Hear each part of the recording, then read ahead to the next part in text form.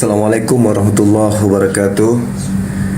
Innal hamdalillah nahmaduhu wa nasta'inuhu wa nastaghfir wa na'udzu billahi min syururi anfusina wa min sayyiati a'malina. May yahdihillahu fala mudhillalah wa may yudlil fala hadiyalah. Asyhadu an la ilaha illallah wahdahu la syarikalah wa asyhadu anna Muhammadan abduhu wa rasuluh. Allahumma salli wa sallim wa barik ala Muhammad Sayyidina Muhammad wa ala alihi wa sahbihi ajmain, amma ba'd. Qala Allah ta'ala fi Qur'an Karim, a'udzu billahi minasyaitonir rajim, bismillahirrahmanirrahim. Innal ladzina amanu yuqatiluna fi sabilillah wal ladzina kafaru yuqatiluna fi sabilit taghut faqatilu awliya asyaitan inna qaida syaitan kana da'ifa. Sahabat-sahabat sekalian, jumpa lagi kita pada pagi hari ini. Seperti biasa ya, saya memantau dari komal-komal kita Kristen dan juga komal saudara-saudara kita Muslim.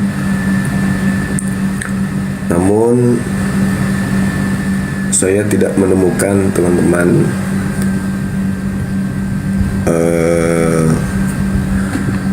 adanya perbincangan yang menarik, sehingga seperti biasa kalau sudah keliling tidak ada yang menarik, Bang Suma buka komal sendiri untuk kemudian menyapa teman-teman yang ada gitu ya. Gimana kabar sahabat-sahabat sekalian pada pagi hari ini? Sehat?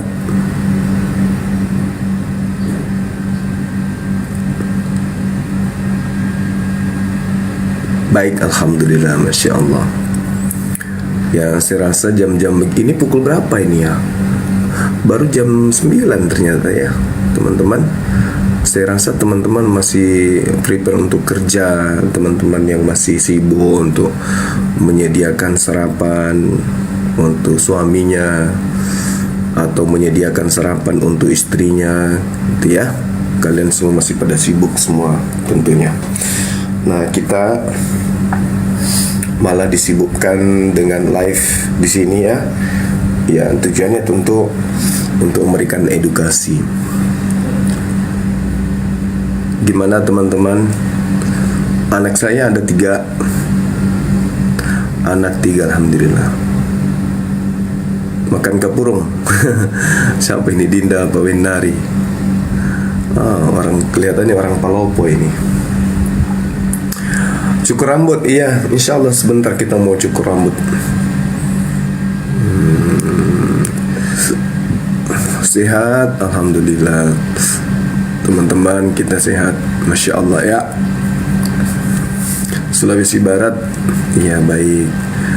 Di tap-tap layarnya sampai 50k.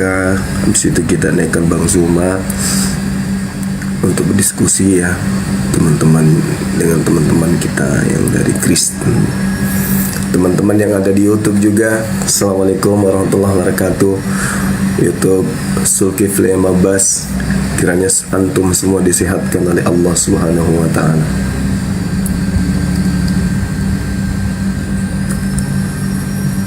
Ya, saya yakin pagi-pagi begini biasanya ada Kristen. Ukhti Nevi Liana, syukran Ustaz, barakallahu fik. Kita ketep layar dulu. Ada lagi video yang kita harus buka. Kita buka videonya untuk sebagai apa? Sebagai bahan kita untuk membuktikan bahwa apa yang selama ini mereka gaungkan sebagai ajaran yang menurut mereka itu adalah ajaran yang baik. Ya, teman-teman yang sudah ragu, kita harus sampaikan dan mengabarkan kepada mereka. Sahabatku Anisulis, thank you. STS Sri, makasih. Kita harus ukhti Sarah, barakallahu fik. Daham kecil namanya Al-Mahdi, barakallah. Kita harus menyampaikan Hasan Marsan, Miftah, kita harus sampaikan kepada mereka ya bahwasanya ada beberapa hal yang dalam agama itu bisa kita lihat dari aspek oknum. Umat Islam ketika melakukan kesalahan itu tidak bisa dijadikan sebagai rujukan untuk menilai umat Islam itu sendiri. Oklim, Bunda Sul. Kenapa demikian?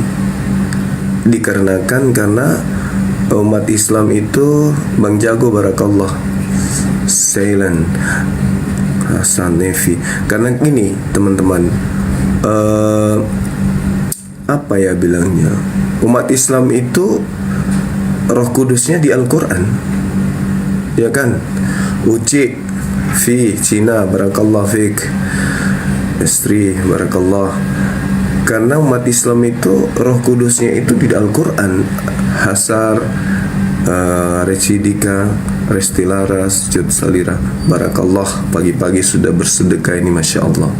Neviliana, barakallah. Vivi, sehat semuanya ya. Rosmita, Suherman, barakallah fik. Terima kasih ya sahabat-sahabat yang sudah mendukung. Ani Sulis, Vivi, sehat selalu bersama dengan keluarga.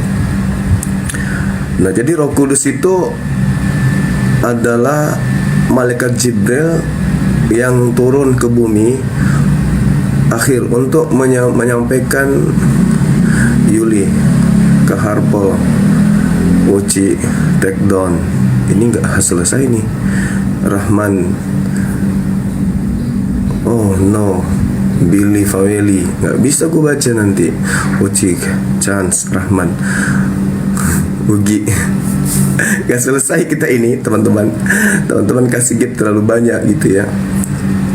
Ya, Jagar, Prabowo, Rahman, Uci, Yuli Janis, Rosmita. Roh Kudus itu malaikat Jibril. Qul nazzalahu ruhul kudus min rabbika bil haqq. Di dalam Al-Quran surah An-Nahl kan ada tuh ya kan, sering kita sampaikan. I am back. Rosmita, Rosmita, barakallah fik semuanya. Billy Faweli yang sudah membantu. Hasar, Tekdon. Oh, Muhammad, apa itu? Bunda, Tekdon. Nevi muncul lagi, teman-teman. Kapan selesainya ini? Yuli Janis, Bunda. Mereka kasih gift ini berharap disapa ya kan ya. Riswandi, AB, kata temanku, teman-teman yang kasih gift itu disapa. Ya kayak mana ini? Kita nggak terusin materi ini nanti. Neviliana, AB, barakallah fik. Jadi, qul nazzalahu ruhul kudus min rabbika bil haqqa, bihaqqa. Jadi akhir ega sabar dulu. Roh Kudus datang, malaikat Jibril datang ke atas muka bumi ini, kemudian tapunci untuk menyampaikan semua pedoman yang dibutuhkan oleh manusia. Muhammad Yusuf, barakallah fik, Sito, Bunda, untuk kemudian Hasar disatukan dalam sebuah kitab suci bernama Al-Quranul Karim. Nepi Ipong, Fa, akhir, Mi Amor, Balas Sinake, Rasita Malam, Ega, Hasar, Iwan Mozar, barakallah fik, Rizwandi, Abang L, Nevi, Iwan, Mozar, Ega, tak habis ini, masya Allah. Jadi teman-teman, scan racun, Dudi, Iwan, Mozar. Wahyu yang datang kepada baginda Rasulullah Muhammad SAW ini, kemudian Wan Levi, Godong Purami dulu, itu kemudian disimpulkan dalam sebuah hafalan dan dipadu dalam sebuah kitab suci bernama Quran. Jadi kalau misalnya umat Islam Hansin Insan itu salah, keliru, Dewa Dudi itu keliru, maka oknumnya yang salah karena tidak menuruti Al-Quran, ya kan ya? Karena Al-Quran pedoman kita itu yang harus kita ikutin. Al-Quran. Kalau umat Islam semisal Nevi, Dania Putra, Imut salah, salah dalam bersikap atau berperilaku, maka oknumnya yang salah, bukan agamanya, karena dia terlepas dari Quran. Wan Alif, Yanti, Nevi, kerjain saya ini kayaknya. Ya kan ya? Kalian kerjain saya kan ya? Benar gak? Kalian sengaja?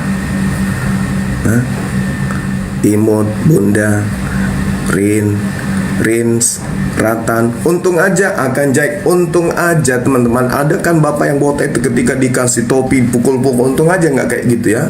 Edi Cabe, gimana dong? Ricky, Nevi yang kerjain saya ini. Itu dia tuh Rahman. Masya Allah.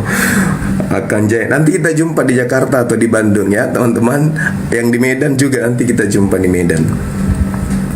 Insya Allah kita sampai ke Medan. Ontino, Barakallah Fik, Nevi. Nah jadi saya saja lagi. Ezar, Wan Asril, Yuli Danis. Ini orang kasih gift ini orang mau disapa semua. Jadi kayak mana? Wan Azril, Wal Asri, Neviliana, Wan Alif, West teman-teman. Denan Cerin. Kita lanjut sedikit dulu ya. Ezar, la haula wala quwata illa billah. Gimana dong Denance, barakallahu fi. Jejaka damai Ezar. Ini gimana dong? Bantu tap layar. Alif, Neti Ekawa. Gimana ini teman-teman? Yang di YouTube gimana? Keberatan nggak nih? Mereka kalau nggak disapa nanti merasa dicuekin, bilangnya sombong, Bang Suma sombong, Bang Suma cuman ini aja, nggak pernah mau nyapa netizennya, padahal sudah disupport. Imut, Oli Lokik, Yarsi, Nevi muncul lagi, Ani Sulis. Nevi ini kayaknya ini minta dilamar ini anak ini. Dari tadi ngirim gift terus. Udah dulu teman-teman. Udah dulu ya. Nanti ada sesi gift supaya disapa satu-satu. Masya Allah, akhirnya muncul lagi Pak Hot, Anu Mirins, ini Imut, Bunda. Apa kabar Raja Wali? Baik. Wan Asril, Dania Putra. Jadi kalau orang mereka insan Bunda ini, mereka itu tidak melakukan sesuatu yang benar, AG, Pinky, maka yang salah oknum dan juga agamanya. Abu, benar nggak? Benar kan? Shirley, ambulans juga masuk cari masalah kalian. Salvatore, Alfarisi, ambulans. Oh, kerjaan saya kalian ya. Billy Family. Kenapa demikian? Karena gini loh teman-teman, mereka kan sudah ada Roh Kudus, dan Roh Kudusnya itu bukan di kitabnya mereka. Roh Kudus bukan di kitab, tapi Roh Kudus itu ada di diri mereka. Jadi ketika mereka salah, maka yang salah itu agamanya. Gerhana, benar nggak? Esar, benar nggak? Welut, benar nggak? Ya Allah ya Karim. Buma, Welut, Buma, thank you. Jadi kayak gitu teman-teman. Jadi seibarat gini, Roh Kudus masing-masing kan ada tuh di Islam, Ega, ambulans kan sama-sama, Mio, Endang, kan sama-samanya kita ini kan. Di Islam maupun di Kristen sama-sama mengaku Riyadi, sama-sama mengaku bahwa mereka punya Roh Kudus. Islam juga punya Roh Kudus, Ilham. Nepi muncul lagi, cambuk juga pakai sapu nanti anak ini. Safril, One, Wan, ya kan? Nah jadi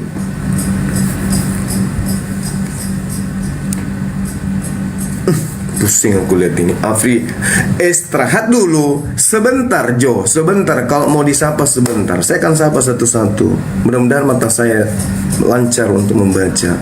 Saya teruskan dulu. Ajudan, Saprilwan, Ilham, sabar ya, sabar.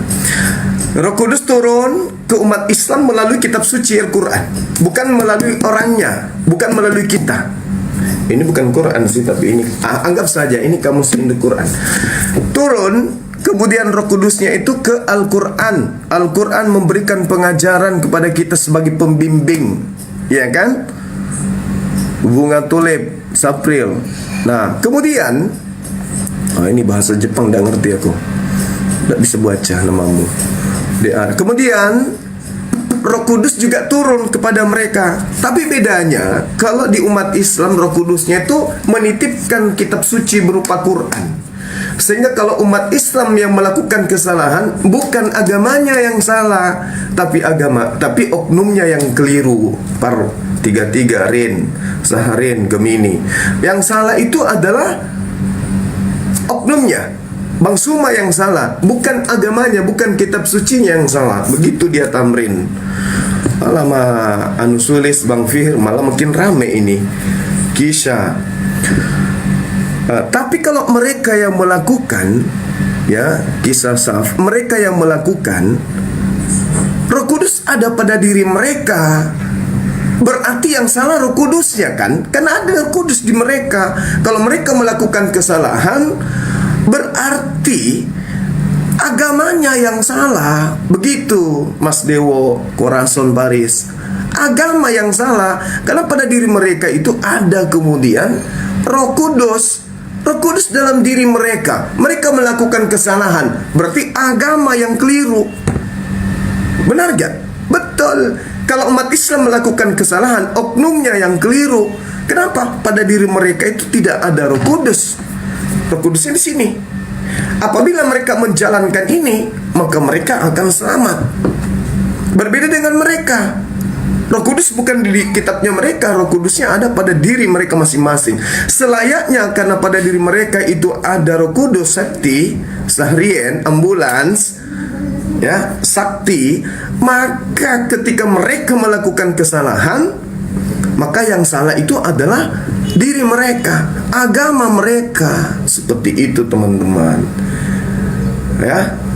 Nah, sehingga makasih Bun.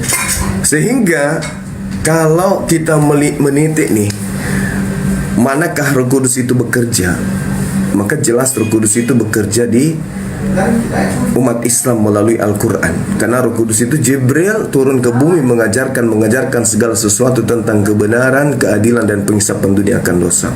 Begitu Wiwin Kirai, ambulans mending buka Komal. Nanti saya masuk ke sana daripada ngerjain saya di sini. Tatian, Olik-Olik, Wiwin. Ini teman-teman kasih gap ini mau disapa. Irma Safina, itu kata Bang Sadli. Ya, apa ini? KTB Pade, dia Tamrin, Elikolik. Nevi muncul lagi, cari masalah ini aneh ini. Ambulans, yalah, baiklah, nanti datang obrak abri komalmu. Dania Putra, barakallah fiq. Wadini Sarut. Nah, Insan Wadini Sarut. Kenapa kemudian saya mengatakan bahwa pada diri kita umat Islam itu Roh Kudusnya itu bekerja lebih tepat? Karena Roh Kudus itu Nevi, Rins, thank you. Mimian, Sahrian. Roh Kudus itu ada mengajarkan, membimbing kita berupa Al-Quran. Jadi kalau kita salah, hilap melakukan kemaksiatan, fans Bang Suma, Bang Fihir, maka kita terlepas dari Quran, Bang Rio. Quran ya Quran, oknum Islam ya oknum Islam. Ifing, Ceti, Maisyaro, ikut-ikutan juga Maisyaro, Akan Jai, Hasan Marsan, Shirley. Berarti Al-Quran gak salah, yang salah itu adalah oknumnya. Rahman, Masya Allah. Sahrin, ya tahu kalian hadir di sini, tahu. Tapi jangan dulu kirim gift. Nanti aku sampah satu-satu, ya. Nanti stop dulu.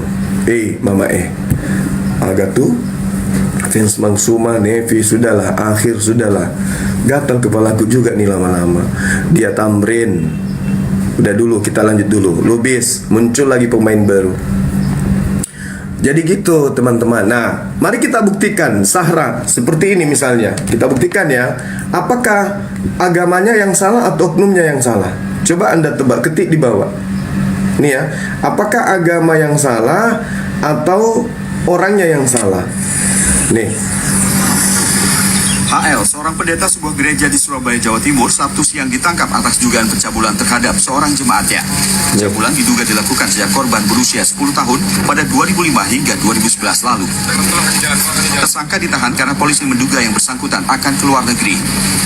Polisi juga perlu mendalami kasus ini karena ini kira-kira teman-teman, menurut teman-teman ini yang salah siapa ini kira-kira? Menurut teman-teman, bukankah pada diri mereka itu sudah ada Roh Kudus? Eldi Fonti, Tata, masa laluku. Bukankah mereka sudah ada Roh Kudus? Dania Putra, amin. Oh, 116688 nih. Iya kan? Joni Rito, Rosinta. Bukan oknum dong. Bukan, Bang Jago bukan oknum yang salah, bukan. Agamanya yang salah. YNT, Welon. Kenapa Welut? Kenapa agamanya yang salah? Yogi Nugraha. Kenapa? Kan pada diri mereka sudah ada Roh Kudus. Iya kan? Di dalam diri mereka kan ada Roh Kudus. Jadi kalau mereka melakukan tindakan kayak begini, seorang pendeta sebuah gereja di Surabaya, Jawa Timur, Sabtu siang ditangkap atas dugaan pencabulan terhadap seorang jemaatnya. Pencabulan diduga dilakukan. Seorang pendeta kan sudah ada Roh Kudus, melakukan kemudian pencabulan. Yang salah siapa? Agamanya. Agama yang salah. Kenapa agama yang salah? Karena seorang pendeta pada dirinya ada Roh Kudus, ya kan? Ada Roh Kudus kan dalam diri pendeta itu kan? Kalau umat Islam, Roh Kudusnya di sini, Roh Kudusnya di Al-Quran. Ukti Sahra. Kalau umat Islam melakukan pencabulan misalnya, maka oknumnya yang keliru, bukan agamanya. Itu yang perlu dipahami. Tapi kalau orang pendeta, mereka sudah mengalami kemudian pertemuan dengan Roh Kudus dan mereka mengaku sebagai anak-anak Tuhan. Ya kan? Nih. Ya, korban berusia 10 tahun pada 2005 hingga 2011 lalu. Tersangka ditahan karena polisi menduga yang bersangkutan akan keluar negeri. Polisi juga perlu mendalami kasus ini karena tidak menutup kemungkinan ada korban lain. Kasus dugaan pencabulan oleh pendeta HL ditindaklanjuti setelah keluarga korban didampingi aktivis perempuan melapor ke Polda Jawa Timur pada 2 Februari lalu. Perkaranya ini ada gimana dong? Agama yang salah. Dinda Rahmat Hidayat, barakallahu fiik, syukran. Agama yang salah. Agamanya yang salah. Bukan oknum, agama. Karena pada diri mereka setiap orang-orang Kristen, apalagi pendeta, itu sudah memiliki Roh Kudus. Sementara Roh Kudus itu apa artinya? Makhluk yang suci. Meskipun itu adalah gelar malaikat Jibril, tapi kalau diartikan kata per kata itu adalah malaikat yang suci atau roh suci. Iya kan? Roh yang suci kan? Ruah Hakodes. Kalau di kita Roh Kudus, Nadine, PT Mulia. Itu kan jelas itu. Maka yang keliru agamanya. Agama yang salah. Karena pada diri mereka sudah ada Roh Kudus. Tapi kalau umat Islam yang melakukan sesuatu yang tidak senonoh, bukan agamanya yang salah, karena Roh Kudusnya di sini. Oknumnya yang tidak mengikuti kemudian apa yang disampaikan oleh Roh Kudus. Kalau mereka tidak, di dalam diri mereka sudah ada Roh Kudus. Nah, contoh yang lain, coba kita lihat. mengapa saya? Kita lihat ya, nih pendeta besar nih. Yohanes yang ke-12. Enggak ya? Saudara tahu tidak Paus ini? Dia lebih bejat dari pezina. Dia lebih bejat dari penjahat kelamin. Dia lebih bejat dari apa yang di dalam dunia sekuler sekarang itu dikutuk sebagai kejahatan besar ya. Orang-orang pedofil, orang-orang yang melakukan pelecehan seksual kepada anak-anak, kepada perempuan yang tidak berdaya. Ini Paus Yohanes ke-12 ini lebih bejat dari itu. Bayangkan seorang pesiarah, seorang pesiarah datang ke kepausan, masih perawan, seorang perempuan diperkosa oleh Paus Yohanes yang ke-12 ini. Coba. Dan Roh Kudus. Roh Kudus lo itu ada pada diri setiap Kristen. Seorang paus memperkosa jemaat, datang ke gereja masih perawan, pulang ke gereja pecah perawan.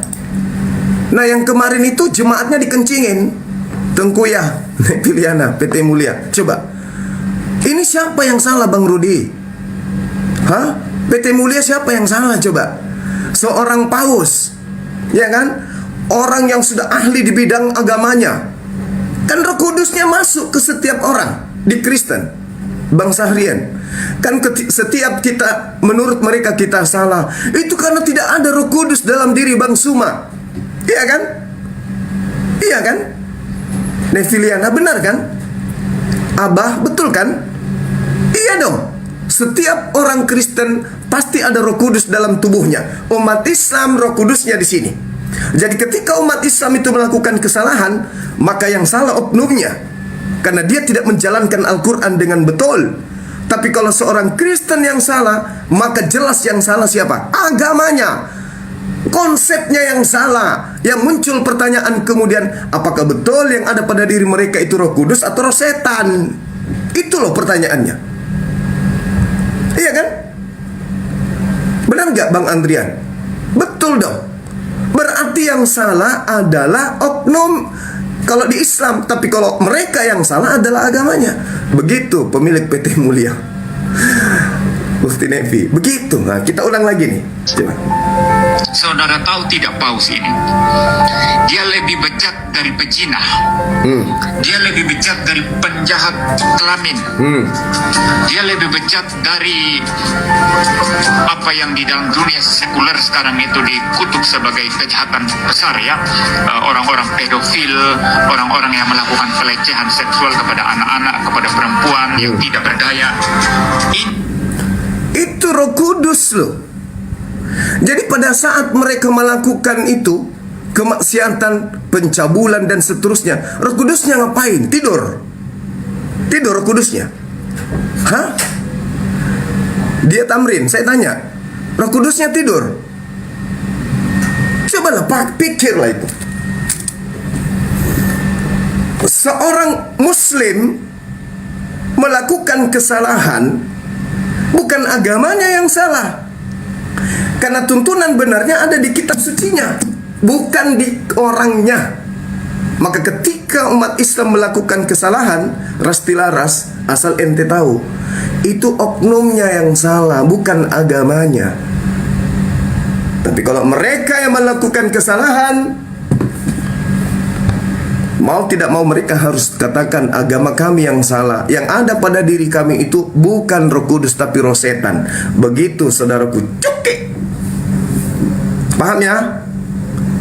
Ingat sampai situ ya teman-teman, bahwa yang melakukan pencabulan kalau di Islam itu adalah oknum, karena mereka meninggalkan kitab suci Al-Quran. Tapi kalau mereka yang melakukan kesalahan pencabulan, maka yang salah itu adalah agamanya yang sudah dengan luar biasa euforianya pada diri mereka, kemudian ada yang disebut Roh Kudus. Bullshit. Kalau seorang Islam ada Al-Quran di dalam dirinya, ada Roh Kudus dalam dirinya, mustahil melakukan hal seperti itu, karena ada Al-Quran pada dirinya. Tapi kalau mereka mengaku ada Roh Kudus dalam dirinya, tapi masih melakukan hal kayak begini, berarti agama yang salah. Kita ulang, ini sadis sekali bahasanya. Yohanes yang ke-12. Saudara tahu tidak paus ini? Dia lebih bejat dari pezina. Dia lebih bejat dari penjahat kelamin.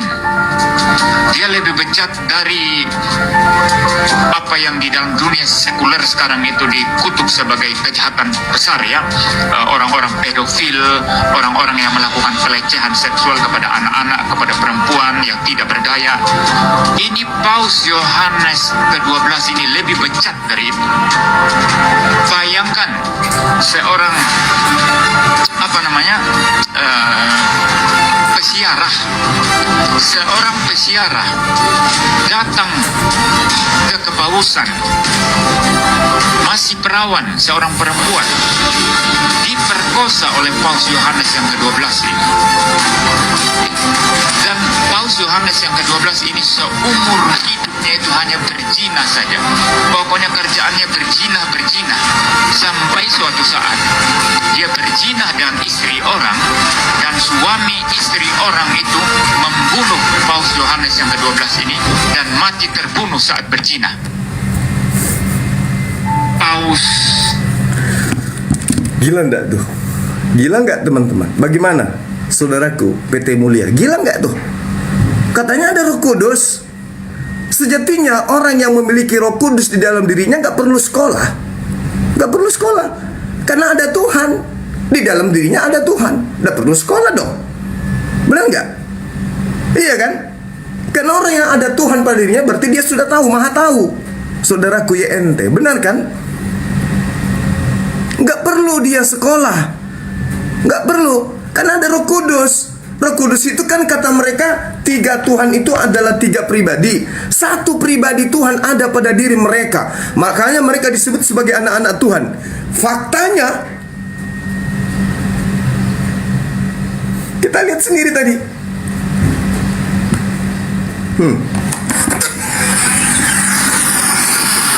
HL, seorang pendeta sebuah gereja di Surabaya, Jawa Timur, Sabtu siang ditangkap atas dugaan pencabulan terhadap seorang jemaatnya. Pencabulan diduga dilakukan sejak korban berusia 10 tahun pada 2005 hingga 2011 lalu. Gila nggak tuh? Ditahan karena Mana Roh Kudusnya coba? Mana Roh Kudusnya? Mana? Katanya dalam diri mereka ada Roh Kudus. Mana? Harusnya langkahnya, aturan napasnya itu kemudian mereka terjaga karena pada diri mereka itu ada Tuhan. Benar nggak, saudaraku PT Mulia? Pensiun. Ini kerjain saya semua ini teman-teman. Jadi kayak mana ceritanya nih? Iya kan? Benar nggak? Kalau yang dikatakan Roh Kudus itu mungkin yang kayak gini Roh Kudusnya tuh. Wah, mantap sekali tuh Roh Kudus yang kayak gitu. Ya jadi gimana ceritanya orang memiliki Roh Kudus tapi kayak gitu? Hah? Biasanya kan kita disuruh pijat. Roh Kudus apa yang kayak gitu-gitu teman-teman? Biasanya kan kita disuruh pijat kaki, terus nanti dikasih uang gitu kan. Kamu pendeta? Iya, aku lagi nabung buat beli HP nih gitu kan. Tiba-tiba dia ngomong gini, kamu mau nggak HP aku beliin 3 juta, tapi alat kelaminnya dia tuh dimasukin ke alat kelamin aku. Apa coba Roh Kudus? Ngapain? Terus Coba. tiba-tiba dia datang, dia kencingin aku. Iya, sebenarnya berarti gini ya. Apa yang kayak gitu-gitu Roh Kudus? Bang Gun, Roh Kudus kayak gitu Bang Gun. Kencingin jemaat. Bang Pensiun, kencingin jemaat. Mana Roh Kudusnya coba?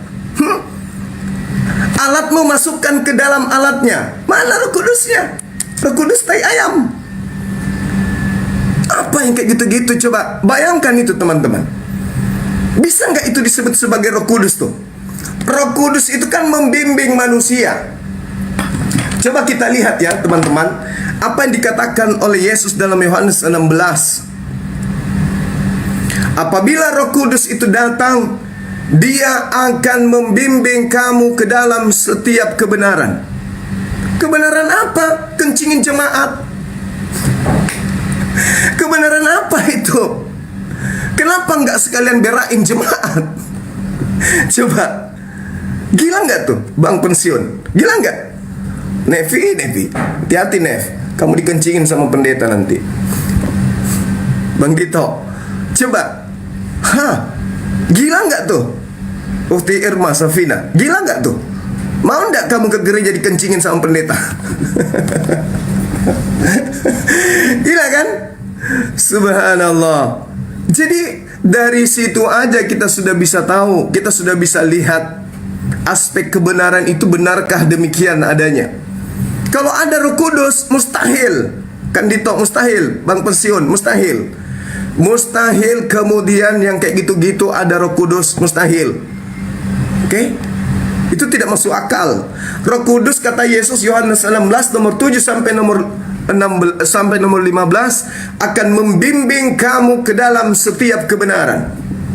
Orang-orang percaya kata dia. Kandito Khairul Bahri, Sahril Har. Orang-orang percaya katanya. Abiman, orang-orang percaya. Pensiun. Amin. Barakallahu fik.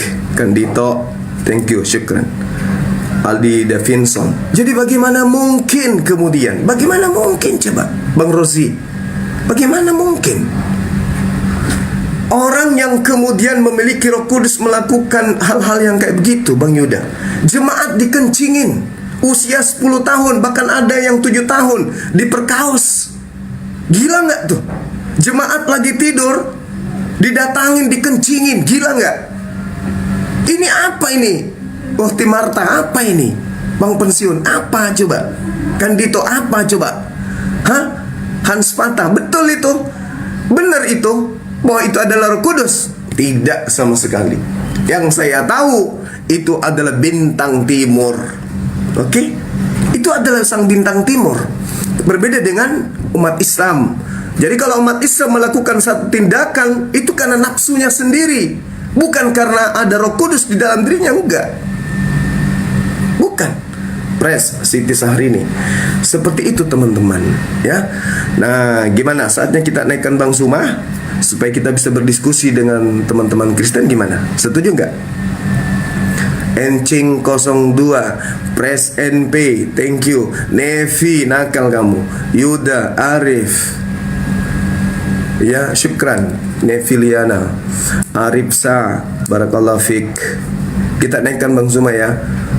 Oke, nanti kita Ukti Sahra, Pres, siapa ini? Mi, Trisna. Kita naikkan Bang Suma untuk bisa berdiskusi dengan dengan saudara-saudara kita Kristen yang lain.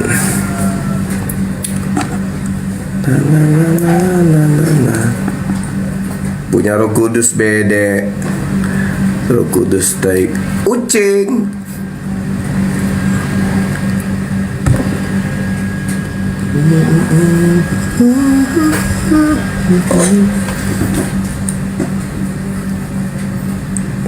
Bang Suma kita naikkan ya.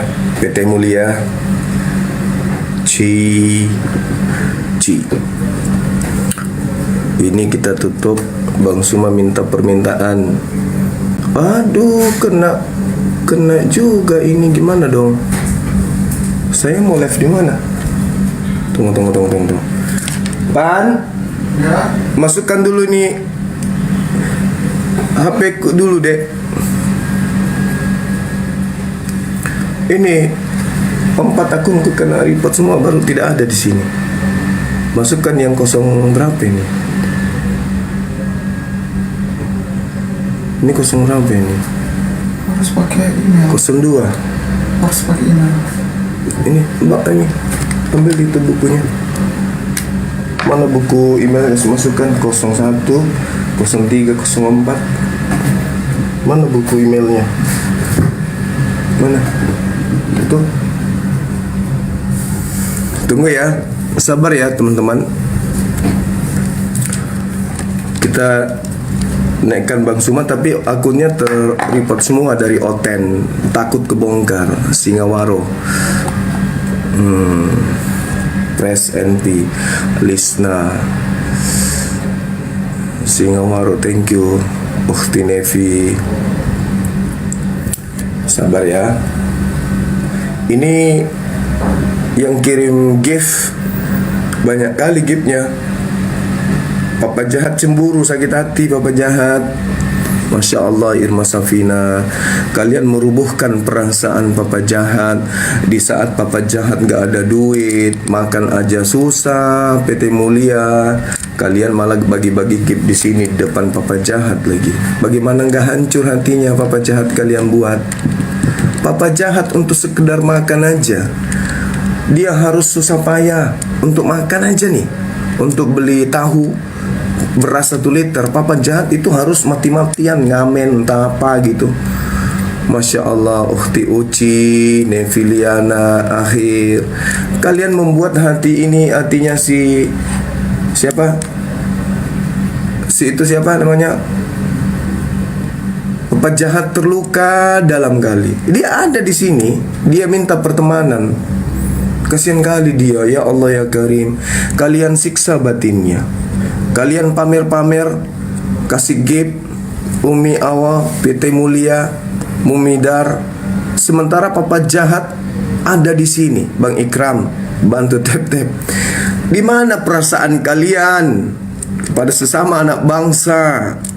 Papa jahat, anak dari seorang apa nih namanya yang tukang bersih-bersih masjid, Marbot. Dia seorang anak dari Marbot. Karena nggak tega lihat bapaknya, nggak tahan lihat bapaknya seperti itu, kesal dia kan, karena dia pingin juga memberikan sesuatu kepada keluarga, kebanggaan, tapi nggak bisa. Akhirnya dia meninggalkan bapaknya dan murtad gitu.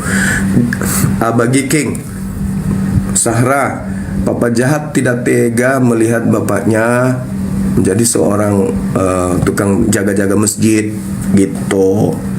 Karena sudah lama dia jaga-jaga masjid bapaknya, sesekali dia jadi imam.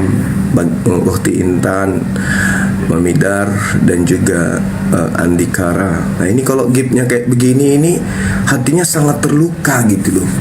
Papa jahat ini stres, darahnya sampai ke plafon. Aduh gila, Bang Suma dapat gift, sementara saya kagak. Gimana dong? Dikocat insan. Papa jahat gimana dong? Waduh, stres sekali dia ini. Berpikir sekeras mungkin, ke mana ini? Kok bisa Bang Suma banyak kali giftnya ya? Kok bisa ya? Sementara saya makan aja susah. Malah saya kadang nya sekali seminggu. Karena kalau saya lapar, makanya tahan biar nggak lapar. Sekali seminggu, nya sampai keras kayak batu baru keluar. Itulah si papa jahat, orang susah yang orang sulit.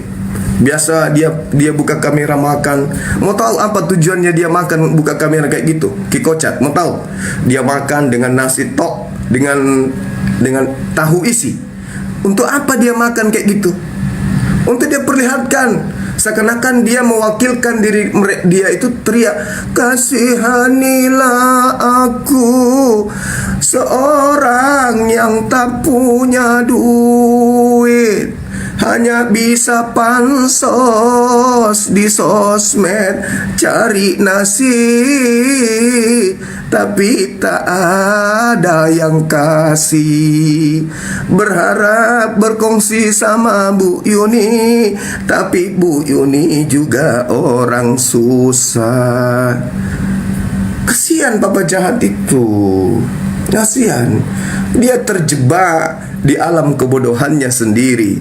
Dia sudah tahu bahwa pada diri mereka hanya ada roh setan, roh halus, ikut-ikutan masuk. Sudahlah, miskin terjebak lagi dalam kekafiran. Sempurna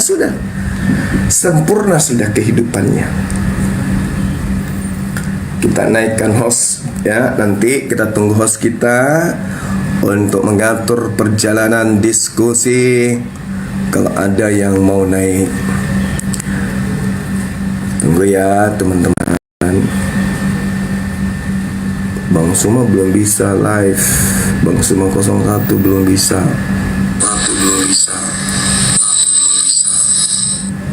Belum, coba belum bisa. Ganti akun lagi. Gak bisa, 02 gak bisa, 01 pun gak bisa. Itu 0 berapa? 03 atau 04 coba. Sorry ya, semalam itu keluar sendiri.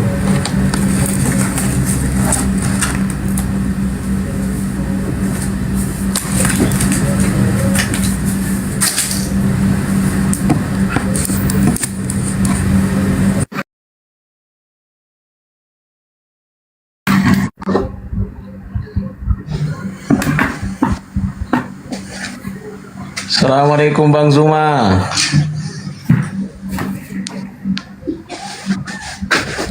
Assalamualaikum Bang Zuma. Bentar ya teman-teman.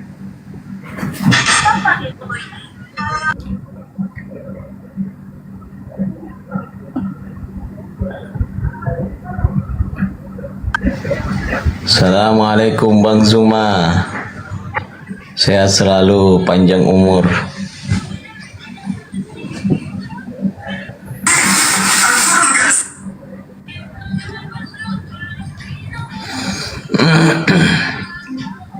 Halo. Sabar ya teman-teman. Ini permintaan kok jadi kayak gini ya jadinya. Assalamualaikum. Sabar. Sabar dulu.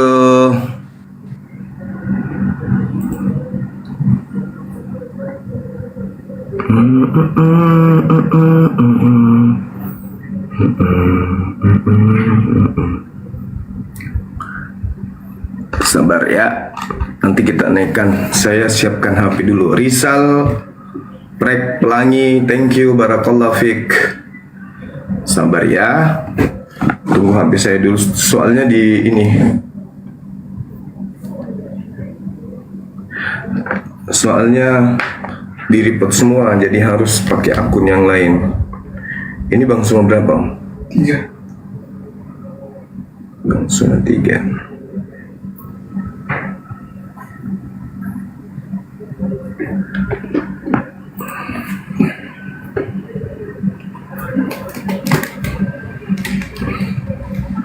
Henzo, aku Henzo tapi bukan Sabar Oten. ya.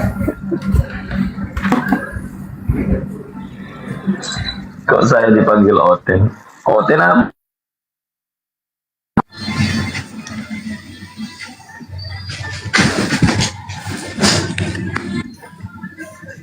Rumpan sos Henzo nyamar muslim. Kok aku dipanggil Ada nyamar moderator muslim? nggak? Suara saya kedengaran nggak teman-teman? Kedengaran. Kedengaran. Ini dengan siapa? Dengan Henzo Bang, Henzo. Henzo. Bentar ya Bang. Iya. Saya ngikutin abang itu sudah dari tahun 2018. Masya Allah. Awal-awal Dari sekte mana, masih Bang? apa ya? Sekte. Iya. Saya muslim Bang. Muslim. Henzo. Ya anak. Oke. Anak muslimun. Alhamdulillah, Masya Allah. Kupikir Henzo yang sering diskusi sama aku. Ya, sorry. Oh ya bukan Bang. Ya, Iya, cuman iya. mau menyampaikan salam aja. Saya sekarang di Luwu Utara Bang. Lu Utara. Oh, keren. Masya Allah. Di mananya di Lu Utara? Di Lara Bang, Lara. Lara. Oh, Balandai, daerah situ ya? Bukan Balandai, di mana? Bukan. Balandai depan ya. Masuk lagi di apa namanya Salu Lema. Salu Lemo. mau masuk. Oh, iya, tahu. Iya, tahu. Ya. Abang kan biasa ke Belopa kan? Betul. Di selatan. Ya, tahu selatan lagi. Aku udah pernah pergi ke itu Bang, tempatnya abang yang di puncak itu, yang di Goa. Oh ya? Kok nggak ada kabar? Nah, aku dikasih tahu sama itu orang-orang sana tuh kan. Aku bilang, oh iya kak, iya. Nah, aku kenal Bang Zuma itu udah 2018. Nanti Udah lah lama berarti, Bang, ya? kita jumpa lah Bang. Siap. Insya Allah. Nanti kalau abang di Makassar atau di mana lah. Tuh. Iya. Abang kabarin kalau di Makassar. Siap, aku follow abang ya. Nanti abang follow balik ya. Boleh. Balik. Baik. Iya. Bang Henso. Thank you bang, aku out dulu bang. Aku mau balik Oke, Makassar nih bang. Makasih Bang Henzo. Barakallah fiik. Iya. Sehat thank you. selalu ya Bang ya. Assalamualaikum warahmatullahi. Waalaikumsalam warahmatullahi wabarakatuh. Ini. Sekiu. Assalamualaikum warahmatullahi wabarakatuh. Nur Alim. Waalaikumsalam. Agar saudaraku Nur Alim tidak terpanggang di dalam api neraka bersama orang tua Nabi Muhammad dan bisa menyusul sendal Bilal di surga. Kemana kamu? Kok hilang? Kok hilang, Papa jahat? Oke, selamat pagi saudara. Siapa namanya ini? Saudara tanda jemuran ini siapa? Bung. Saudara yang menggunakan kode jemuran ini siapa?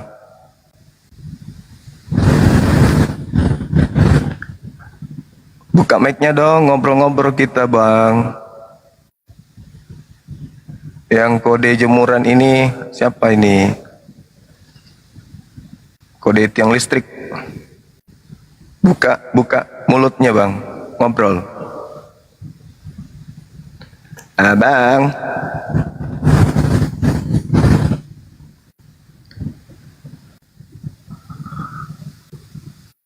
Coba yang ini yang non muslim yang naik. Teman-teman. Hostnya belum ada ini. Hostnya jarak jauh ini kayaknya. Hostnya jarak jauh. Yang naikin tiang jemuran teman kita simbol teman jemuran ini siapa? Halo Bang Juma. Ya halo juga Bro Sitorus Margana Kaprana. Mau nanya gini aja Bang, kenapa debat-debatnya sama orang lemah? Kenapa nggak sama kayak orang anak Batak gitu? Hah? Anak Batak?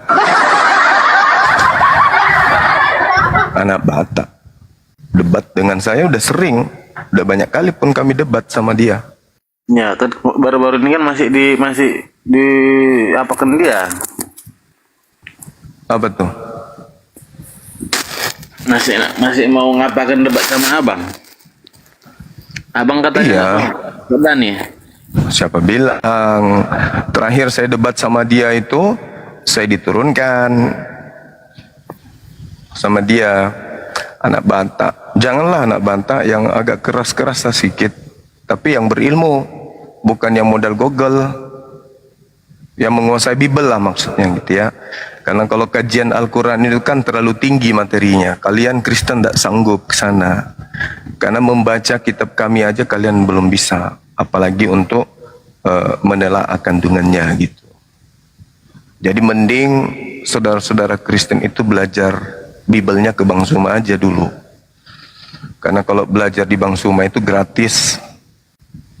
Daripada belajar ke pendeta, ya mengasihi belajar di pendeta, kemudian pendeta dapat uang dari kalian, tapi yang kalian dikasih cuma doktrin, dogma, tak ada isinya, tak ada ajaran Yesus yang kalian kasih. Yang kalian disuguhkan cuma doktrin, dogma, habis itu bayar perpuluhan. Nah itu. Tapi kalau belajar Bible kepada umat Islam, kalian diajari dengan benar-benar sejujur-jujurnya isi Bible itu seperti apa. Begitu bro. Daripada belajar kepada yang lulusan STT katanya ya kan. Tapi isinya cuma doktrin. Karena ujung-ujungnya uang, ujung-ujungnya perpuluhan. Tapi kalau belajar Bible itu sama kami yang Islam ini, meskipun tidak sekolah formal, tetapi kami konsen untuk mengulas isi daripada Bible itu sendiri. Kenapa? Karena Al-Quran yang membahas itu. Fawailul lilladzina yaktubuna al-kitaba bi'aidihim thumma yaquluna hadza min indillah. Kitab suci Al-Quran itu membahas tentang kitab kalian. Celakalah orang yang menulis buku dengan tangan mereka sendiri dengan mengatakan bahwa ini dari Allah. Padahal itu adalah dari tangan mereka sendiri. Celakalah mereka demi untuk mendapatkan keuntungan yang sedikit. Seperti itu. Gitu Bang. Dinda Yonatan Nandar. Assalamualaikum warahmatullahi wabarakatuh. Gimana kabarnya Yesus dari Papua, Dek? Waduh. Assalamualaikum Gurunda. Gurunda Waalaikumsalam stikernya warahmatullahi nutupi muka. Stiker. Ya. Assalamualaikum warahmatullahi wabarakatuh. Waalaikumsalam warahmatullahi wabarakatuh. Dari tadi saya yang mengendalikan Tuh Ahi. Oh gitu, Masya Allah. Pantasan si anak marbut itu langsung dekik. Buang aja untuk apa? Allahu Akbar, Masya Allah. Ini gimana kesimpulannya Yesus dari Papua, Dek? Saya sempat ikutin semalam tapi gak lama. Itu ada benarnya ada tidaknya Gurunda. Masalah ternyata perhitungan Sabat itu memang acuannya itu kalender Yahudi, bukan kalender Masehi. Iya. Nah, kalender Masehi ini dibuat oleh Paus Gregory namanya susah banget. Paus Gregoria pada Paus Gregoria tahun Paus Gregoria 13. Ternyata yang merubah kalender Yahudi itu adalah Paus Gregoria. Mudah-mudahan orangnya hadir di sini. Iya, semoga aja. Tadi ada Bang Goto, kemana ya Bang Goto ya? Ada itu Bang Goto udah naik. Oh udah. Assalamualaikum warahmatullahi wabarakatuh. Waalaikumsalam warahmatullahi wabarakatuh. Salam.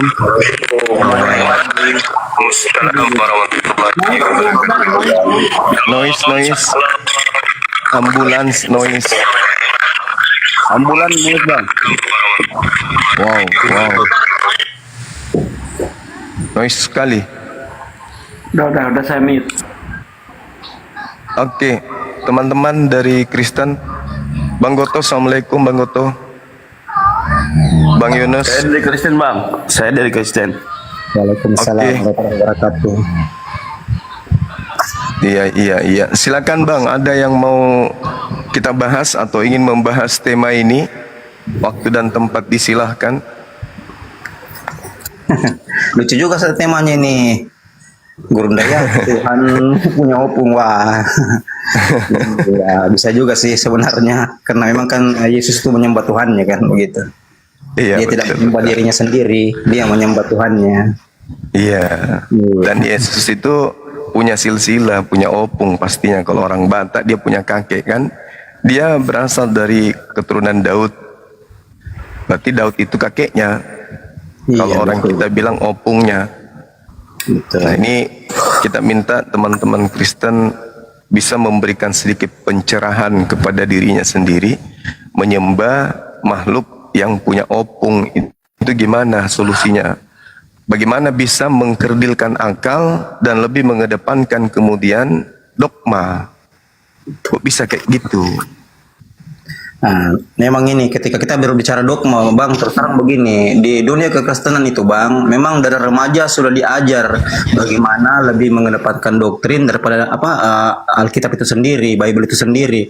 Karena dalam pembelajaran itu kita kenal dengan nama katekisasi. Jadi sebelum di CD itu kita itu diajarin doktrin, dicokoki doktrin itu di katekisasi itu. Iya. Ada pengkaderannya memang. Jadi kalau sekarang teman-teman Kristen itu lebih mengutamakan doktrin daripada akal sehat, itu wajar karena memang sudah dikader dari dulu, dari remaja itu. Dan saya merasakan pengkaderan itu waktu masih Kristen dulu, kan begitu. Dikader untuk tidak menggunakan akal gitu ya Bang ya? Ya kurang lebih seperti itu karena kita harus begini, kita harus lebih mengedepankan dogma-dogma gereja, doktrin daripada akal. Oh. Jadi sulit memang digeser, Bang, sulit. Makanya saya katakan saya terima hidayah itu saya ngujinya 6 tahun karena doktrin itu sudah mendarah daging tuh. Kita menyampaikan Bible demi doktrin, begitu loh. Ini fakta realita, nggak bisa dibantah. Memang begini. Iya. Baru doktrin itu banyak bercerita tentang surat-surat Paulus. Itu. Jadi ketika kita katekisasi dulu, yang lebih dikedepankan itu surat Paulus daripada sabda Yesus. Itu yang terjadi. Jadi sulit, Bang, kalau dikatakan kenapa ya orang Kristen itu begitu mengagungkan Paulus, begitu mengikuti ajarannya. Memang karena waktu remaja dulu yang pembelajaran katekisasi ini sudah dilaksanakan, Bang. Ini tidak bisa, memang sudah mendarah daging. Ketika dari remaja diselipkan itu doktrin tersebut Bang. hingga tua, sampai tua ya di Shalom, bawah Mas. gitu. Ya, salam Ya, semuanya ya. Ya, salam. Ya, buat Abang Goto ya yang ngomong tadi. Iya, betul. Ya, kalau dia bilang kekristenan adalah orang-orang yang mengagungkan Paulus, salah besar. Karena kekristenan itu yang diagungkan itu adalah Tuhan Yesus Kristus, karena Dia juru selamat. Dia yang kami sembah, bukan Paulus yang disembah, bukan Paulus yang diagungkan, tetapi Paulus itu Maksud saya bukan mendorong itu, Bang. untuk Fakta realitanya sekarang, coba lihat fakta realitanya sekarang, yang Anda ikuti bukan ajaran Yesus, yang Anda ikuti ajaran Paulus loh. Apa Abang tidak bisa buka pikiran Abang sendiri? Makanya Silakan, gini Abang menguji itu. Bang Goto, saya ini meluruskan supaya jangan salah paham. Nanti takutnya teman-teman mengklaim bahwa orang-orang Kristen itu mengagungkan Paulus, karena statement saudara Abang tadi katakan bahwa orang-orang Kristen itu yang diagungkan itu Paulus. Padahal orang-orang Kristen itu bukan mengagungkan Paulus, tetapi mengagungkan Yesus. Menyembah Yesus, memuji Yesus, memuliakan Yesus, segala pujian, hormat, syukur hanya kepada Dia. Karena apa? Karena di bawah kolong langit ini semua lidah akan berlutut lutut menyembah, memuji, memuliakan Yesus. Betul, Anda memuliakan Yesus. Yang masalahnya Anda tidak mengikuti ajaran Yesus. Yang Anda ikuti itu ajaran Paulus dalam Bible kanonik. Itu fakta realita, tidak bisa Anda bantah. Bang Goto, Sekarang kalau Anda memuliakan Yesus, apa ajaran Yesus yang Anda ikuti? Apa ajaran Yesus yang Anda ikuti? Coba satu aja contohnya, apa ajaran Yesus yang Anda ikuti? Yang pertama saya dibaptis, satu aja. Itu kalau memang minta satu aja, ya pertama saya dibaptis. Ya, sekarang saya mau nanya, apakah Yesus pernah ajarkan baptisan? Anda tahu enggak sejarah Matius 28 ayat 6 sampai 20? Dia Itu katakan ayat tambahan, bahwa ayat palsu pergilah yang jadikanlah dimaksudkan. semua bangsa muridku, baptislah mereka dan ajarlah mereka menjadi Saya murid paham Yesus itu Kristus. ayat. Saya Makanya paham. kalau Anda tahu nggak sejarahnya gini, itu? Abang kan tadi minta satu, Bang. Entar dulu, jangan ngomong terus, jangan nanti seperti perempuan. Kalau sudah diminta satu, saya jelaskan satu, jangan ngotot lagi untuk dua. Cocok sudah, tapi Anda tahu nggak bahwa ayat Matius 28 16 sampai 20 itu ayat tambahan, dan Anda tahu kapan disisipkan masuk dalam Bible? Anda tahu nggak sejarahnya? Saya bilang sama Anda, tunggu sabar dulu, mute dulu. Saya bicara sama Anda, mute dulu Anda. Anda mau tahu bahwa Matius 28 itu kan sampai ayat 15. Jangan asal menuduh. 16, 20, ini data. Ini Saya kasih kau data. Kalau sudah terjawab kemudian menuduh, itu namanya memaksakan. Bukan memaksakan, Bang. Ini fakta sejarah bahwa Matius 28 ayat 16 sampai 20 itu ayat sisipan tambahan sama dengan 1 Yohanes 5 ayat 7 dan 8. Tidak ada itu sisipan, itu sebuah perintah agung di mana-mana gereja itu mengatakan bahwa jadikanlah semua bangsa muridku. Itu perkataan Yesus langsung. Coba Anda lihat di situ, kalau misalnya di Alkitab atau misalnya di Alkitab di handphone itu ada tanda merahnya di situ, itu ada perintah agung bahwa pergilah jadikanlah semua bangsa muridku, baptislah mereka dalam nama Bapa, Anak dan Roh Kudus, ajarlah mereka. Bang Riki. Bang Goto ini seorang mualaf yang paham sejarah. Justru dari dia paham sejarah itulah menyebabkan dia menjadi seorang mualaf gitu. Bang Sugi, saya tidak mempersalahkan dia mualaf, mau kemana. Coba beri kesempatan Bang Goto supaya mempertanggungjawabkan perkataannya bahwa Matius 28 ayat 19 itu adalah sisipan. Jangan disangkal dulu. Nanti kalau Anda menyangkal silahkan Anda tunjukkan bukti kan gitu. Silahkan Bang Goto. Tunjukkan apa benar bahwa kapan menyangkal, kapan menyisipkan dan siapa orangnya yang menyisipkan. Anda diam biar dijawab sama Bang Goto. Silakan Bang Goto. Oke, makasih Bang Sugi, makasih. Oke, siap banget. Ketika siapa yang menyisipkan, orangnya siapa dan kapan disisipkan? Oke, silakan jawab. Jadi begini, ketika Anda naik jangan muter. Gimana saya mau bicara jangan ini kalau muter. Yang pertama adalah siapa yang menyisipkan dan kapan disisipkan, itu jawab. Saya baru mau bilang kepada Anda, mau ceritakan kepada Anda. Muter-muter. Kapan tanggalnya menyisipkan? Kasih kesempatan Bang Riki. Oke, kasih kesempatan. Anda mute dulu. Ya, silakan Bang Goto. Langsung aja Bang Goto. Jadi begini, Anda pernah baca enggak buku buku Hooks orang peraih Nobel. Pernah baca nggak bukunya? History Bible. Pernah baca nggak bukunya? Saya mau nanya kepada Anda. Anda tahu Matius 28 itu sampai ayat 15, 16, 20 ditambahkan untuk memperkuat teori Tritunggal, Tritilianus itu. 1 Yohanes 5 ayat 7 dan 8, kalau Anda cari sumbernya, Anda cari dimanapun Anda tidak akan dapat.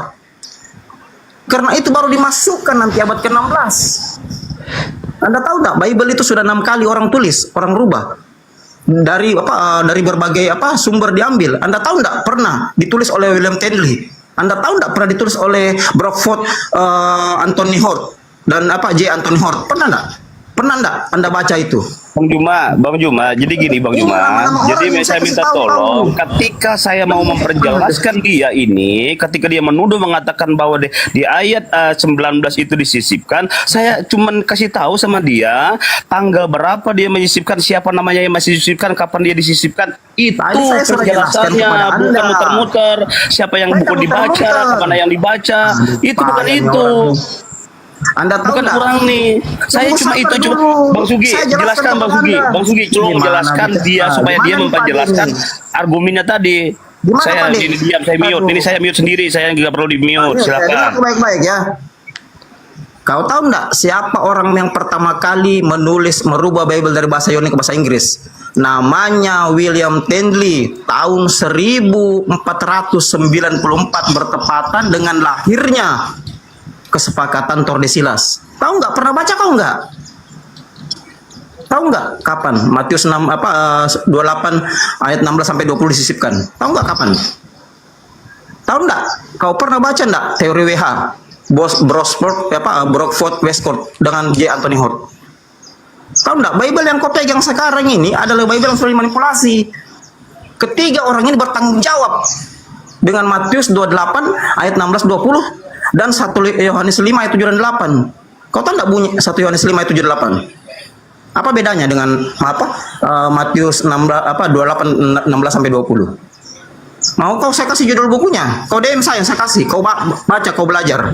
Sekarang saya mau tanya, saya mau percaya Anda atau percaya profesor Anda? Bang Sugi, kan begitu. Kayaknya dia ini sekolah cuma sampai di pagarnya sekolah saja. Kenapa?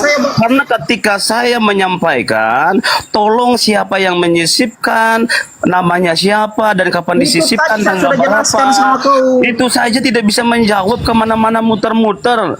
Dan sekarang menuduh lagi bahwa semuanya dipalsukan dan siapa yang memalsukannya, siapa namanya. Kapan mereka memasukkan dan tunjukkan yang aslinya? Itu simple, jelaskan itu. Cuma itu yang kita jelaskan. Oke, saya mute sendiri. Saya sebut 3 nama.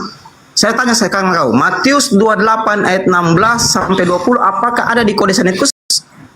Matius 28 ayat 16 sampai 20 apakah ada di Vatikanus? Anda pernah belajar enggak? Saya nanya Anda. Pernah belajar enggak Anda?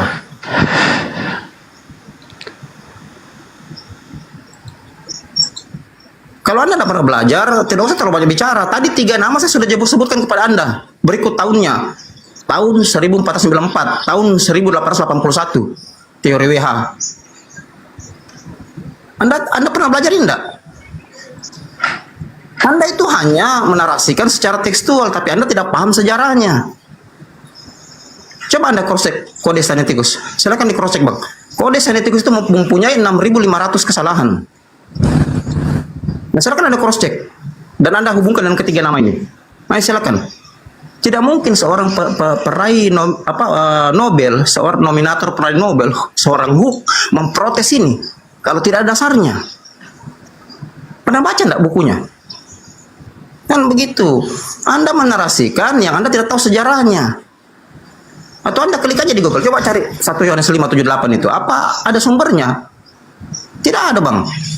Karena Anda tidak paham sejarah, kan begitu. Saya tadi sebut 3 nama. 3 nama ini paling bertanggung jawab dengan termanipulasinya Bible. Dan Anda tahu, William Tyndale, setelah dia merubah, dia memanipulasi Bible, dia dihukum gantung oleh Kaisar Romawi. Setelah dihukum gantung, mayatnya diturunkan lalu dibakar. Anda pernah baca nggak kisah William Tyndale? Abang tidak paham sejarah. Silakan abang baca. Cari literasinya. Kalau perlu saya kasih judul bukunya. Oke, Bang Tito sudah selesai. Sudah selesai. Silakan Anda ngomong. Anda bisa bantah nggak? Sudah selesai. Anda tahu dari mana kalau ayat itu bukan ayat sisipan? Silakan. Sudah selesai ngomong. Kalau sudah selesai ngomong, mute dulu. Saya ngomong lagi. Kita gantian. Oke. Jadi gini ya, teman-teman. Dari awal dia mengatakan bahwa orang-orang Kristen adalah pengagungan Paulus. Dan saya jelaskan bahwa orang-orang Kristen bukan pengagungan Paulus, bukan memuji Paulus, bukan meninggikan Paulus, dan kemudian yang orang Kristen agungkan, tinggikan, muliakan itu adalah Yesus Kristus. Kemudian dia katakan bahwa perintah mana yang dilakukan oleh Ricky Ricardo ini, yang satu aja. Saya bilang yang pertama adalah baptis, karena Tuhan Yesus Kristus memerintahkan baptislah. Dan kemudian dia katakan bahwa itu bukan perkataan Yesus. Dia fitnah lagi, dia tuding lagi itu bukan perkataan Yesus, tetapi itu adalah perkataan atau sisipan dari orang mana seperti itu. Dan kemudian saya minta siapa yang menyisipkannya, kapan dia disisipkan ayat itu yang dikatakan ayat yang ke-18 sampai yang ke-19 di kitab Matius pasal yang ke-5 itu. Yesus mendekati mereka dan berkata, ini ditulis oleh Matius dan itu dibenarkan juga di dalam Markus, di dalam Lukas. Ya, karena itu perintah agung. Yesus mendekati mereka dan kepadanya dia berkata apa? Karena itu pergilah, jadikanlah semua bangsa muridku dan baptislah mereka dalam nama Bapa, Anak, dan Roh Kudus. Tanda baptisan itu juga dicontohkan oleh Yohanes Pembaptis dan dia katakan itu ayat sisipan. Makanya ketika beradu argumen di tempat ini, saya sebenarnya sih tidak ini ya, tidak mau menyalahkan dia, mau mualaf, mau masuk Hindu, Buddha dan sebagainya, saya tidak peduli. Tetapi yang dia tunggu ini adalah perintah agung yang dimana dilakukan oleh setiap orang yang percaya di dalam Tuhan. Itu semua dibaptis. Tidak ada orang Kristen tidak dibaptis, atau sekalipun dia dipercik baptisan. Dan itu dikatakan dia sisipan. Nah, sekarang saya nanya kau, Yohanes itu membaptis Yesus atau membaptis murid-muridnya? Nah, sekarang saya tanya kau. Pernah enggak Yohanes itu membaptis Yesus? Yohanes itu punya banyak murid. Saya tanya kau, pernah enggak Yohanes membaptis muridnya? Kau tahu kenapa dia membaptis Yesus? Mau saya jelaskan sejarahnya? Enggak, kita intinya aja. Intinya itu orang Kristen itu adalah dibaptis. Bisa abang bisa nggak mengakui kekurangan saudara? Intinya orang Kristen itu dibaptis, itu intinya. Dan kamu abang mengatakan bahwa orang Kristen itu ketika dibaptis itu adalah ayat sisipan, itu kebohongan besar, itu penyesat. Di mana orang Kristen yang tidak dibaptis? Orang-orang Kristen itu pasti dibaptis karena itu sebuah perintah. Saya tanya kau, kapan Kristen mulai dibaptis? Kau tahu, Kristen mulai dibaptis itu di Konsili Nikea tahun 325. Sebelumnya tidak pernah ada pembaptisan kecuali Yohanes membaptis Yesus. Di mana sejarahnya? Kau tampilkan sejarahnya. Baptisan itu nanti dimulai tahun 325 setelah Konsili Nikea. Bukan dimulai di tahun 325, dimulai dari Yesus Kristus itu dibaptis dan orang-orang banyak berbondong-bondong di Sungai Yordan itu dibaptis. Apa lagi? Dimulai dari konsil apa? Tidak ada dimulai dari konseling macam. Saya jelaskan sejarahnya. Sebelum konsil ini siapa yang dibaptis? Anda tahu siapa yang dibaptis di Sungai Yordan itu? Anda tahu nggak? Pernah baca The Scroll? Ya, kode 326. Pernah baca nggak? Kamu? Yohanes membaptis Yesus. Anda tahu nggak? Karena meneruskan. Karena Yohanes pengganti. Yohanes itu pengganti imam besar Iseni, Bapak Maryam. Ngerti kau? Dia membaptis Yesus. Tadi dia mengatakan habis konsili baru ada baptisan. Sekarang mengakui baru ada Yohanes ada baptisan. Yang mana yang benar? Yohanes pernah membaptis muridnya. Coba. Jelas pembaptisan itu di Sungai Yordan itu dimulai banyak orang yang berbondong-bondong datang ke Yohanes dibaptis, termasuk juga Yesus Kristus sebagai manusia dia dibaptis.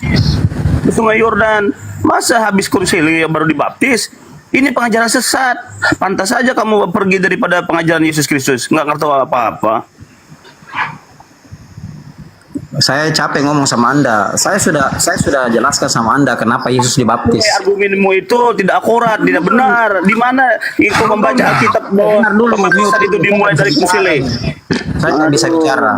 Mute dulu. Jadi begini, Bible kanonik itu setelah dikanonikan tahun 364 di Konsili Laodikia tidak dikonfirmasi sama Yesus dan Paulus. Jadi sudah banyak ayat dirubah di situ, tidak sesuai dengan Dead Sea Scroll.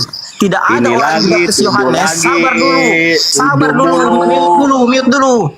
Anda saya bicara. Mute dulu.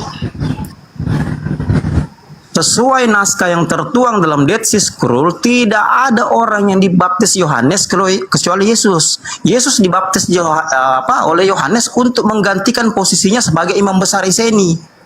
Ngerti kau? Yesus itu adalah cucu imam besar Iseni. Bapak Maryam itu imam besar Iseni. Terlalu banyak ayat yang ditambah-tambahkan dalam Bible. 116 ayat yang hilang ditambahkan oleh karangan-karangan manusia. Itu semua fakta realitas. Anda tidak bisa ada buktinya semua. Saya bisa tunjukkan kepada Anda. Anda percaya Bible yang tidak dikonfirmasi kepada Paulus dan Yesus. Banyak sekali contohnya, Bang. Banyak sekali contohnya. Seperti yang terjadi di Konsili Yerusalem tahun 50 itu. Di mana tidak semua makanan dihalalkan. Yang membuat keputusan itu justru Paulus dan Simon Petrus. Kenapa dalam Bible kanonik itu semua makanan dihalalkan? 1 Korintus 6 ayat 12. Tidak mungkin Paulus yang membuat keputusan, Paulus juga yang membatalkannya. Seperti yang terjadi dalam Matius pasal 28 itu. 1 Yohanes 5 ayat 7 dan 8 itu. Coba Anda cari sumbernya dari mana? Coba. Kalau Anda paham naskah-naskah laut mati, silakan. Anda hanya menarasikan sesuai tekstual saja. Anda percaya Bible Anda yang sudah terjadi manipulasi berkali-kali. Dan saya sudah jelaskan orang-orang yang bertanggung jawab tadi, mulai dari Eusebius. Dia menulis ulang perjanjian baru dari tahun 326 selepas Konsili Nikea atas suruhan Konstantin dan ibunya Helena sampai tahun 335. Ditulis ulang lagi oleh Lempendi, ditulis ulang lagi oleh teori WH, oleh Westcott dan Hort itu. Anda tidak pelajari masalahnya. Coba Anda lihat, Anda pelajari Kode Sinaiticus, Kode Vatikanus. Apakah ada Matius 28 ayat 16 sampai ke yang ke-20? Apakah ada dalam Kode Besai? Anda pelajari dulu. Jangan Anda langsung ayat itu ini amanat agung. Memang amanat agung Anda. Itu perintah Romawi untuk memasukkan ajaran pagan masuk ke dalam Bible Anda. Anda pernah baca enggak peristiwa Diocletianus tahun 284? Pernah baca enggak? Oke, jadi kalau udah ngomong, diam aja dulu. Jadi kita gantian. Nanti kalau aku ngomong, nanti katanya dipotong-potong. Anda mutar-mutar. Jadi kalau habis ngomong itu, Anda habis ngomong itu, sekarang saya nanya gini. Mute dulu sendiri. Saya sendiri bisa mute sendiri. Saya sendiri bisa mute sendiri. Bisa nggak jangan dipotong-potong kalau ngomong? Sekarang pernah belajar sejarah enggak? Pernah belajar delik Milano? Bang Goto, coba kita serahkan ke Bang Zuma. Beliau yang punya tema ini, jangan sampai temanya nganggur. Tuhanmu punya opung. Silakan Bang Zuma. Iya, baik.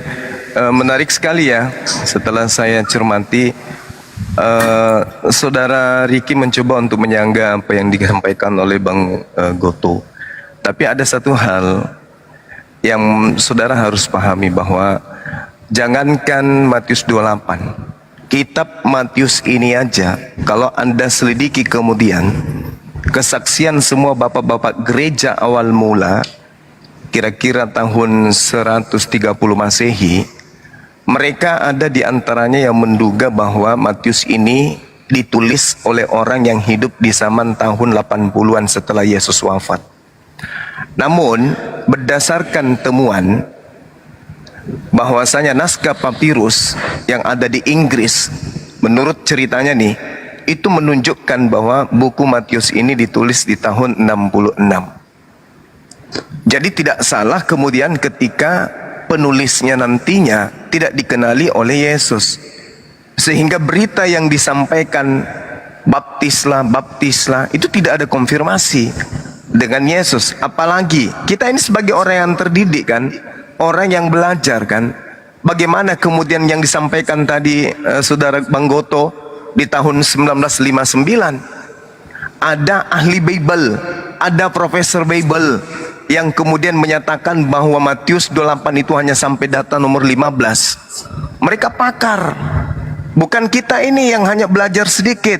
Seperti Robert Fang, Profesor Ilmu Perjanjian Baru. Mereka orang ternama, punya label kemudian. Mereka ini pemenang hadiah Nobel. Jadi kayak mana ceritanya? Kita yang hanya berdasarkan iman saja ini percaya yang demikian itu. Itu yang pertama. Kedua, ketika kita pendekatan materi, pendalaman materi maksud saya. Di Matius 28 itu kan endingnya ada di nomor 15-nya. Endingnya ada di nomor 15-nya. Bahwa cerita yang harus tersiar sampai dengan hari ini itu adalah tentang tentara upahan. Kemudian ada penambahan 16 sampai nomor 20 itu dari mana?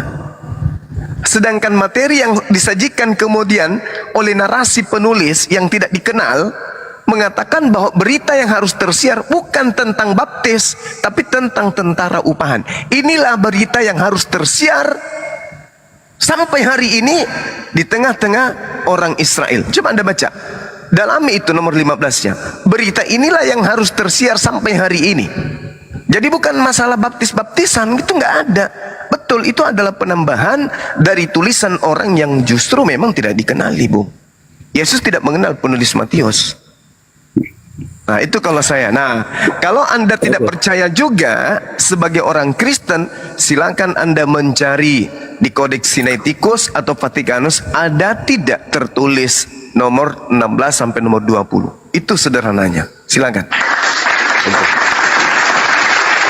Oke, terima kasih ya buat Bang Juma untuk bernarasi juga seperti itu untuk mengklaim bahwa yang pertama yang ayat yang ke-20 mungkin di pasal yang 28 ayat yang ke-16 sampai ayat yang ke-20 itulah tentang baptisan itu adalah perintah agung yang dipercayakan yang diimani juga oleh setiap orang-orang yang percaya bahwa itu adalah perkataan Yesus sendiri supaya setiap orang itu dibaptis dan menjadi murid Yesus Kristus dan beriman kepada Yesus Kristus. Itu adalah sebuah ayat sisipan. Dan saya tidak menyalahkan kalian seandainya kalian itu punya klaim atau punya narasi yang mungkin seolah-olah mengatakan itu bukan ayat yang sebenarnya dan sebagainya. Mungkin itu adalah ayat tambahan dan sebagainya. Tetapi orang-orang yang percaya di dalam Tuhan Yesus Kristus, baptisan itu dimulai bukan hanya tentang suratnya, tetapi tentang perilakunya sudah dibaptis. Orang-orang di Sungai Yordan itu banyak berbondong-bondong, disaksikan oleh Matius, disaksikan oleh Markus, yang disaksikan oleh Yohanes. Bahkan Bapak Yohanes Pembaptis pun membaptis, itu benar terjadi. Bukan hanya satu saksi Matius saja yang menulis, tetapi juga dikonfirmasi juga oleh Markus, dikonfirmasi juga oleh Yohanes, dan dibukukan langsung oleh Lukas pada waktu itu.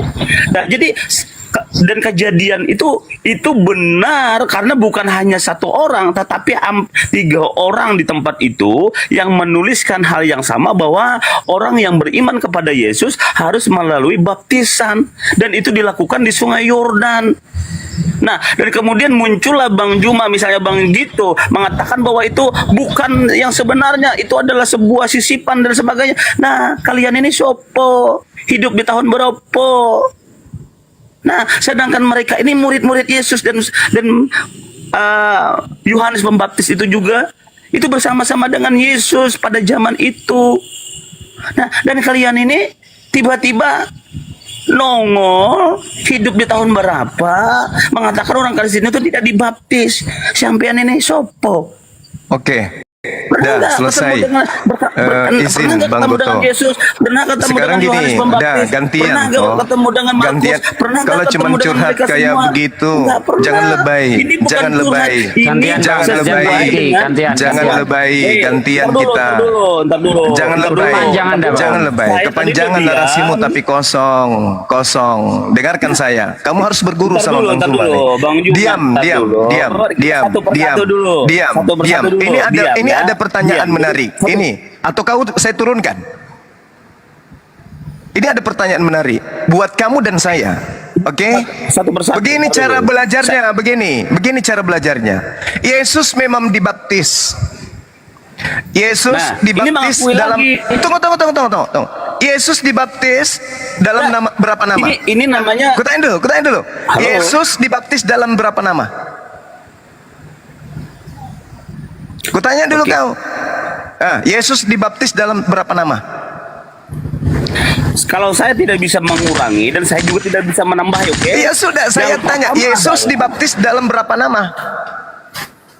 Ntar dulu, Bang Juma, jangan ya. Nggak usah curhat, Yang pertama jawab aja. adalah- Yesus dibaptis dalam berapa nama? Ntar dulu. Supaya Oke? kamu tahu bahwa konsili Nikea Enggak pertama gini. kali baptis kita buatan menyelesaikan gereja yang baptisan kamu dulu, lakukan kita itu menyelesaikan karangan hal yang baptisan muncul dulu. belakangan. Yesus Sebelum dibaptis saya dalam berapa nama? Oke, saya jawab itu, tapi silakan. diakui nggak bahwa baptisan itu benar? Bahwa itu Untuk Yesus baptisan itu di dari Sungai awal? Yordan, yes, sebagai pentahiran. Untuk Yesus, yes, dia dibaptis dalam nama Bapa, Tuhannya. Tidak di dalam nama Yesus, apalagi embel-embel burung merpati. Sekarang jujur kamu, Yesus dibaptis dalam berapa nama? Tadi Bang Tito mengatakan bahwa orang Kristen tidak dibaptis. Memang orang Kristen Tadi ini juga dibaptis. Dengar. Bang Juma mengatakan Makanya, bahwa saudara, surat tentang makanya baptisan itu diskusi salah. itu, Dan sekarang makanya ini diskusi dia itu, sudah mengakui makanya bahwa diskusi itu baptisan pakai benar. otak. Makanya diskusi itu pakai otak. Yesus dibaptis. Oh, bro. Kami umat Bro. Islam membaca Bible. Dengar dulu. Atau Bro. saya mute kamu. Saya mute Makanya kamu karena kamu gak ada otakku ilmu. jangan. Ku mute. Oke? Kalau Anda masih bicara, ku turunkan. Kadang-kadang tidak mengakui, itu sudah derganda. Makanya, stupid, dengarkan saya, stupid. Yesus dibaptis. Kalau sudah derganda, itu kamu balik turun. seperti anak kecil. Kamu seperti anak turun. kecil. Kamu turun. Sederhana pun. Kau cuma Kadang-kadang tinggal mengakui. di-kick aja kok. Mampus. Kau ke gereja jilat pantat pendetamu. Jadi dengarkan di bawah. Manusia esok pintar yang ilmunya cuma sehelai bulu pantat. Dengarkan saya. Dengarkan. Yesus dibaptis menurut pemberitaan wartawan lepas di Bibelmu. 1. 2. Yesus dibaptis hanya dalam nama Tuhannya. Oke? Setelahnya Yesus tidak pernah membaptis siapapun. Catat itu. Satu manusia, satu ekor babi anjing pun tidak pernah Yesus baptis. Catat. Begitu juga Paulus. Paulus hanya membaptis kalau nggak salah 2 orang. Paulus hanya membaptis 2 orang saja. Hanya 2 orang yang dibaptis oleh Paulus. Yesus tidak pernah membaptis satu manusia pun. Yesus dibaptis itu hanya karena mengambil tongkat estafet kepemimpinan dari Yohanes Pembaptis. Pahami itu dulu. Dia menggantikan Yohanes sebagai imam. Catat. Yang ketiga, orang-orang Kristen ikut-ikutan dibaptis nanti itu di abad keempat, kamfret. Asal kau tahu itu, abad keempat baru ada namanya baptis dalam 3 nama Tuhan. Siapa yang ngajarin? Karisteng ini dibaptis, emang, tapi dalam nama 3 Tuhan sembahan. Yesus dibaptis dalam nama Tuhannya saja, yaitu Sang Elohim. 1 Tuhan saja. Kamu dibaptis dalam 3 Tuhan. Yang ajarin sopore. Bang Goto tidak mengatakan Yesus tidak dibaptis. Dia pun tahu kok Yesus dibaptis menurut pengabaran surat kabar Robe, bahwa Yesus dibaptis di Sungai Yordan dan tidak dibaptis dalam 3 nama. Sedangkan Karisteng baptisnya nanti di abad keempat dengan 3 nama Tuhan, sembahan dewa, dewa Bapa, dewa Anak, dewa Merpati. Justru pertanyaan saya, ente sopo rek? Ente sopo? Merubah model baptisnya Yohanes Pembaptis. Nanti kalau kau mau dibaptis, tunggu aja di dalam Matius 3 nomor 11. Nanti kamu dibaptis pakai apa? Pakai api. Nanti tunggu giliranmu dibaptis sama Yesus, dibaptis pakai api. Habis tuh bulu-bulumu dibakar sama Yesus nanti. Juga di dalam Yesaya 66 nomor 16-17, pemakan babi akan dibaptis oleh Tuhan dengan api yang menyala-nyala sampai hangus mutung. Sok cantik. Diajarin sok ngeyel, data pun tak dikasih, data satu pun tak dikasih. Orang-orang sudah memberikan data sejarahnya, fakta histori yang sudah dikasih, masih ngeyel. Mending kau ke gereja, cium pantat pendeta. Tuh, dari Bang Suma. Silakan yang lain. Ada beberapa hal yang ingin saya kritisi ketika Matius 28 ayat 19 20 di mana amanat palsu yang diagungkan kan menurut saya. Kalau memang Yesus pernah memerintahkan baptislah mereka atas nama Bapa, Putra dan Roh Kudus, kenapa di dalam Kisah Para Rasul 19 ayat 2 Paulus bertanya kepada para murid, sudahkah kamu menerima Roh Kudus ketika kamu menjadi percaya? Tidak. Jawab para murid, belum. Bahkan kami tidak pernah kenal ada Roh Kudus. Loh. Tidak pernah mendengar. Ya, tidak pernah dengar ada Roh Kudus. Katanya Yesus menyuruh membaptis atas nama Bapa, Putra, Roh Kudus. Kok para murid yang sudah percaya kepada Yesus nggak pernah dengar, nggak pernah ngerti, nggak pernah kenal ada Roh Kudus? Ini sudah kejanggalan ini. Itu satu. Yang kedua, dia tadi menanyakan siapa yang merubah. Yang merubah tidak diketahui karena memang Matius itu tidak jelas siapa penulisnya. Kalau kita lihat misalnya di dalam Matius 9 ayat 9 ketika Yesus melihat Matius yang duduk di rumah cukai, lalu Yesus berkata kepadanya, "Hai Matius, ikutlah aku." Maka berdirilah ia mengikuti dia. Nah, ini kan jelas bahwa di situ bukan Matius penulisnya. Karena tidak mungkin Matius menunjuk dirinya dengan kata dia, itu tidak mungkin. Atau menggunakan katanya, atau menggunakan kata iya, itu nggak mungkin. Jadi yang merubah siapa? Tidak diketahui. Itu hanya ayat-ayat tambahan. Seperti yang dikatakan Bang Goto tadi, bahwa Bible itu ditulis berulang-ulang. Nah, kita tahu bahwa penulisan yang paling tertua itu bisa kita lihat di dalam Kodeks Vatikanus dan Kodeks Sinaiticus. Kodeks Vatikanus dan Sinaiticus itu ditulis abad keempat. Tulisannya siapa? Ora weruh. Kan begitu. Lanjut Bang Juma. Nah, ini ada apa?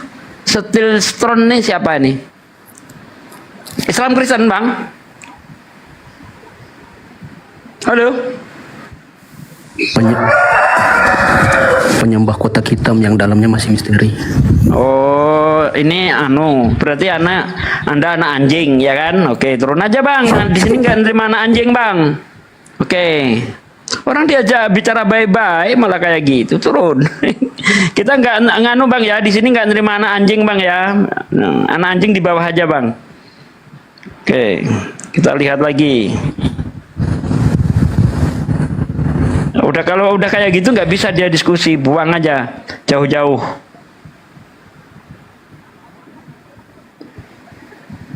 Sainili, selamat siang Sainili. Sainili.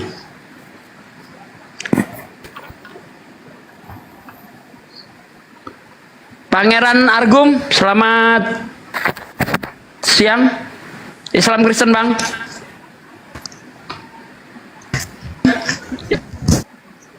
Halo Bang.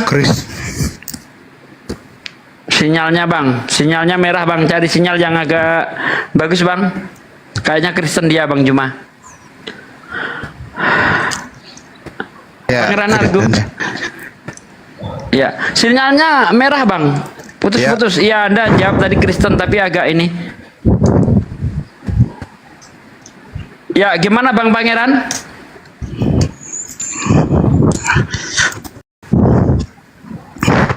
Ya, halo. Ya, silakan. Apa mau komentar, Bang?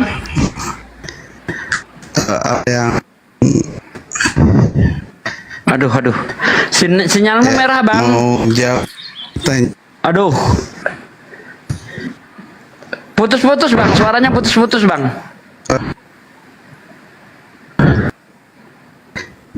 Putus-putus suaranya. Coba cari tempat yang bagus dulu Bang, supaya sinyalnya ini bagus. Percuma Anda ngomong kalau sinyalnya jelek Bang. Percuma Anda ngomong kalau sinyalnya. Ini ya udah. Nah, coba tes. Lanjut. Tes. Gimana? Udah? Ya, silakan. Ini topiknya apa yang dibahas? Silakan Bang Juma.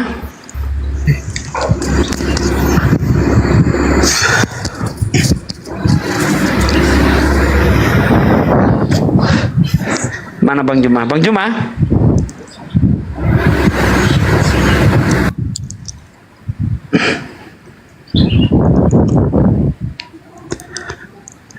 Ya, topiknya tadi kita bahas tentang amanat agung, Bang.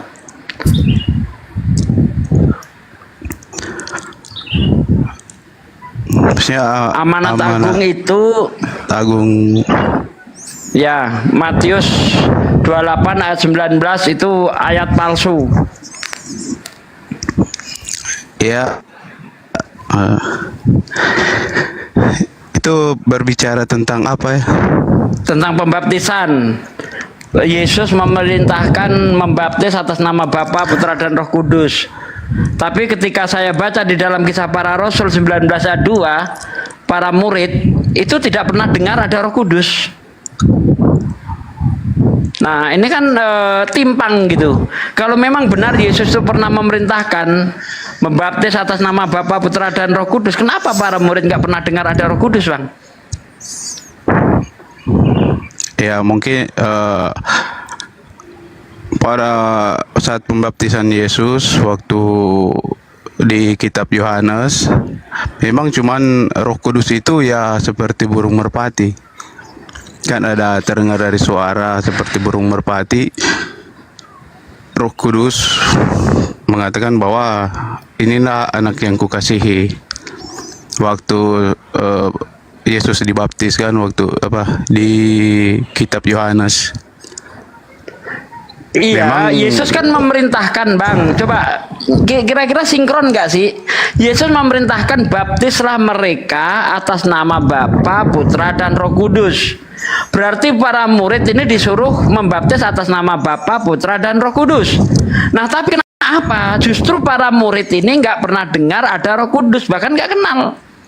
Ini kan membuktikan bahwa perintah ini palsu ini. Kalau memang ini perintah ini benar, tentu para murid kenal Bapa, Putra dan Roh Kudus. Ya, kenal Roh Kudus. Tapi faktanya apa ketika Paulus bertanya kepada para murid, sudahkah kamu menerima Roh Kudus ketika kamu menjadi percaya? Para murid menjawab belum. Bahkan kami tidak pernah dengar ada Roh Kudus. Loh, Yesus katanya menyuruh baptis atas nama Bapa, Putra dan Roh Kudus. Kok para murid nggak pernah dengar ada Roh Kudus? Nah, coba. Itu coba saya cari ya. Kisah Para Rasul 19 ayat 2.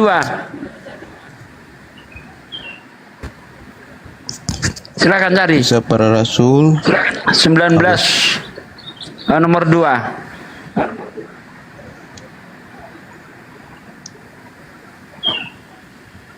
Ayat ini juga menggugurkan Trinitas nih ayat ini. Kisah Para Rasul berapa? 19 nomor 2. 19.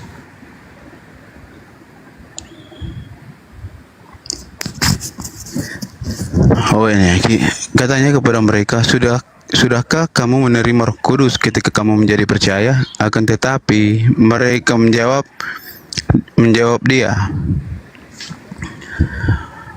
belum, bahkan kami belum pernah mendengar bahwa ada Roh Kudus. Nah, ya kan?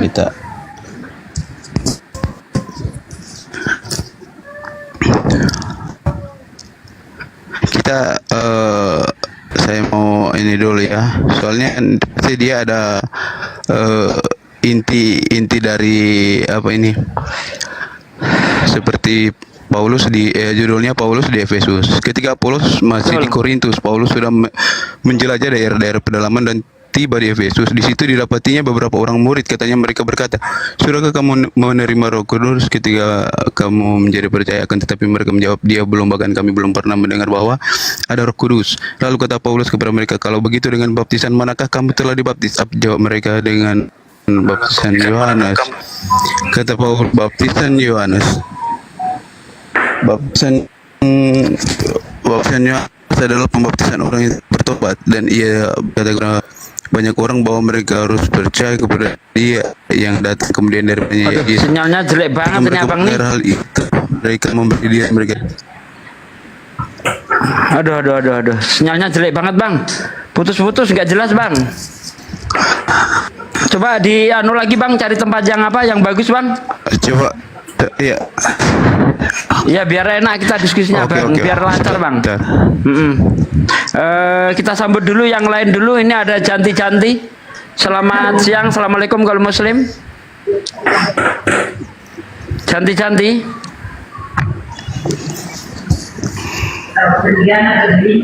Aduh, nggak ada, ini udah dinaikin, nggak ada suaranya. Kita turunkan. Terus untuk PEX 84. Selamat siang, assalamualaikum kalau muslim PEX.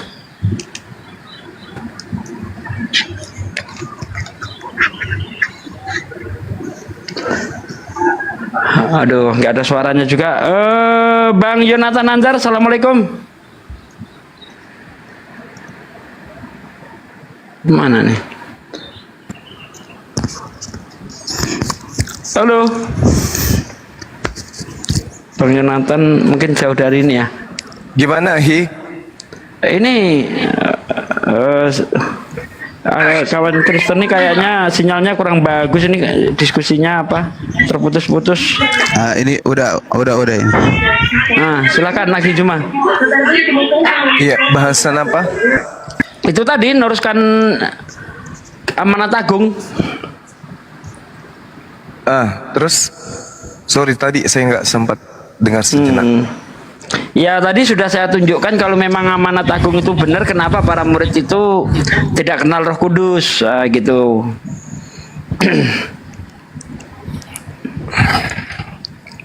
Ya itu aja dulu bedanya. Kemudian baptis yang dilakukan oleh Yohanes Pembaptis kepada Yesus kok berbeda dengan yang Kristen punya. Yesus itu kemudian dibaptis dalam nama Bapa, kan gitu. Terus dikatakan kemudian di dalam pengajaran Kristen itu sendiri, barang siapa mendengarkan kamu, ia mendengarkan aku, dan barang siapa menolak kamu, ia menolak aku, dan barang siapa menolak aku, ia telah menolak Bapa yang telah mengutus aku. Nah sekarang perintah Yesusnya nih yang muncul di Matius 8, apakah itu pernah diperhatikan oleh muridnya? Ya. Pernah nggak murid Yesus itu kemudian dibaptis atau membaptis? Itu dulu poinnya.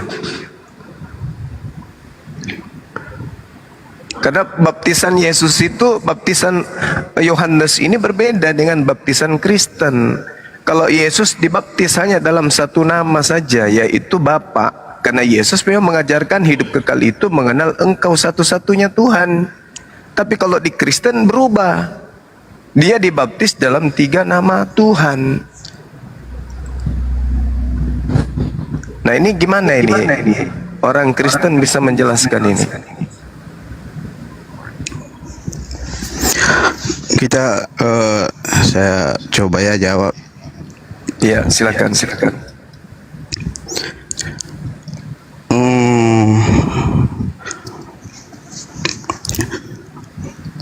Coba saya mau bicara ini itu soalnya pembaptisan Yesus pada zaman Yohanes itu, kalau kita mengacu pada perjanjian lama, pada waktu Allah menghapus manusia dengan air bah. Kan pernah tahu juga kan yang waktu itu Tuhan menghapus manusia membinasakan manusia dengan air bah pada waktu itu. Apa penyesalan Allah waktu itu? Karena di dalam penghapusan manusia pada waktu itu, yang diselamatkan hanya Nabi Nuh dan keluarganya. Lain daripada itu adalah binatang-binatang. Jadi di dalam hal ini berbicara baptisan, kita mengacu pada air bah yang pada waktu itu, yang pada waktu Allah menghapus manusia pada waktu itu. Itu ada sangkut pautnya itu dengan baptisan Yohanes pada zaman Yohanes. Itu sebenarnya. Karena kita menganggap bahwa Yesus itu adalah Roh Kudus. Dia dibentuk yang membentuk sebagaimana Yesus itu adalah Roh Kudus. Jadi kita percaya bahwa Yesus itu adalah Allah. Gini loh Bang. Bagaimana? Jadi Bang, sedikit Bang, Anda kemana-mana Bang. Kalau memang Yesus itu pernah memerintahkan membaptis atas nama Bapa, Putra, Roh Kudus, kenapa tidak ada seorang murid Yesus pun yang pernah membaptis atas nama Bapa, Putra, Roh Kudus? Kalau tidak ada, ini menunjukkan bahwa amanat agung itu adalah amanat palsu yang diagungkan. Itu intinya di situ Bang. Jangan kemana-mana Bang. Iya, ini kan saya mau jelaskan bagaimana terjadinya pembaptisan. Apa itu baptisan itu sebenarnya? Dan saya mau terangkannya di situ. Nggak nyambung Bang kalau Anda ngambil sana. Ini kita langsung fokus mengkerucut kepada perintah Yesus di dalam Matius 28 ayat 19 20. Di situ ada perintah baptislah mereka atas nama Bapa, Putra, Roh Kudus. Tetapi satu, Kisah Para Rasul 19 ayat 2, tidak ada yang kenal Roh Kudus. 2, para murid tidak pernah membaptis atas nama Bapa, Putra, Roh Kudus. Apakah para muridnya nggak pernah dengar ucapan Yesus ini kalau memang itu betul? Betul.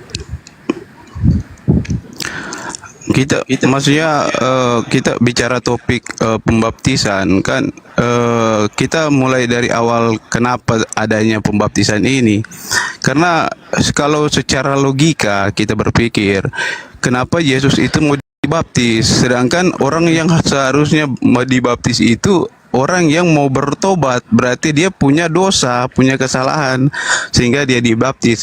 Kalau Yesus dibaptis berarti Yesus punya dosa. Kan itu sebenarnya alasan kenapa dia dibaptis. Kan kita harus cari, harusnya kita harus cari tahu dulu kronologinya kenapa ada pembaptisan. Lanjut kan dari mana sarapan dulu. Dari mana Anda nggak menyentuh pertanyaan Bang. Lanjut. Kan begitu. Mungkin dari kalian pemikirannya mungkin bisa menjadikan Yesus dibaptis, apakah Yesus punya dosa sehingga dia dibaptis? Kan begitu ceritanya. Bukan itu yang kita permasalahkan Bang. Kita nggak mempermasalahkan Yesus dibaptis. Yang kita permasalahkan itu perintah Yesus. Yesus memerintahkan di dalam amanat agung, baptislah mereka atas nama Bapa, Putra, Roh Kudus. Tapi faktanya tidak ada para murid membaptis atas nama Bapa, Putra, Roh Kudus. Bahkan Petrus, kalau Anda lihat di dalam Kisah Para Rasul 2 ayat 38, Petrus membaptis atas nama Yesus doang, nggak pakai Bapa, Putra, Roh Kudus. Ya. Jadi ini benar, yang kita pertanyakan ini amanat agung ini benar enggak? Gitu loh. Anda kemana-mana menjawab yang tidak dipermasalahkan. Maksudnya intinya bagaimana? Intinya mereka tidak melaksanakan apa yang diperintahkan Yesus. Begitu. Iya, itu kenapa tidak dilaksanakan? Kalau memang benar Yesus pernah membaptis atas nama Bapa, Putra, Roh Kudus.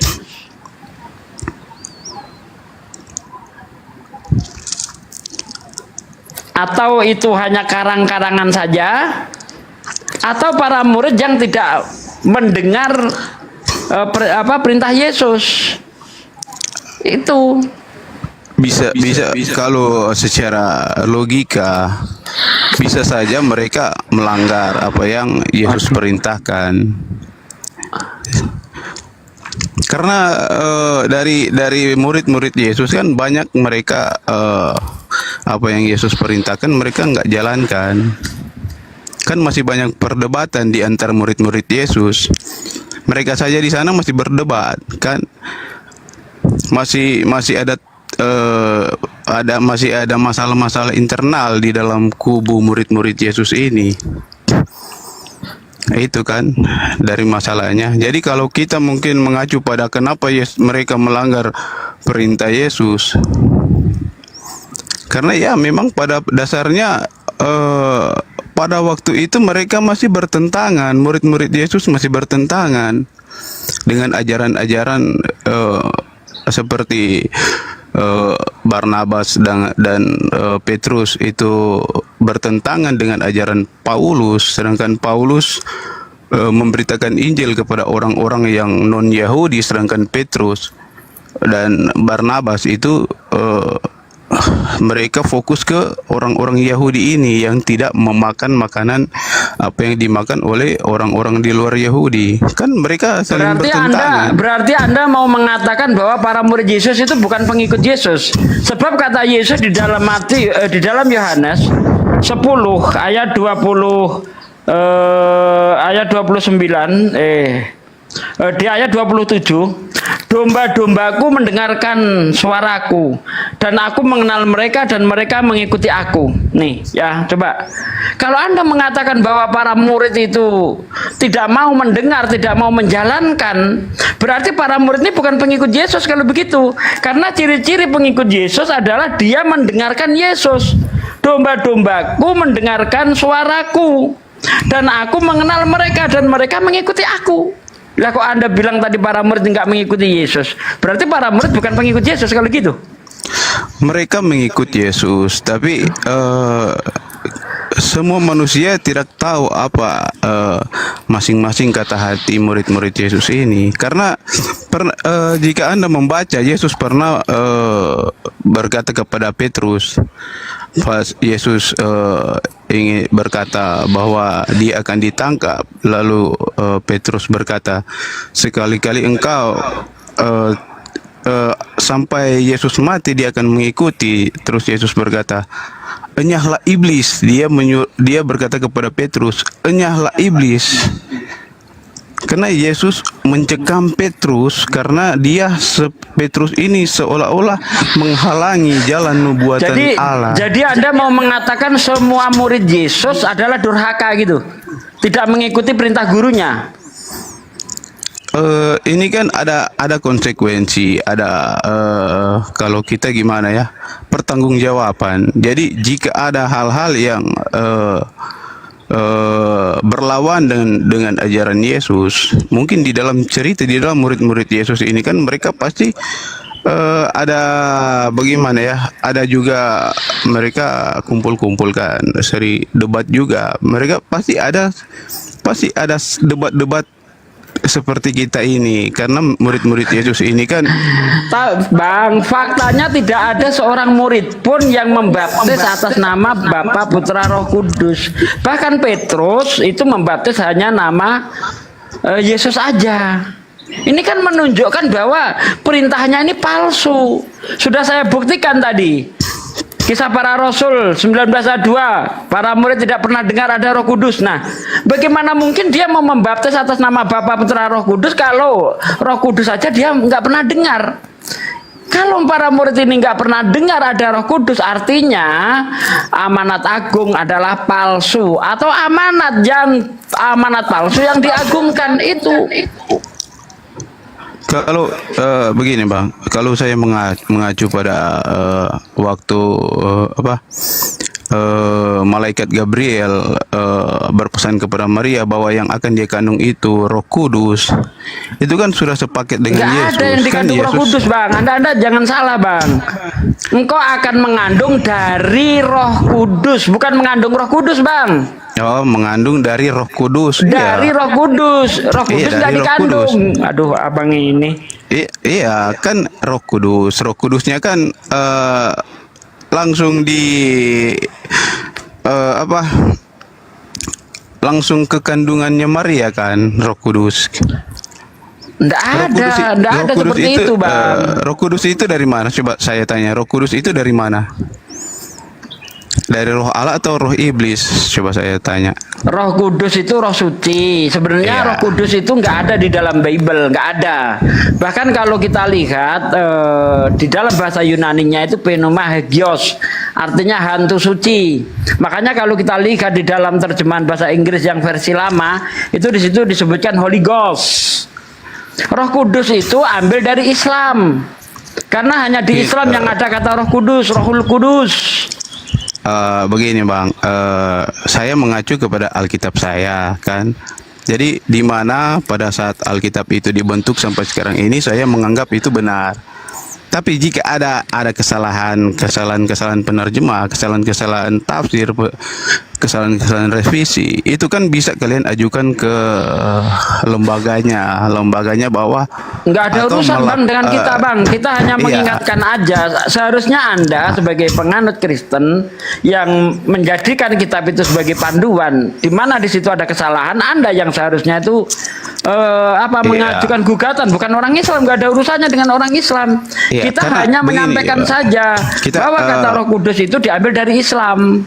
Gitu Bang. Ya, itu yang butuh itu karena kami meyakini Alkitab itu udah clear, maksudnya udah nggak ada masalah. Kan yang menganggap masalah, yang datangnya masalah itu dari Anda kan, beranggapan bahwa Alkitab ini palsu, Alkitab ini mencontek Al-Qur'an, atau Alkitab ini memakai bahasa agamanya kalian. Jadi kalian punya hak kalian itu punya hak untuk mendakwa. Berarti Anda berarti mau ditipu gitu ya? Senang ditipu? Enggak. Saya paham Alkitab. Jadi karena saya paham Alkitab, biar kalian tidak mau mempersalahkan Alkitab. Kan alangkah baiknya jika kalian mengadukan ini kepada kita mengadukan. Saya itu hanya menyampaikan, kami bukan korban penipuan. Anda yang menjadi korban penipuan LAI Bang. Seharusnya Anda yang menggugat kepada mereka. Ini kenapa punya orang Islam kok masuk ke sini? Atau memang Anda ini sudah merasa nyaman pakai itu, walaupun hasil colongan ya nggak apa-apa gitu kan? Karena kita dari adat istiadat, dari Amerika, kita sudah mensahkan, itu sudah disahkan oleh pemerintah. Kan Alkitab ini kan disahkan pemerintah. Jadi yang ada tertulis di dalam Alkitab ini yang kami percayai sebagai orang Kristen, ya ini yang udah sah. Ya iya, yang penting Anda itu sudah nyaman menikmati hasil colongan, gitu aja.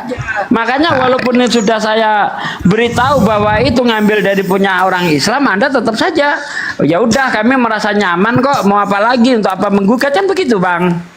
Ya, bisa saja kan kalian berpikir bahwa dalam perjanjian lamanya kita kan Allah menggenosida manusia pada zaman Nabi Nuh dan pada zaman Sodom dan Gomora.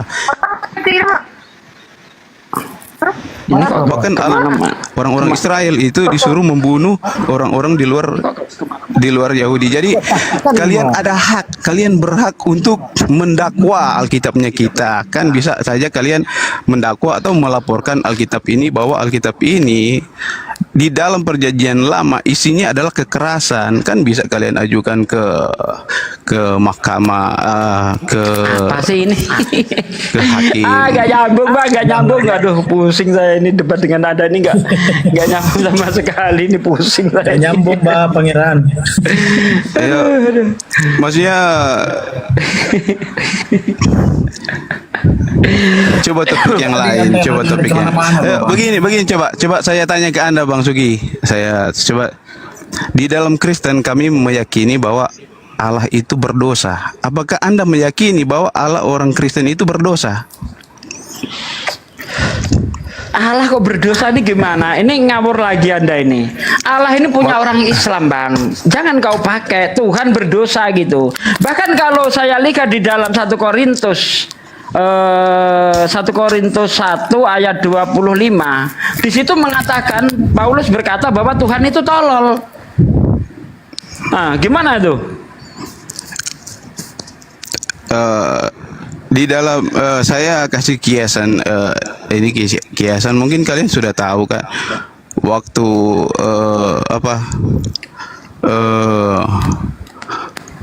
Allah memusnahkan manusia. Kalian tahu Anda kok kan? gak ini ya? Anda kok gak menjawab saya ya? Ini. Oke. Apa pertanyaan 1 tadi apa? Korintus 1 ayat 25. Ya kan? Nih, Ya. saya lihat Coba yang dibacakan, ini. coba dibacakan. Ya. Bentar. Bentar. Nih ya. Tetapi karena kebodohan Tuhan itu lebih besar hikmatnya daripada manusia. Lah ini kok Tuhan dibilang bodoh sama Paulus ini gimana ini?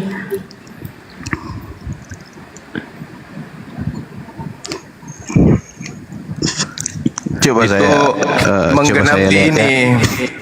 menggenapi Matius 24 nomor 15. Pembinasa keji ini ingin mengganti kemudian yang maha tinggi perkataannya maupun esensinya. Makanya Paulus itu melantik Yesus sebagai pengganti Tuhan. Itu akhir. Nah, lanjut Akhi Juma. Ini kayaknya aku pusing nih. Ini gak nyambung kemana-mana janunya. Iya. Silakan, tadi yang saudara anggap Tuhan itu berdosa itu maksudnya gimana? Di dalam perjanjian lama itu menyesal. Dalam perjanjian lama kan menunjukkan bahwa sifat jahat Allah, kekuasaan Allah, kemurkaan Allah terhadap manusia, kan itu kan yang dibahas di dalam perjanjian lama. Maksudnya Tuhan bersalah dengan tindakannya gitu. Atas perbuatannya itu Allah berdosa karena yang menghakimi Tuhan berdosa siapa? Anda? Bukan saya. Alkitab sendiri. Kan ya. Berarti penulis kitab Anda yang menghakimi pencipta alam semesta ini berdosa gitu ya? Itu sudah jelas. Tepuk tangan kalau buktinya. Iya. Tapi ada tapinya. Apa itu? Tapi yang kita bahas di sini adalah kesalahan-kesalahan Allah. Kan? Loh, siapa Anda sampai Anda mengatakan Allah itu salah, Tuhan itu salah? Anda siapa rupanya? Saya manusia. Saya juga membela manusia. Ya, terus kenapa Anda karakternya kayak iblis? Menyalah-nyalahkan pencipta alam semesta. Kalau pencipta alam semesta kemudian menciptakan Anda dengan hanya kaki saja satu, tanpa tangan, apakah Tuhan berdosa menurut saudara? Enggak, kita bicara di ranah perjanjian lama, di mana sekarang saya mau tanya ke Bang Suma. Ya. Allah menghapus Tuhan, manusia. jangan bawa nama Tuhan kami. Bilang aja Tuhan. Enggak, itu yang patut dipermasalahkan, karena kalau kalian tidak mau mendengar kata Allah di dalam Alkitabnya kita, kalian bisa mengajukan banding ke pengadilan mungkin. Loh, gimana ceritanya orang ini? Saya tanya dulu Anda. Tuhan Anda itu sebenarnya dalam bahasa Yunani apa? Kenapa Anda memaksakan sesuatu yang sudah salah Anda gunakan gitu loh? Enggak, karena itu udah disahkan oleh pemerintah Indonesia. Maksudnya? Itu kan sebenarnya Alkitab ini kan udah sah dipublikasi di Indonesia atau di seluruh dunia. Jadi menurut saudara, sesuatu hasil curian kalau sudah disahkan menjadi halal gitu ya? Ya kalau kita sih kalau udah begitu ya udah begitu. Apa yang kita yakini begitu udah seperti itu. Jadi Ya itulah makanya. Jadi teman-teman Kristen ketika mendengarkan Bang Suma, agama Kristen itu adalah agama warisan penjajah yang suka merampas, itu jangan disalahkan. Karena memang itu fakta. Anda pun membolehkan itu. Bahkan Anda mengatakan Tuhan itu salah. Punya dosa Tuhan itu. Anggaplah begini. Seiblis-iblisnya iblis tidak pernah menyalah-nyalahkan Tuhan. Tapi Anda hanya seorang manusia yang lemah menyalah-nyalahkan Tuhan. Akibat daripada apa? Akibat dari kitab yang Anda buat sendiri. Anda yang buat kitab memfitnah Tuhan sedemikian keji, kemudian dari kitab itu Anda juga memfitnah dan menghina Tuhan. Lucu kan? Enggak, Sejauh Bang, mana? Begini, Bang. Sejauh mana pendalaman Anda terhadap keotentikan kitab saudara bahwa itu adalah firman Tuhan? Seperti misalnya Tuhan kejam, Tuhan menganiaya, Tuhan membasmi. Saya tanya, sejauh mana Anda mendalami perjanjian lama itu bahwa itu betul-betul adalah tulisan yang valid, sahih dari Tuhan? Anda nggak pernah sadar kalau itu cuma karangan orang yang tidak jelas. ya kalau masuk ke ranah karangan manusia, jika kita pahami secara mendetail itu bisa saja orang-orang yang percaya kepada Alkitab atau kitab suci itu akan menjadi ateis kalau kita percaya kan. Ya kalau kita mempercayai bahwa itu karangan manusia. Kan begitu. Karena apa guna kita mempercayai kitab suci kalau itu karangan manusia? Ya, bukan. Ini bukan masalah percaya atau tidak percaya. Sejauh mana Anda jujur terhadap diri Anda bahwa Bible itu ya diragukan keabsahannya. Taurat, contoh, Taurat itu Nabi Musa punya. Bagaimana kemudian melestarikan pengajaran Musa ini hingga sampai di Kristen? Dengan budaya apa kemudian untuk menjaga kemurnian ajaran Nabi Musa ini? Nabi Musa. Kalau kemurnian hukum Taurat ini itu sensitif, Bang. Sensitifnya di mana? Sensitifnya gimana? Karena bicara hukum Taurat, kita semua sudah berdosa. Sebab orang yang melanggar hukum hari Sabat, orang yang melanggar hukum hari Sabat itu harus dihukum mati. Kan seperti itu. Yang saya tanya keabsahan informasi yang ada di dalam perjanjian lama itu. Bagaimana Anda bisa meyakini? Seperti misalnya Musa memberikan kepada si A memberikan si B memberikan si C dengan cara hafalan, dengan cara menyalin. Apakah ada budaya seperti itu? Hingga sampai ke gereja. Ada nggak dari Musa? Mata rantainya sampai ke gereja, ada nggak? Ya itu kan hanya bagaimana ya mau jelaskan, ya kita menerima sesuatu kan udah dirangkum secara terperinci, kalau secara sah oleh para sarjanawan kan, secara teolog-teolog pada masanya. Memang saya kalau masalah itu mungkin saya belum terlalu tahu, karena sebentar saya bilang yang menyusun ini, terus kalian bilang mana buktinya, ya kan?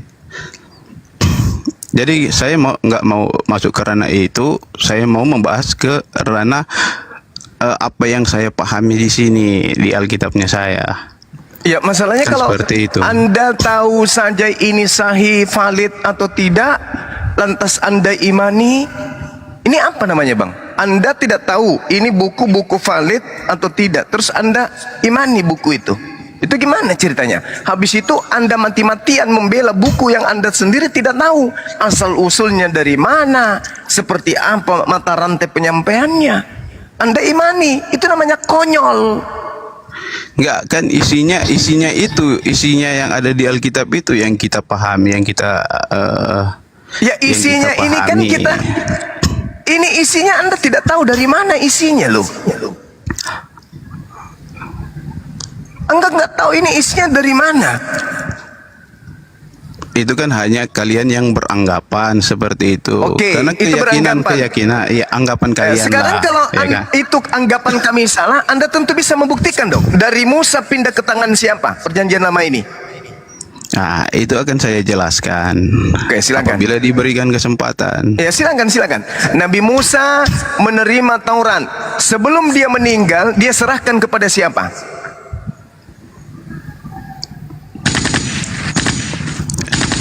Hukum Taurat yang sekarang kan dipegang oleh ahli-ahli Taurat dan orang-orang Farisi. Alamak, yang saya tanya Nabi Musa yang menerima hukum Taurat. Sebelum dia meninggal, kitabnya ini diserahkan kepada siapa? Itu loh pertanyaan saya.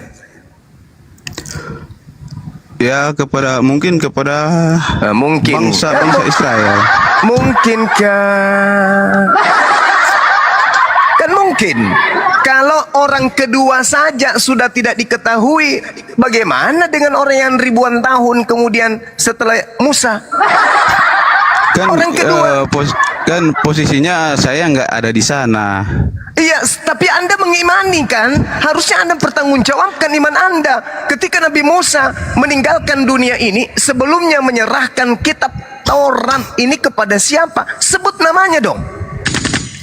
Begini Bang, mengimani itu seperti begini Bang. Saya mempercayai hantu. Hantu itu kan tidak kelihatan, tidak bisa disentuh, tapi saya percaya, saya mengimani. Saya mengimani apa yang saya tidak lihat, apa yang saya tidak secara fakta. Musa itu manusia. Taurat itu buku, kitab, lembaran-lembaran kalamullah. Nabi Musa pergi, diserahkan kepada siapa kitab itu?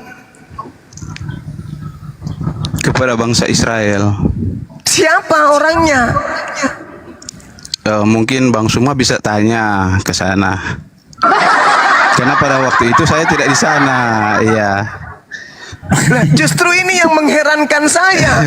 Anda mengimani sebuah buku yang tidak jelas asal-usulnya. Ya, mungkin Bang Suma tahu, atau Bang Suma mungkin pada waktu itu Bang Suma ada di sana, mungkin Bang Suma lebih tahu. Al-Quran mengatakan lima talbisunal haqqa bil batil wa taktumul haqqa wa antum ta'lamun. Wahai ahli Taurat, mengapa engkau mencampur adukkan? Lalu kemudian Al-Quran juga mengatakan bahwasanya Fawailul lilladzina yaktubuna al-kitaba bi aydihim tsumma yaquluna hadza min indillah. Orang-orang yang tidak mengerti kitab Taurat menuliskan sebuah buku dengan tangannya sendiri dan mengatakan ini dari Allah, dari Tuhan. Nah, sekarang kalau Al-Quran keliru, Anda bisa dong menunjukkan Nabi Musa melimpahkan pengajarannya kemudian kepada si fulan menyampaikan ke si fulan ke fulan, ke fulan, dari si fulan ke fulan sampai kepada bapak gereja pertama kali. Bisa enggak seperti itu? Nggak bisa. Oh, nggak bisa. Ya sudah. Ada keterbatasan. Ya. Sudah. Bukan Anda yang punya keterbatasan. Memang Bible Anda itu yang tidak jelas asal-usulnya. Bukan Anda. Anda itu cuma modal imani saja. Tetapi kitab Anda yang Anda pegang sekarang ini, itu surat kabar robek yang tidak diketahui siapa pengarangnya. Nah, itu finalnya itu di situ.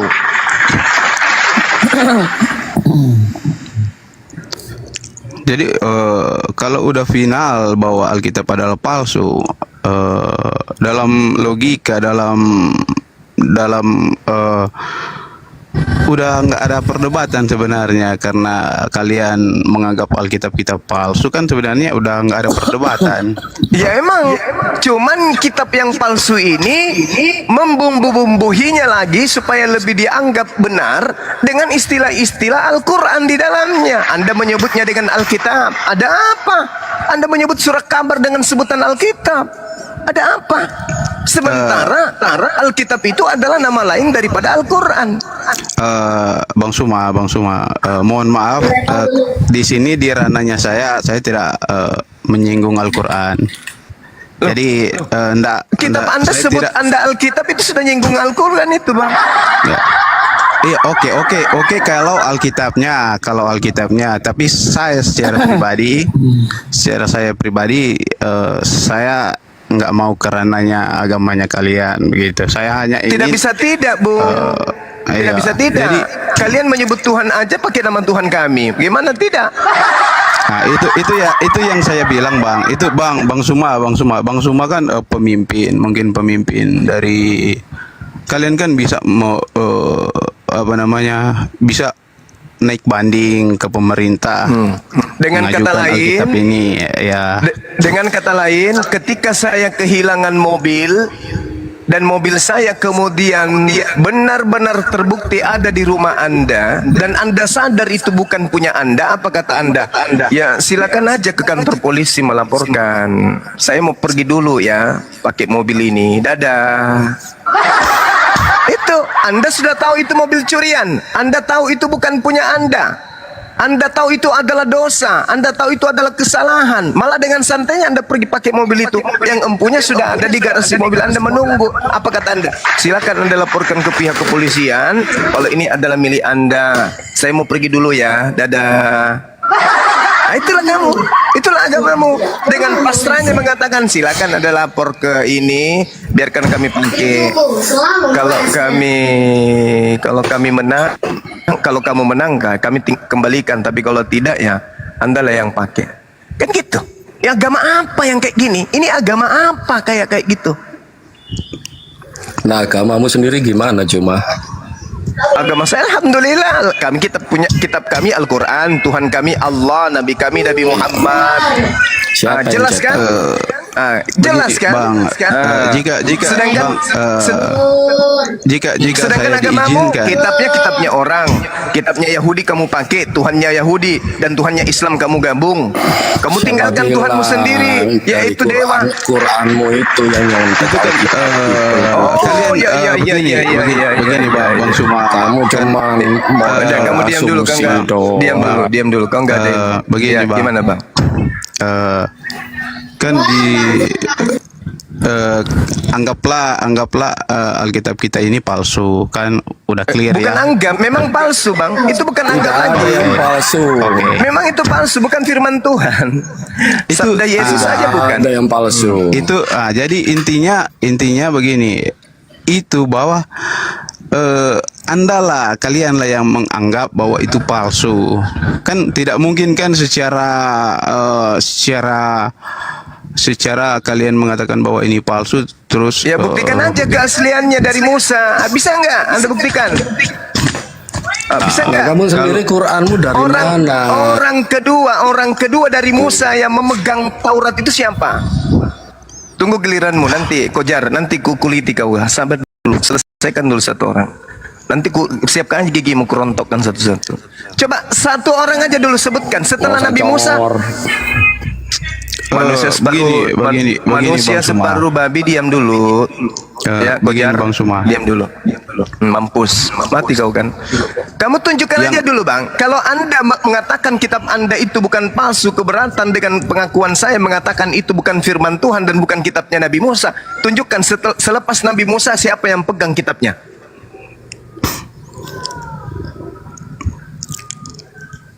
Saya kurang paham di situ, tapi itu dia makanya. Nah, secara imani saja. Betul, saya hargai itu. Ini kita sedang berbicara mengenai keabsolutan kitab suci. Dari Nabi Musa, selepas dia Nabi Musa pergi, siapa yang megang kitabnya?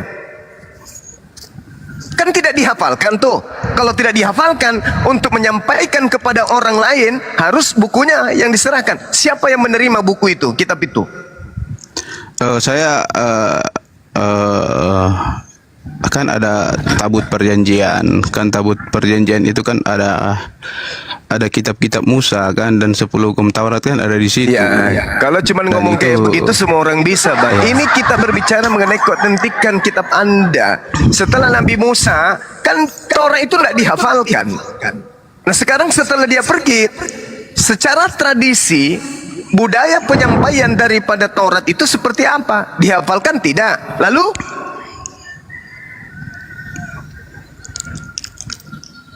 kan itu udah tersusun rapi di tabut perjanjian. itu menurut saudara tersusun rapi. Siapa yang menyimpannya di tabut perjanjian dan mana tabut perjanjian itu?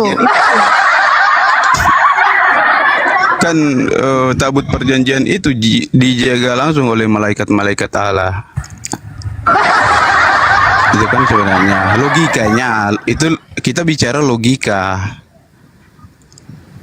Ya, Jika kita itu kan, tidak bicara, itu kalau kan kita cuman- tidak bicara secara logika kan tidak mungkin masa Allah yang maha kuasa, Allah yang maha bijaksana, maha pengasih terus tidak mampu untuk menjaga hukum-hukumnya yang suci ini, ya kan?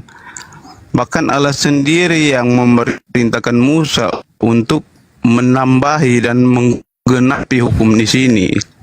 Seperti contoh kan hukum hari Sabat itu kan Allah sendiri yang memerintahkan kepada Musa.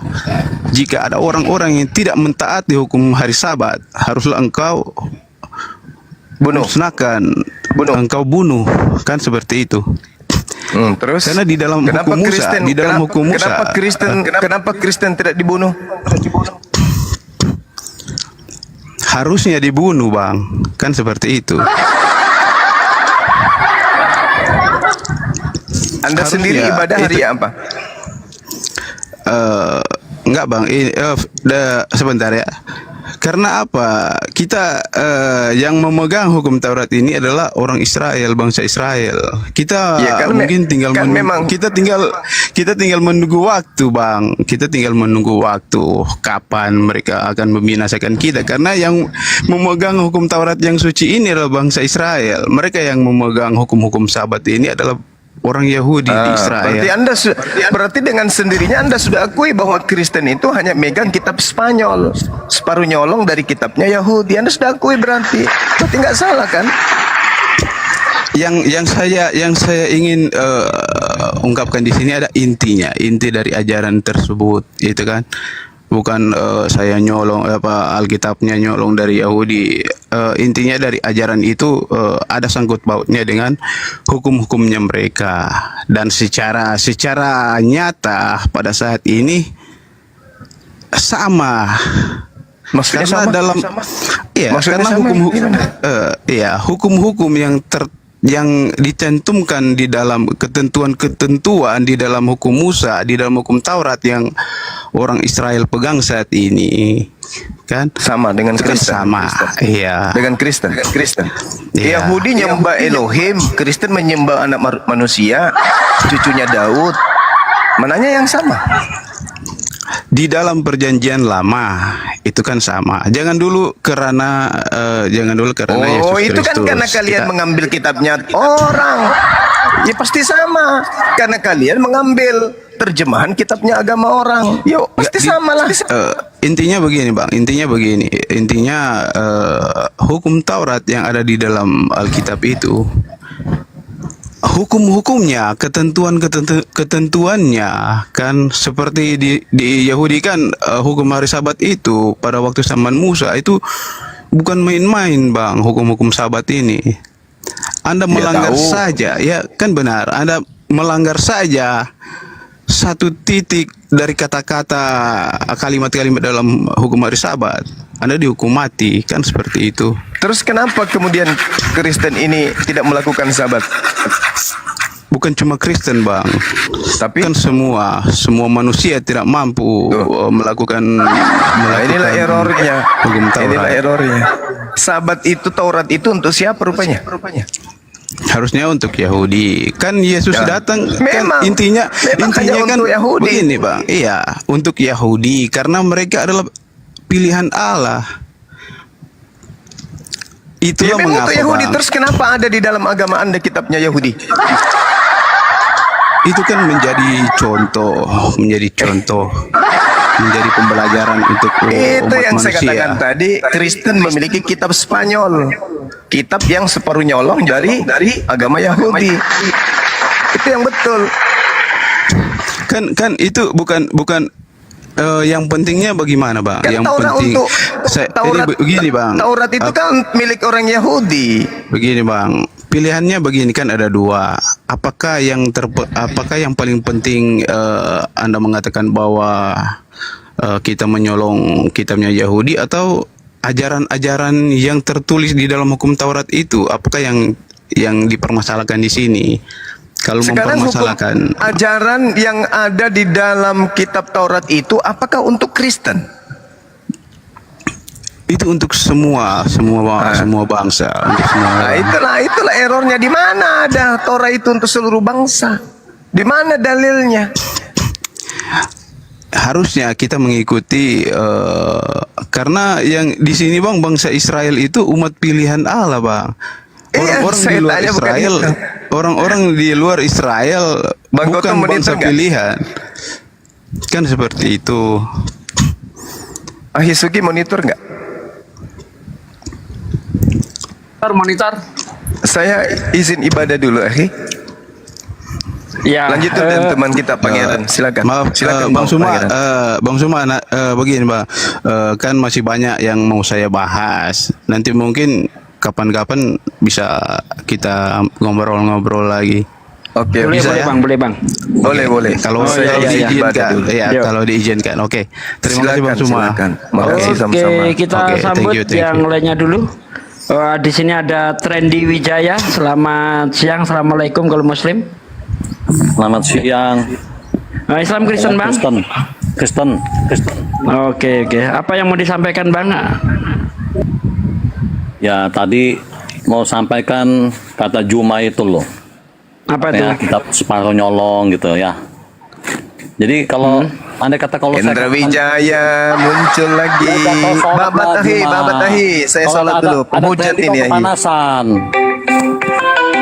Kau sholat sana Juma, jangan mulu sampah kau. Jangan kepanasan Wijaya.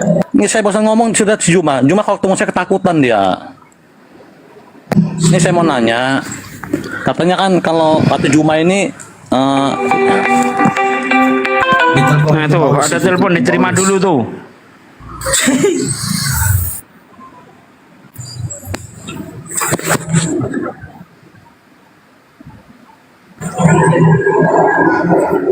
Nah, terima dulu teleponnya, jangan debat dulu.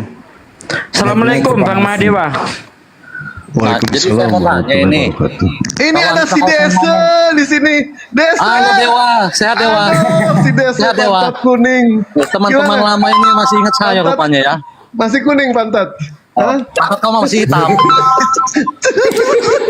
Nah, kalau Hasan masuk ini pada kelabakan semua yang dunia Iya, adalah.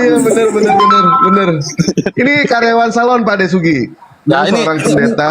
ilmu ini Pak Sugi. Desa ini Nah, ini LG Tungki. sama saya Bani bahas nggak ini? Ya, Kalau saya gimana? kelabakan nih, grup api ini nggak ada apa-apanya kayaknya. Coba selama ini kan ente selalu bahas. Coba gue pengen bahas kita Bente sekali-kali boleh tidak? Tadi saya tanggepin, mau saya tanggepin si Dewa apa nyelon? Udah silakan Dewa.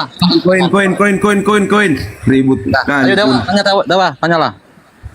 Iya, maksudnya itu selama ini kan ente bertanya terus. Kapan? Kali-kali. Kapan? Bertanya terus Sebentar. kapan? Kok lu nih mau fitnah aja. Enggak, dari dulu, dari zaman Fir'aun, Dusta kata Allah lo. Playboy. Koin. Dewa, tanya, jangan fitnah, jangan Apa fitnah. lagi koin ini? Apalagi Bentar. Pak Desugi, bentar. Dewa ada telepon lu, bentar. Aduh. Nih Pak Sugi, saya mau nanya ya. Apa tuh? Tadi kan menanggepin omong si Juma aja sih. Dia bilang kan Alkitab tuh palsu gitu kan ya. Ya, terus Spanyol. Nah, boleh nggak kalau saya katakan Quran itu dongeng misalnya gitu? Boleh nggak? Silahkan aja kalau buktikan aja. Nah, boleh atau enggak gitu loh? Silahkan aja. Yang penting bawa data. Bawa data apa data yang kamu tunjukkan? Nah, oke ya. Saya katakan dongeng. Contohnya di dalam Al-Quran itu kan ada ya kisah Raja Sulaiman ya. Katanya tuh punya pasukan jin, pasukan ayam, pasukan apa? Terus yang jadi kamu mau kamu jadikan standar apa? Bentar, saya nanya yang mau kamu jadikan standar Biar apa? sampai pesannya. Aduh, saya tanya dulu, yang mau kamu jadikan standar untuk menilai itu dongeng atau apa itu apa gitu Saya loh. jelaskan dulu, Anda jangan kepanasan dulu, tunggu selesai. Selesai Anda ngomong bebas deh tuh loh. Silakan. Sudah, Pak De. Sudah. Dalam Al-Quran itu ya, bisa Sulaiman. Atang. Ada pasukan jin. Iya. Ada muslim-muslim. Itu dipimpin oleh seekor burung namanya hut-hut. Nah, Santai aja deh, So. pertanyaan saya cuma mau nanya aja. Ini mau Siapa nanya. saksinya itu ya? Ada pasukan jin, pasukan ayam, dipimpin Jenderal santai. Hut-hut, seekor burung itu. Nah, silakan Pak. Lanjut. Siapa mau nanggepin? Ya. Nanti Dewa mau nanya aja ke dia, silakan Pak De. Dongeng gitu ya. Nanti Dewa nanyain ini Pak De, itu Ya, kalau nggak pantatnya Dewa langsung lah. yang Ayo, pertama Dewa, kali Dewa, kau ini tanya, siapa? Dewa. Ayo, kau tanya. Baik, saya tanya baik. Nah, Dewa menanyakan di dalam 2 Tawarik 3 nomor 15 deh. Coba dibuka dulu. Pegangan sesuap, pegangan, awas tumbang. Coba dibuka dulu, dibaca dulu. Saya 2 Tawarik lagi 3. Nah, silakan baca aja Dewa. Baik. Di dalam 2 Tawarik 3 nomor 15, di depan rumah itu dibuatkannya 2 tiang yang tingginya 35 hasta dengan ganja. Ini maksudnya apa ini ganja ini?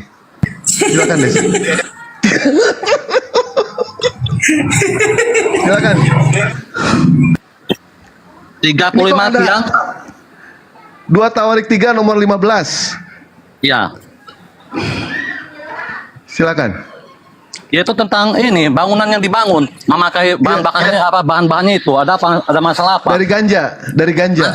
Oh, ganja Dari itu nanti saya lihat bahasa aslinya, Dewa. Wah. Bahasa asli. Emang lu paham bahasa asli? Makanya nanti saya cek. Kenapa kau ketawa? Coba. Ya cek dulu.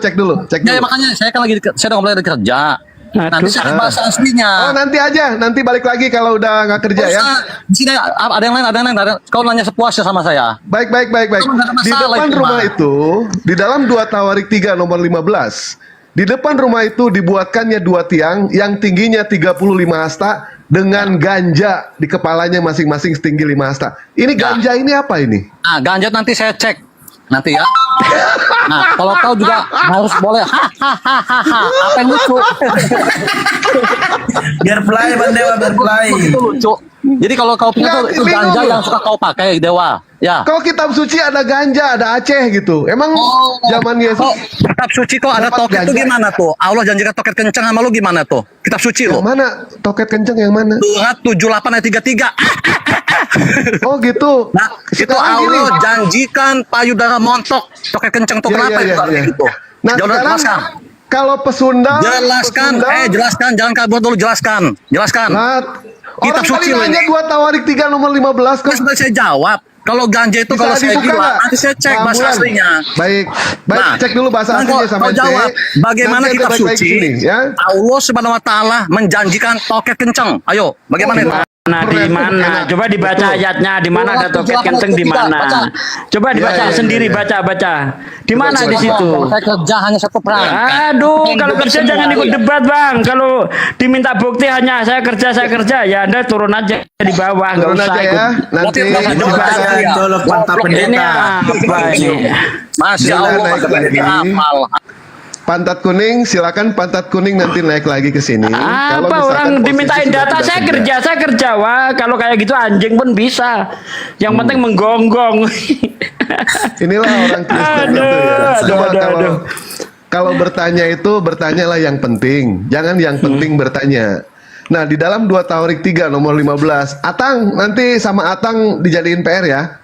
Di depan rumah itu dibuatkannya 2 tiang yang tingginya 35 hasta dengan ganja. Hah, ini ganja ini apa sih maksudnya nih Pak De? Aduh.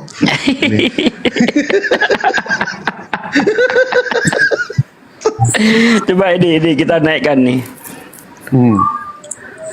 Nah, baik. Nah, halo sih, selamat siang. Muslim Kristen sih. Apa urusanmu? Oh ya udah turun. Ya Allah, ya Rabbi. Turun. Udah turun. Saya nggak mau debat kayak orang-orang gila kayak gitu, nggak mau saya. Kita tanya baik-baik, dasar anjing loh ditanya baik-baik kayak gitu. No woman no cry.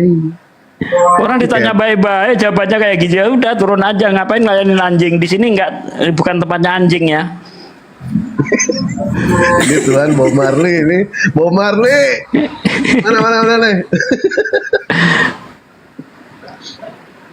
Halo Tok, selamat siang. Assalamualaikum kalau Muslim. Tok. Halo, assalamualaikum. Waalaikumsalam. Ya, apa yang mau disampaikan Bang? Tetap semangat, itu aja. Oh ya, makasih Bang ya. Ini mana nyari Kristen lagi? Ini Kristennya kok nggak ada yang sehat nih, gimana sih? Iya, bisanya nyerang. Begitu dimintain data, saya lagi kerja. Matamu, debat kok.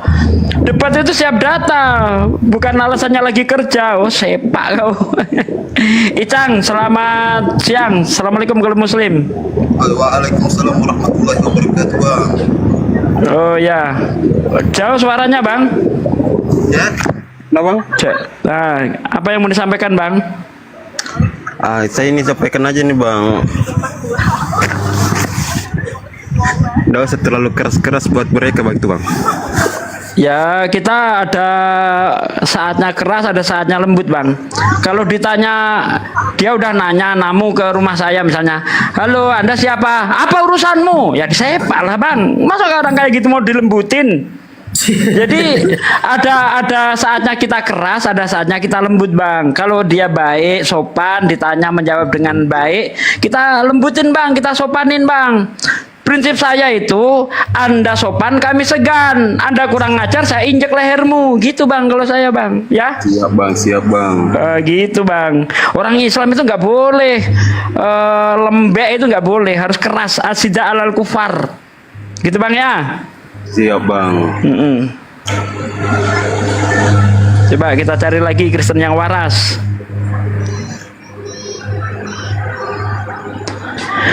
Oke Bang Icang ya, terima kasih Bang ya. Siap Bang. Turun Bang, biar ditempati oten-oten Bang. Siap. Kita Bang. cari oten yang waras Bang pagi ini Bang. Rian, selamat siang. Assalamualaikum kalau Muslim. Assalamualaikum saudaraku semua. Waalaikumsalam warahmatullahi wabarakatuh. Ya, Saya Islam. Ya, apa yang mau disampaikan Bang? Selalu optimis, jangan mudah menyerah ya. Lanjut. Siap, terima kasih Bang atas supportnya. Oke, selalu optimis ya. Ya, ini kayaknya Islam semua ini yang minta naik ini. Gimana ini nggak ada anunya nih? Coba yang Kristen typing dong. Saya Kristen pengen debat gitu.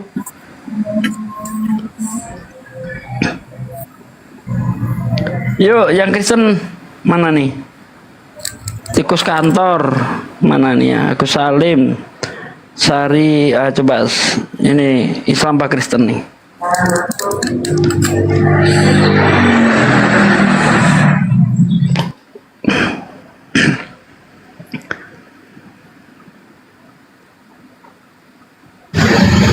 Sariku, saya. Iya. Selamat siang. Assalamualaikum Bang. Waalaikumsalam warahmatullahi Saya Islam. wabarakatuh. Saya mau nanya ke Bang Zuma sebentar Bang, tolong. Orangnya lagi sholat Bang. Enggak, kemarin Bang Zuma kan live katanya mau buka kafe di Jakarta. Saya itu di Jakarta Utara. Biar saya bisa ketemu gitu loh Bang. Oh, kalau mau ketemu Bang Juma nanti di Bandung Bang. Ikut aja ke sana Bang. Lah itu yang buka kafe di Jakarta jadi nggak itu Pak? Itu belum tahu saya Bang. Ya, kalau mau ketemu Bang Juma nanti kita bisa ngobrol-ngobrol panjang lebar. Datang ke Bandung Bang ya. Oh, tanggal berapa, hari apa itu Pak? Tanggal 16 Bang. Kemarin Bang, yang buka kafe itu Dewa Bang, tadi malam. Alhamdulillah Bang. Ya, Dewa berhasil buka kafe, semua alat-alatnya Dewa bongkar, Dewa bawa ke rumah Bang. Alhamdulillah.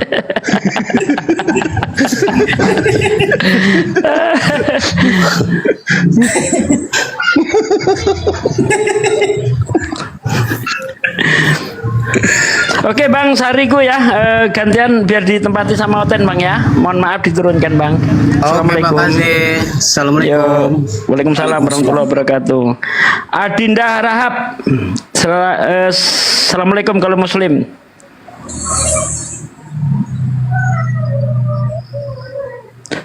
Halo Adinda Rahab.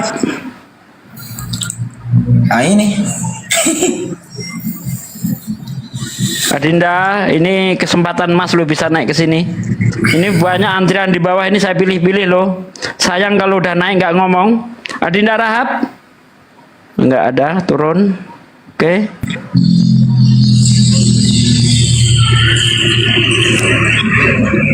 Ini mana nih? Ada Ardian tapi belum. Oh, Ardian. Halo Ardian, selamat siang. Assalamualaikum kalau Muslim. Ardian. Aduh. Langsung turunin aja kalau dia nggak nyaut.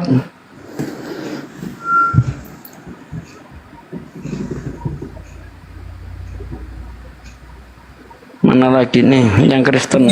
Marlina, Ustaz. Marlina, halo. Assalamualaikum Pak Desugi. Bang Waalaikumsalam Dewa. warahmatullahi wabarakatuh.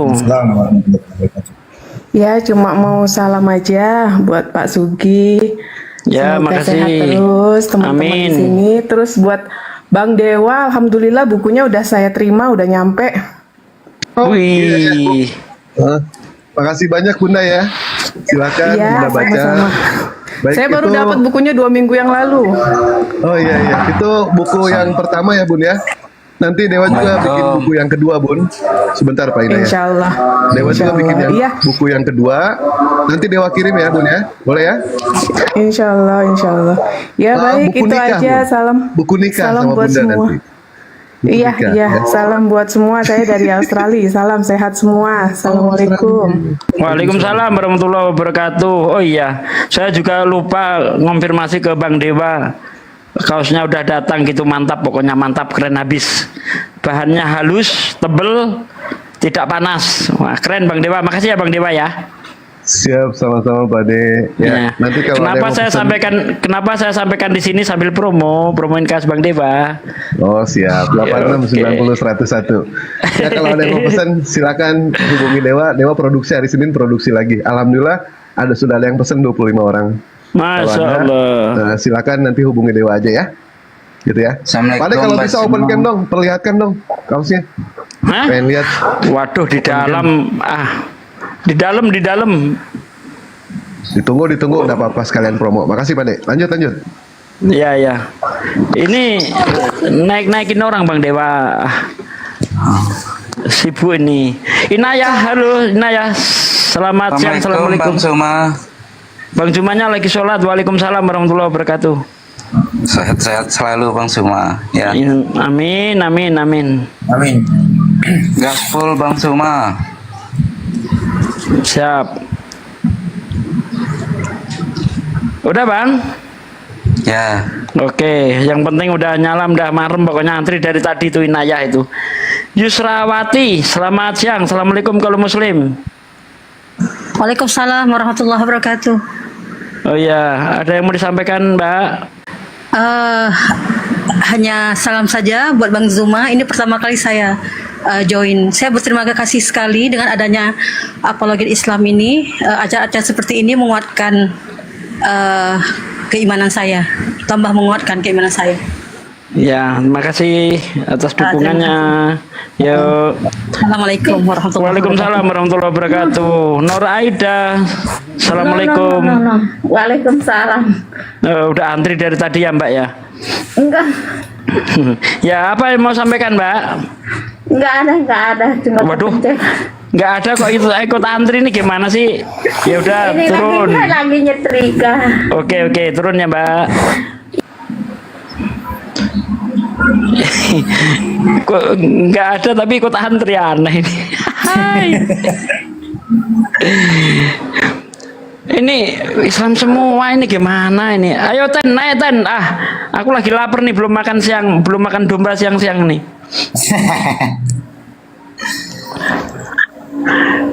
Papu, assalamualaikum kalau Muslim.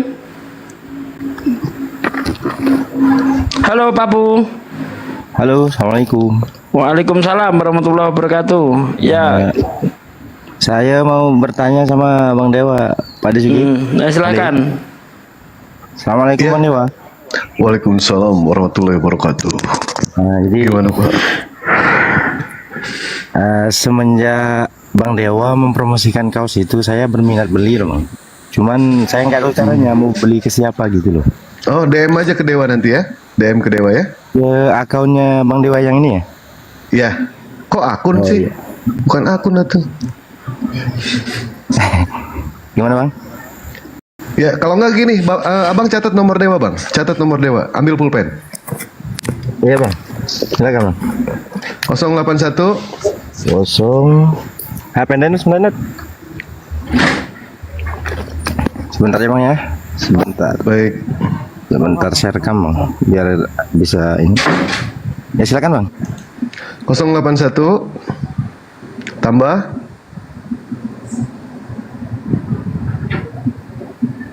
318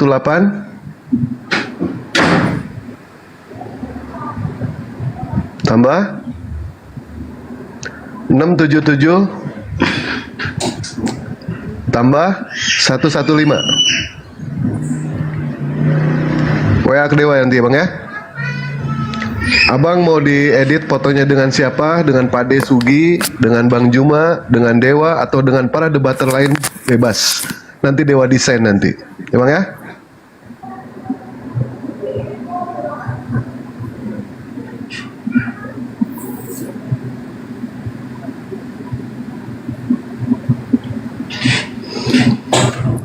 Ini contoh kaosnya ya. Cuma ini Bang Dewa ini ngawur nulis nama. Masa Sugi ditulis Sigi? Ini maksudnya apa? Wih, salah. Ngapa ditulis Sigi ini?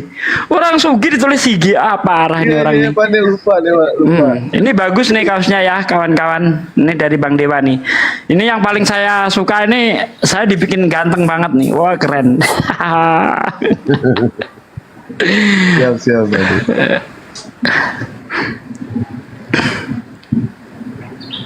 Mana nih oten-oten? Udah ingin naik lagi enggak?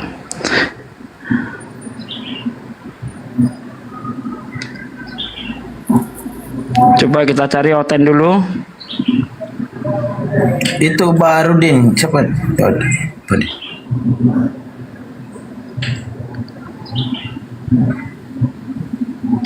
Baharudin, assalamualaikum, selamat siang kalau non muslim.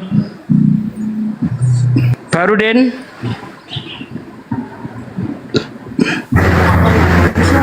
Unyat, selamat siang, assalamualaikum kalau muslim. Unyat. Waalaikumsalam. Bale Sugi muslim. Oh ya, apa yang mau disampaikan Bang? Suaranya jauh banget Bang. Mau nanya pada yang ditanyain Oten tadi ya. Apa tuh? Anaba. Yang tadi surat Anaba mungkin maksudnya. Yang 33 itu Bale Sugi. Yang Watroba Kawaiba. Iya, itu sebenarnya di situ kan gadis yang sebaya. Jadi memang kalau kita menurut hadis Rasulullah Shallallahu Alaihi Wasallam bahwa orang masuk surga itu nanti umurnya itu sebaya semua, yaitu antara 30 sampai 33. Betul ya Bang Dewa ya? Betul 33 tahun. Jadi suatu ketika ada seorang nenek-nenek itu bertanya kepada Rasulullah, ya Rasulullah, apakah nenek-nenek masuk surga?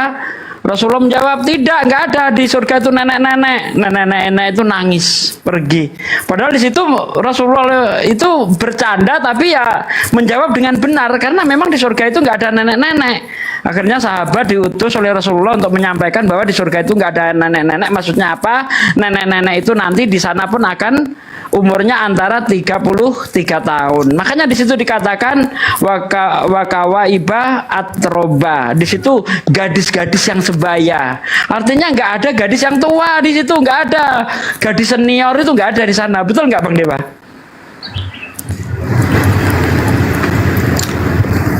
Begitu Bang. Oh iya, terima kasih.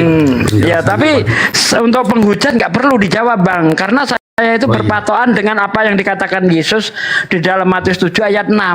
Jangan melemparkan barangmu yang kudus kepada anjing, jangan melemparkan mutiaramu kepada babi, karena hanya akan diinjak-injak dengan kakinya dan berbalik untuk mengoyakmu. Ya, kita menjawab mereka itu nggak ada gunanya Bang. Mereka itu tidak mencari jawaban. Mereka itu hanya berusaha mengolok-olok saja. Gitu Bang ya? Hujat ya. Iya, makasih. itu tujuannya Makasih itu. Pak De, makasih Pak De Iya. penjelasannya. Ya, Assalamualaikum. Waalaikumsalam warahmatullahi wabarakatuh. Bang Dewa, Bang Dewa, Bang Dewa. Nah, Bang Dewa. Ada yang bertanya Pak De tadi berapaan katanya baju kaosnya itu. Bang Dewa itu yang punya apa? Saya nggak tahu. Saya juga dibelikan orang. Ada netizen yang ngefan gitu, terus ngasih kaos untuk saya gitu Bang. Saya nggak beli sendiri itu. Tapin di bapaknya bertanya itu berapaan itu. Osman Barbara, selamat siang. Assalamualaikum kalau musim. Waalaikumsalam warahmatullahi wabarakatuh. Ya, gimana Bang? Ini sekedar bertanya, ini mengenai kaos Bang Dewa ini. Oh, ini Bang Dewa ini gara-gara saya ini. Awas Bang Dewa kalau ada untungnya nggak transfer ke saya, tengoklah. Untuk Bang Dewa, mohon dengan hormat caranya bagaimana?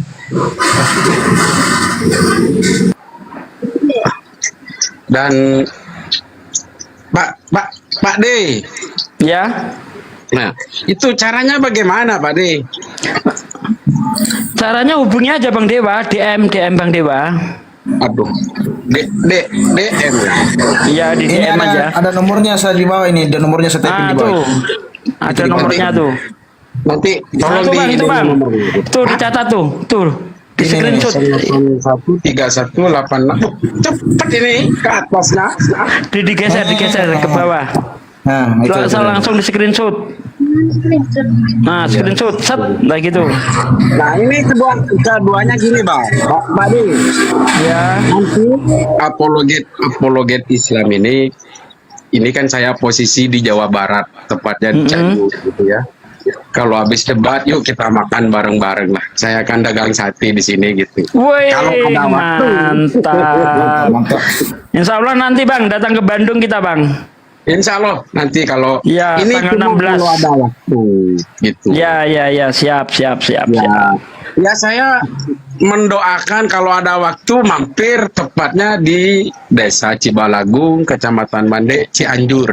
Oh Cianjur, jauh dari Bang, dari apa namanya itu Subang tuh, Ciater. Ya jauhan Subang Pak D. Enggak, maksudnya dari Ciater jauh itu Cianjur. Enggak. Jauh Pak De. Kan Bandung ya? Iya, jauh Pak De. Assalamualaikum Pak De. Waalaikumsalam warahmatullahi wabarakatuh. Ya jauh Pak De. Cianjur beda kotanya sama Bandung. Beda kota. Ya, cuma 2 jam perjalanan ke sini gitu. Kalau enggak nanti Pak Usman datang aja ke situ bawa sate banyak-banyak. Oh keren sambil jumpa Bang Juma.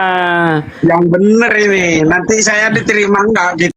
Diterima lah apa? Tukang sate.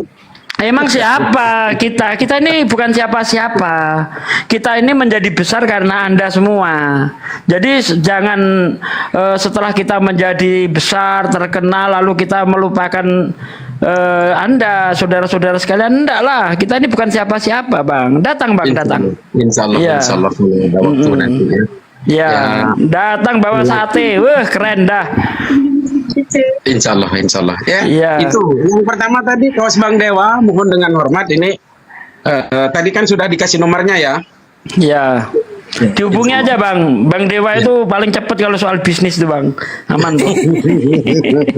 Saya tuh kamu gitu Pak De, gitu. Untuk Iya. bisnis ini. Siap. Ini oten-oten nggak ada yang naik kemana ini? Udah pada gering. Ya untuk debater mudah-mudahan sehat selalu, terutama kesehatannya dan tak lupa juga untuk masalah keuangan semoga lancar selalu. Amin Untuk Bang ya Juma, rabbal alamin.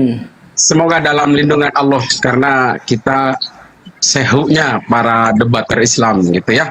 Amin. Muhammad Siap. Kafi silakan minta permintaan Bang.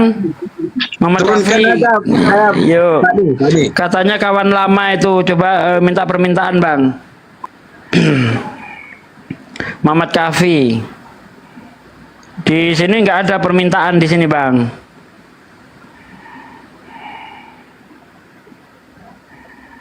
Katanya kawan lama. Silakan Bang, minta permintaan Bang Muhammad Kafi. Ya mohon maaf, bukannya kita melupakan ya, kadang kan namanya di sosmed ini banyak sekali. Sudah katanya Bang Ustadz Zaki. Oke, coba saya tarik dulu. Muhammad Ahmad Minibar, Muhammad apa ini, Muhammad takbir ini bukan? Muhammad Kafi itu. Bang Kama, promoin dulu. Halo Bang Muhammad, ini Muhammad Kafi. Sebentar. Ini Muhammad Kafi bukan? Halo, assalamualaikum Bang. Waalaikumsalam warahmatullahi wabarakatuh. Sebelumnya saya ingin memperkenalkan diri Bang. Nama saya Muhammad Takbir. Bukan. Tempat tinggal saya sekarang di Biak, Papua. Oh ya. Ini saya ngefans banget Bang ya sama Bang Zuma. Saya aslinya orang Palopo. Oh, orang Palopo, orang ya dekatlah sama Bang Juma ya. Iya Bang. Ya. Ini Muhammad Kafi nggak ada nih permintaan nih, Muhammad Kafi. Saya cari-cari nggak ada ini. Silahkan minta permintaan Bang Muhammad Kafi. Mungkin biasanya ya kalau dia udah meminta permintaan tapi nggak ada, itu biasanya akunnya privat. Saya kemarin kan begitu, saya tes, saya udah minta permintaan tapi saya lihat di permintaan nggak ada. Ternyata setelah saya cek, saya privat gitu, makanya nggak bisa, nggak nongol di permintaan gitu Bang. Mayaser.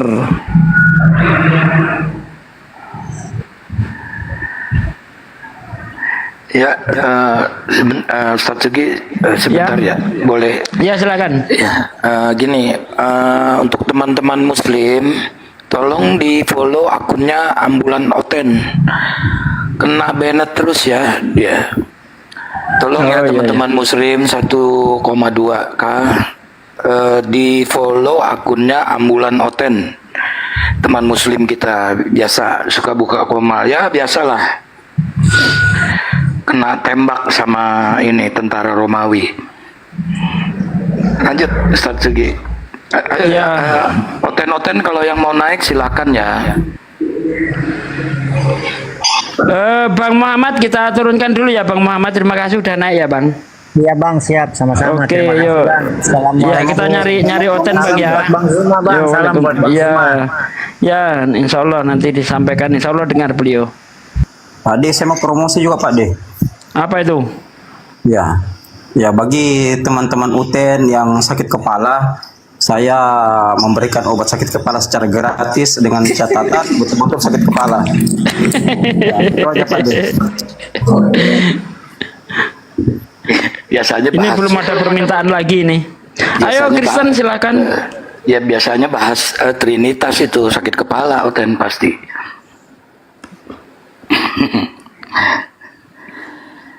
Ayo yang Muslim ditahan dulu ya. Coba kalau yang Kristen silakan naik. Kita diskusi santai kok. Akan naik. Kita diskusi santai. Ya Bang Muhammad Kafi.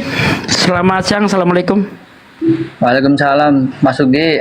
Oh ya. Masih ingat nggak Mas saya? Masih ingat nggak? Saya dari Lampung Mas. Saya dulu kan kita kenal udah 6 tahun yang lalu Mas. Waktu di YouTube Mas. Saya kan berdebat di YouTube Mas.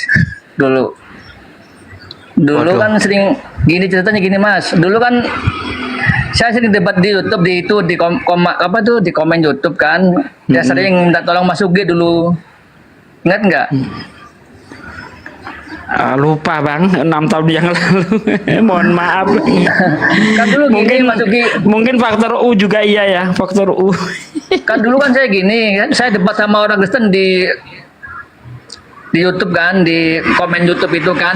Kalau saya kan masih baru debat, terus saya kan minta nomor WA Mas Ugi. Jadi orang-orang yang debat saya oper ke Mas Ugi, ya gitu loh. Oh ya. Ingat nggak dulu itu? Dulu. Lupa bang, mohon maaf lupa bang. Udah lupa, saya dari Lampung Mas Uki. Iya, salam kenal kembali lah. Mungkin kalau dulu pernah terjalin terus lama tidak komunikasi, lupa ya, mohon dimaafkan ya. Dulu sering nelpon, saya masukin nelpon ke WA sering ya dulu. Iya, terus kemana aja nggak pernah nelpon?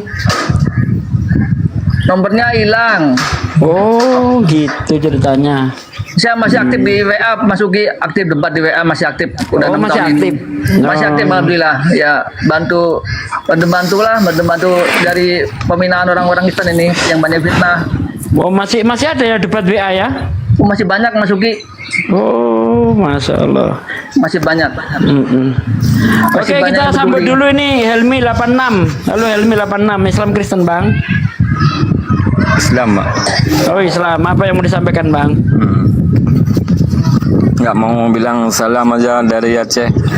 Oh ya, salam kembali bang. Semangat Aceh bang. Salam untuk, ya. Salam semua untuk Bang Juma lagi.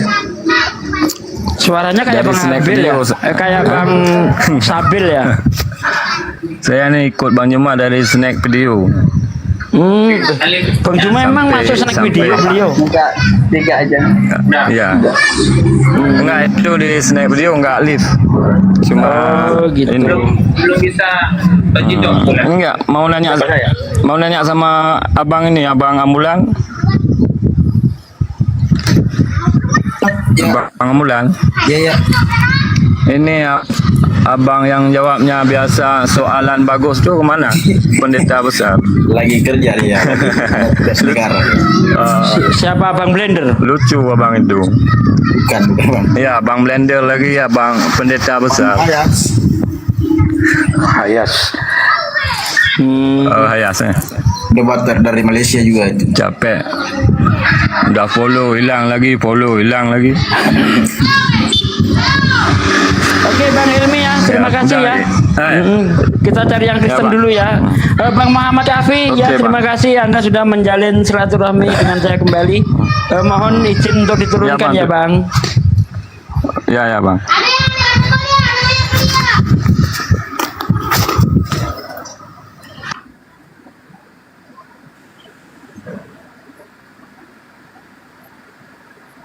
Nah ini kayaknya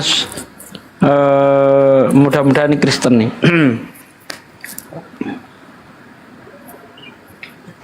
Halo Sulasri Nababan, selamat siang, assalamualaikum kalau muslim. Halo, selamat siang, saya Kristen. Oh iya, ada yang mau disampaikan Ibu? Saya ini sih, saya berteman dengan teman-teman muslim banyak ya Kak ya. Terus ada beberapa di sosial media lah yang menurut saya kayaknya mereka berbeda dengan teman-teman saya gitu. Ya dibedakan Bu antara medan perang sama bukan medan perang, jangan disamakan. Saya di dunia nyata ya baik-baik aja sama Kristen. Cuma di sini kan medan perang, di sini adu argumen. Perang bukan saling bunuh ya, tapi saling adu argumen begitu Bu. Jadi jangan disamakan. Terus kemudian apa yang kita lakukan, kita bukan menghujat, kita hanya menyampaikan data saja kok. Ini loh menurut ajaran Yesus itu seperti ini kok, berbeda dengan apa yang dijalankan Kristen. Sebenarnya itu yang menjadi permasalahan itu. Gitu. Jadi kayak dari tadi ya dari tadi itu saya ikutan sebelum banyak yang join kayak gini ya, dari masih sendiri gitu.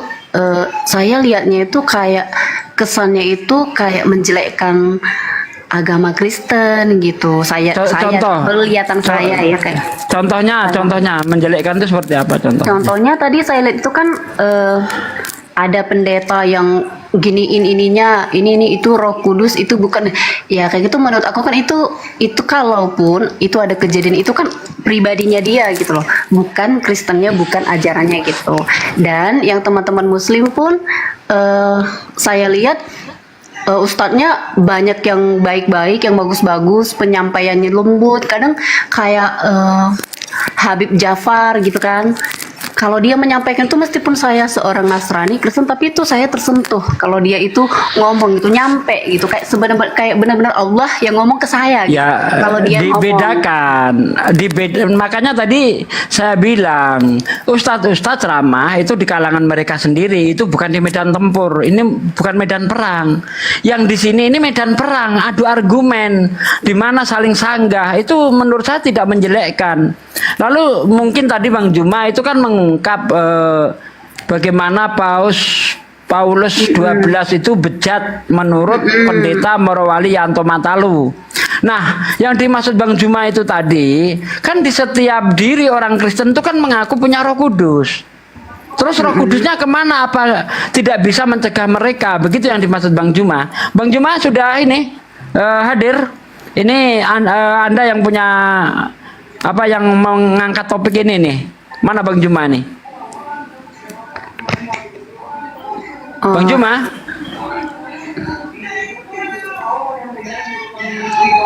Ya itu sama Bang Juma itu. Alasannya apa? Itu Bang Juma.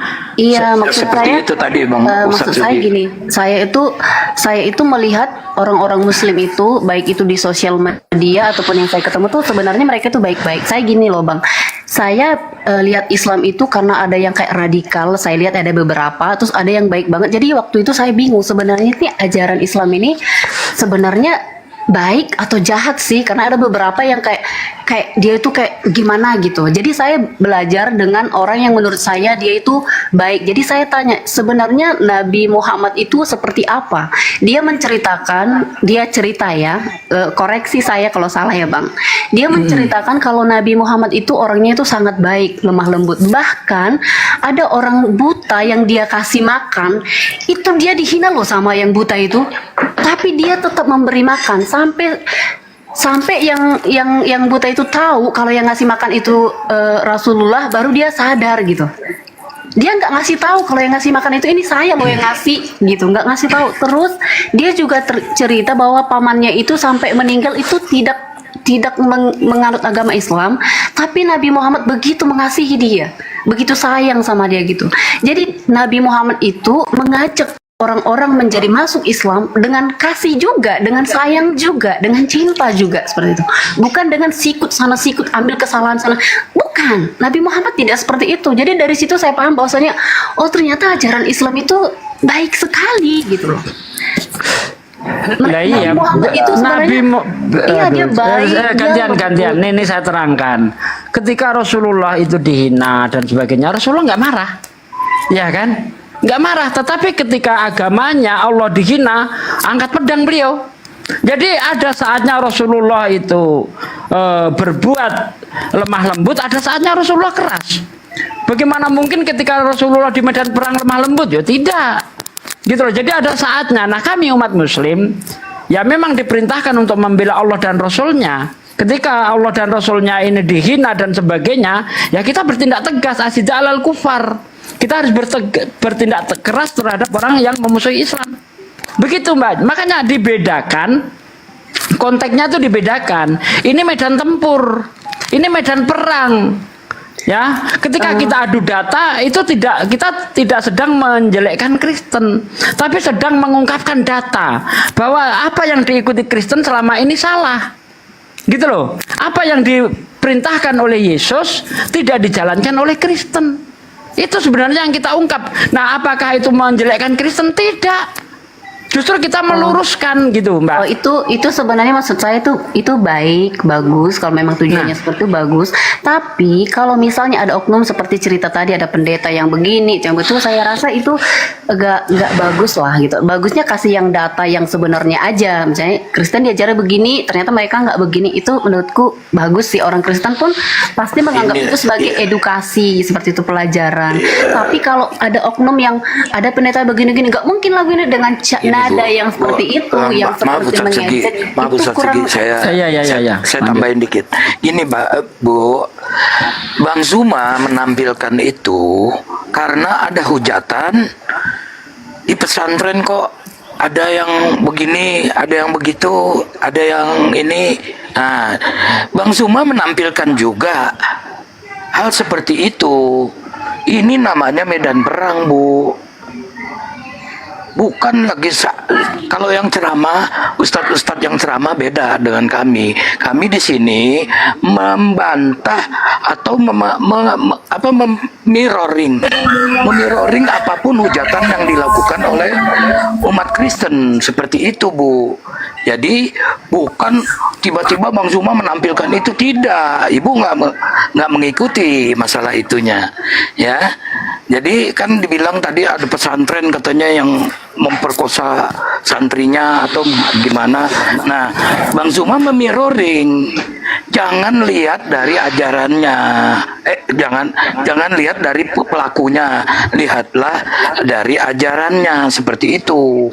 Itu yang maksudnya Bang Zuma, begitu Ustaz Sugi. Lanjut. Assalamualaikum. Izin Ari Sugi, saya meluruskan ngejawab ibu tadi ya. Saya tadi nggak mau naik sih, cuman karena biar nggak timbul fitnah dari Gurunda. Jadi gini Bu, saya juga tadi begitu Gurunda live, itu saya hadir juga. Nah, jadi waktu itu Gurunda membalas komenan dari Oten yang menghujat Islam, mengatakan kiai di pesantren itu begini. Lalu Gurunda menjawab, gitu loh Bu. Itu aja sih Akhi Sugi, saya meluruskan saja. Saya izin turun lagi. Ya udah saya sampaikan tadi. Lanjut. Iya. Jasa umum kairan kasir, izin turun. Oke. Waalaikumsalam warahmatullahi wabarakatuh. Saya nambah sedikit mungkin dulu, Bu Solasri, mungkin Bu Solasri tidak paham kurang paham dengan ranah debat seperti ini. Kalau ranah debat seperti ini kita perang urat saraf, Bu Solasri. Nah, di mana kita berdialektika, kita bertukar pandangan, kita melakukan transfer knowledge, kita membangun argumentasi dengan cara hal-hal yang baik begitu. Jadi kami teman-teman Islam ini kami lebih mengedepankan rasional dengan moralitas. Tapi ketika ada teman-teman dari sebelah yang mencoba mencari kesalahan, ya berdasarkan oknum, itulah yang Bang Zuma bantah, gitu loh. Jadi kami tidak pernah mulai duluan, Anda yang mulai duluan. Kan begitu. Jadi saya mohon sama teman-teman Kristen, sebelum naik coba perhatikan dua hal ini. Itu rasionalisme dengan moralitas, supaya kami dari pihak Islam juga tidak membantah dalil Anda dengan sesuatu yang Anda anggap sendiri itu sebagai sesuatu yang kurang pantas, padahal Anda yang memulai, begitu loh. Dan di ranah debat seperti ini kita jangan terlalu banyak retorika, yang betul itu adalah logika. Gitu Bu Solastri ya. Jadi jangan samakan ya ranah ceramah dengan ranah debat lintas agama seperti ini, karena ini kita perang urat saraf ini, beradu argumen. Nah, gitu mungkin. Maaf ya Bang, ini sih maksud saya kalau room seperti ini kira-kira aku rasa kurang baik sih ya. Jadi kayak bikin orang berantem gitu nggak sih Bang? Ibu pernah ke Komal Kristen belum? Ibu baru ya di TikTok. Saya udah ngomong ke mereka juga sih. Saya pernah makanya mereka kayak mereka berhenti Bu, kalau mereka berhenti menghujat Islam, saya pastikan semua umat Muslim, Bang Zuma semua turun dari sini. Nah, tidak itulah akan saya ada juga lagi room-room seperti ini. Itu. Iya.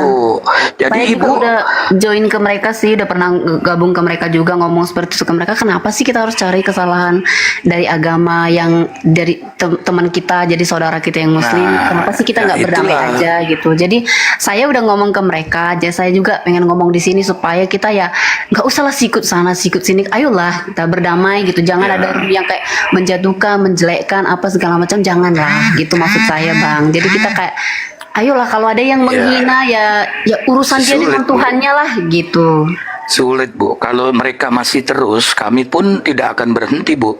Tapi kalau ya mereka juga bilang seperti itu. Tapi kalau kita mulai dari kita sendiri ya nggak akan berhenti Bang gitu loh. Maksud saya kita ayolah kita berdamai yuk gitu. Kristen itu baik, Islam itu baik, semuanya baik gitu. Satu masalah itu. Kedua, karena di Bible Ibu masih ada kata-kata dari Al-Quran yang dicomot gitu Bu. Kami pendeta sudah ke LHI ya, sudah memprotes ke LHI. Banyak pendeta pun dari Kristenan yang memprotes LHI, tapi tidak semuanya dihilangkan kata-kata yang dari Al-Quran. Banyak Bu. Seperti kata Allah, itu tidak ada di di Bible aslinya, tidak ada kata Allah. Kenapa dimasukkan? Karena ajaran dibawa oleh Belanda di abad ke-16. Ke-16, 17 dimasukkanlah nama Allah dan Alkitab, Nabi, Rasul dimasukkan.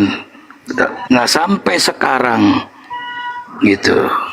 Itu bukannya bahasa ya Bang? Kalau misalnya di Arab itu Bahasa dari Al-Quran, Bu. Kalau Itu iya bahasa kalau dari Al-Quran. Bahasa Indonesia tidak ada. iya bahasa Indonesia kan nggak ada, bahasa Arabnya kan Allah, bahasa Inggris Iya. kan God, Lord gitu. Itu bukan Ya. bahasa ya Bang? Tapi kalau bahasa Indonesia untuk Tuhan ada. Kenapa tapi, pakai nama Allah, Tuhan atau Dewa, itu bahasa Indonesia. Kenapa nggak dipakai itu? Kenapa yang dipakai nama dari Al-Quran diambil? Coba Ibu lihat di Kamus Besar Bahasa Indonesia. Nama Allah itu nama sesembahan umat Islam. Jelas tertulis seperti itu. Jadi nama sembahan umat Islam dalam bahasa Arab jelas sekali tertulis gitu, Bu. Iya, kalau misalnya ada pun Allah Nah, itu misalnya dicomot nih dari Al-Quran dimasukin ke Alkitab, terus Iya. kenapa? Berarti Karena berarti orang Kristen pun menyembah Tuhan. penempatannya salah, Bu. Iya, Karena berarti dia ada dalam Bible, di situ ditulis anak Allah. Sementara Allah itu nama sesembahan, bukan nama seperti Tuhan atau ini gitu ya. Jadi nama, Bu, bukan anak Allah lah di Bible. Itu salah penempatan, Bu. Gini loh Pak, misalnya kan itu Bukan nama generic name. nama bagi orang Muslim itu Allah itu namanya Tuhan itu sendiri gitu ya. Iya, terus Nah. dicomot dijadikan generic name. Oke, terus diambil orang Kristen, dimasukin ke Alkitabnya, mengatakan bahwa membuat nama Allah ini menjadi Tuhan mereka seperti itu. Bukan. Jadi Generic name, sebutan gitu. Jabatan. Dikasih jabatan, gelar gitu. Jadi bukan. Contoh gini Bu ya, contoh nih kita buka di dalam 1 Korintus 1 ayat 25. Sebab kebodohan Allah. Loh, kok Tuhan saya dibilang bodoh? Ya sebab kebodohan Allah itu lebih berguna daripada manusia. Coba, kok Tuhan saya dibilang bodoh, Bu? Itu Allah itu nama yang kami muliakan, yang kami sucikan. Kok dipelintir seperti itu? Misalnya nih, ada orang Islam, bentar. Misalnya begini, Yesus itu kan nama yang dimuliakan oleh Kristen kan? Boleh nggak? Sedikit. Yesus itu nama yang dimuliakan oleh Kristen kan? hanya nama sih kalau misalnya Iya, dimuliakan enggak nama Yesus itu? Enggak sih, ada juga orang yang bikin nama anaknya itu Yesus. Boleh nggak misalnya di dalam Islam begini, A'udzubillahi minasyaitonirrajim. Aku berlindung kepada Allah dari godaan setan yang terkutuk. Lalu kata setan itu saya ganti Yesus. Aku berlindung kepada Allah dari godaan Yesus yang terkutuk. Boleh enggak? Kalau menurut Islam itu baik, nggak masalah sih, nggak mau berarti boleh. kekristenan menurut saya. Oh boleh. Nah di ini bedanya antara Islam dan Kristen tuh di sini. Kristen itu tidak mencintai Tuhannya. Walaupun namanya dilecehkan nggak apa-apa. Beda dengan kami Muslim, Bu. Kalau Muslim nama yang kami sucikan jangan dipakai sembarangan. Bukankah di dalam kitab Anda di 10 hukum Taurat jangan menyebut nama Tuhanmu dengan sembarangan? Iya betul. Nah itu. Ini kenapa Tuhannya umat Islam digunakan sembarangan? Bahkan nanti Tuhan Allah itu dijadikan berhala di situ. Jangan ada Allah-Allah lain. Seharusnya kan jangan ada Tuhan-Tuhan lain. Itu nggak masalah. Tapi kalau jangan ada Allah-Allah lain itu menyakiti kami, Bu. Contoh lagi. Dalam surah Al-Ikhlas dikatakan Allah itu lam yalid wa lam yulad, tidak beranak dan tidak diperanakkan. Sama Kristen dipakai apa? Tuhan Allah, Tuhan anak. Berarti itu Tuhan Allah itu beranak. Nah, ini yang menyakitkan umat Islam, Bu. Gitu ya. Oh, berarti itu kalimat Allahnya itu yang dipakai orang Kristen yang menyinggung saudara-saudara kita yang Muslim sebagian. Ya, karena tidak meletakkan pada tempatnya. Kalau dia memakai diletakkan pada tempatnya nggak apa-apa deh. Ya, tetap sebagai nama di situ. Nah, saya kasih contoh tadi dalam 1 Korintus 1 ayat 25, sebab kebodohan Allah. Loh, kok Tuhan saya dibilang bodoh? 1 Korintus 1 ayat 25. Iya, yang TB terjemahan lama, TL. 1 Korintus 1 ayat 25. Iya. Sebab yang bodoh dari Allah lebih besar hikmatnya daripada manusia, Nah, dan itu hikmah dari Allah lebih kuat daripada manusia.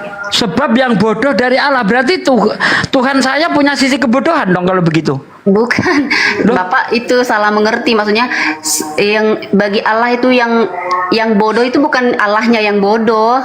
Duh. Sebab yang bodoh dari Allah.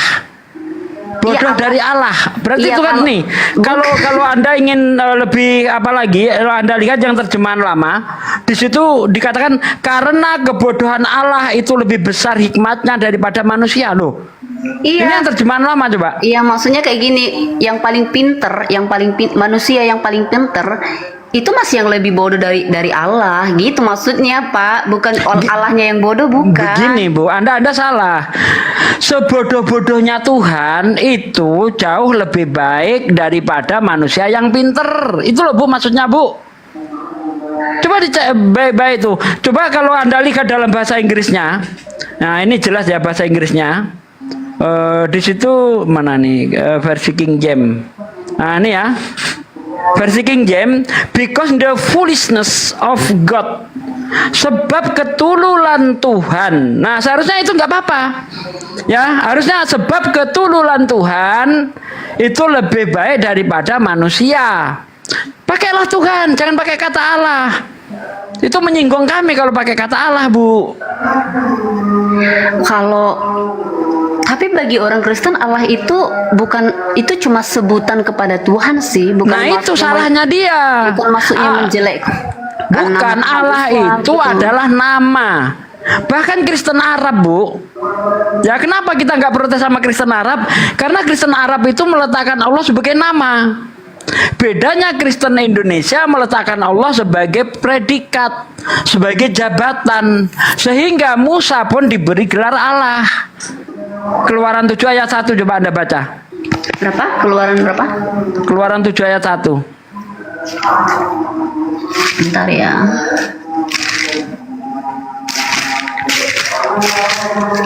Keluaran 7 ayat 1. Bentar. Berfirmanlah Tuhan kepada Musa, lihat aku mengangkat engkau sebagai Allah bagi Firaun. Nah, ngaco enggak itu? Dan Harun abangmu, dan menjadi Allah adalah nama yang kami sucikan. Kok bisa disandangkan kepada manusia? Ini gimana ini? Nah, itulah Bu, kenapa perdebatan ini terjadi? Karena orang Kristen ini sudah menodai agama kami. Kitabnya orang Kristen ya menodai. Tapi kenapa kayak Habib atau yang lainnya tuh nggak merasa keberatan ya Bang? Habib tidak membaca, tidak mendalami ilmu kristologi. Kami yang mendalami, sehingga kita tahu.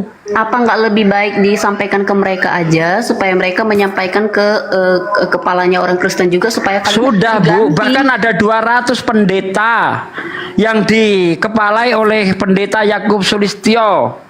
Ya menggugat kepada LAI, nggak digubris. Tapi kalau dengan room kayak gini apa jadi digubris?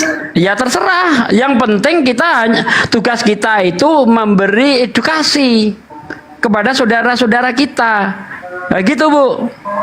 Oh, berarti niatnya bagus ya untuk mengedukasi orang supaya orang Kristen ini paham bahwa Anda saat ini sedang ditipu oleh LAI. Saya juga ini baru paham kalau Allah itu sebenarnya nama gitu. Aku taunya Allah itu ya Tuhan gitu. Nah, itu Anda kan menjadi korban dari penipuan LAI. Gitu Bu. Ini ya, kita lihat yang versi Arabnya deh. Versi Arabnya di situ nggak dikatakan Allah Bu, tapi ilah di situ.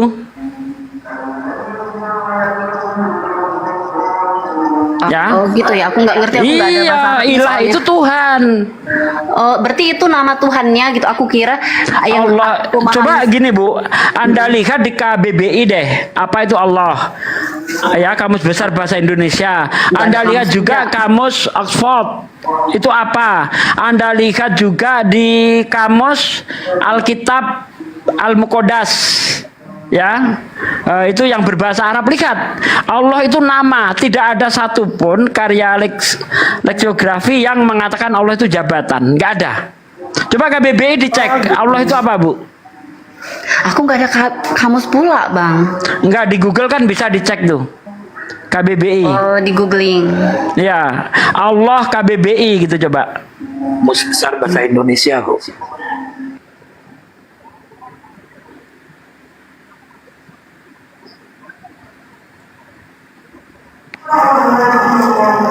Bagus juga ibu ini mau. Ya, bagus, mau belajar bagus. Bentar ya Bang, aku nggak bisa ini HP ku. Aku ambil HP satu lagi dulu. Ya, ya. Ya, silakan Bu, silakan Bu.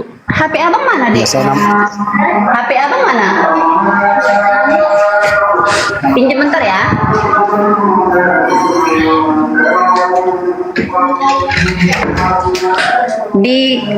Aku di Google ini aku ketik apa nih? Allah KBBI. ALLAH ya? Ya, KBBI. Ya, saya nambahin sedikit mungkin Pak De. Nambahin sedikit juga, memang ini banyak Ya, yang nggak silakan. mengerti memang. Nah, jadi begini, secara umum kita nggak bisa salahkan orang-orang Kristen. Sebenarnya letak kesalahan dari LAI, tapi kita perlu pelajari sejarahnya nih LAI. Kenapa banyak pendeta yang boleh dikatakan pemuka agama Kristen menggugat tidak digubris? Karena kalau kita belajar sejarah LAI ini warisan Belanda yang lahir dari perjanjian Tordesillas yang mengusung 6 konsep C1 sampai C6. Ini tidak akan mereka bisa LAI tidak akan menggubris mereka karena pendanaan LAI dari pusat, dari dunia sana internasional, bukan dari Indonesia. Tidak akan bisa menawarkan LAI. Kenapa? Karena mereka warisan internasional. Ya, silakan Bu, silakan dibaca Bu. Di sini nama Tuhan dalam bahasa Arab atau merujuk kepada pujaan umat Muslim. Nah, nama Tuhan dalam bahasa Arab. Jadi ini ya, jadi gara-gara ini saudara-saudaraku yang Muslim tuh agak merasa tersinggung ya dengan penggunaan kata Allah dalam Alkitab itu. Betul. Satu lagi Bu, Alkitab itu nama lain dari Al-Quran. Mana ayatnya? Surah Al-Baqarah ayat 2. Dalikal kitab. Di dalam kitab ini, ya, Alkitab itu. Nah, sebenarnya Bu, Bible itu kan dari bahasa Yunani biblos. Ya. Biblos. Artinya kumpulan buku-buku. Alkitab itu artinya sebuah buku. Nyambung enggak? Kumpulan buku-buku diterjemah jadi sebuah buku, enggak nyambung. Nah, kalau toh mau ke Arab-Araban jangan Alkitab, tapi kutubun. Kumpulan buku-buku. Gitu, Bu. Oh, jadi untuk nama Alkitab itu sendiri pun saudara-saudara yang Muslim saya ini pun merasa tersinggung dengan penggunaan nama Alkitab pada kitab suci orang Kristen, gitu ya Bang? Iya, karena itu nama lain Al-Quran. Karena itu Alkitab itu nama lain Al-Quran, ya. Nah, ini justru apa ya? Kami melihat ini lucu kalau kitab orang Kristen itu dibilang Alkitab. Artinya sebuah buku. Padahal dari bahasa aslinya itu adalah biblos, yang artinya sekumpulan buku-buku. Dari kumpulan perjanjian lama ada sekian kumpulan buku-buku dari kitab Kejadian, itu ada kitab Kejadian, ya kan, Keluaran, Imamat, Bilangan, Ulangan, itu ada 5 buku, 5 kitab. Belum nanti Yosua, ya, 2 Tawarikh, 1 Tawarikh, Raja-raja dan sebagainya. Belum lagi nanti ditambah 4 Injil kanonik, Matius, Markus, Lukas, Yohanes. Belum lagi ditambah tulisan-tulisan Paulus, ada 16 kitab, 32 kitab. Nah, itu kan menunjukkan bahwa itu kumpulan buku-buku. Dalam bahasa Yunani disebut Biblos, kumpulan buku-buku. Kok setelah diterjemah ke Indonesia jadi sebuah buku, nyambungnya di mana? Kan nggak nyambung. Oh gitu. Tapi kalau untuk penggunaan nama Allah tadi satu ya, yang menyinggung saudara Muslim ya. Terus yang kedua penggunaan kata Alkitab dalam kitab suci orang Kristen seperti itu. Kenapa sih Bu, orang Kristen ini kok nggak pede pakai bahasa asli gitu kan? Misalnya nama Tuhannya Theos, nanti kitabnya Biblos, utusan-utusannya apostolos, kan gitu kayaknya. Kalau itu orang Kristen kembali kepada jati dirinya, kita nggak akan berdebat, Bu. Contoh, Anda nggak akan pernah melihat perdebatan Islam dan Hindu. Kenapa? Hindu itu berdiri di kakinya sendiri. Itu udah beda banget lah, Bang. Soalnya kan Kristen sama Islam itu kan memang benar-benar cuma satu garis aja pemisahnya. Kita kan benar-benar kayak nabi-nabinya kan ya sama kayak Ibrahim juga, Yusuf juga gitu. Makanya kita aja yang sering berdebat. Gak mungkin ke Buddha, ke Hindu kan mereka udah berbeda sekali dengan kita gitu.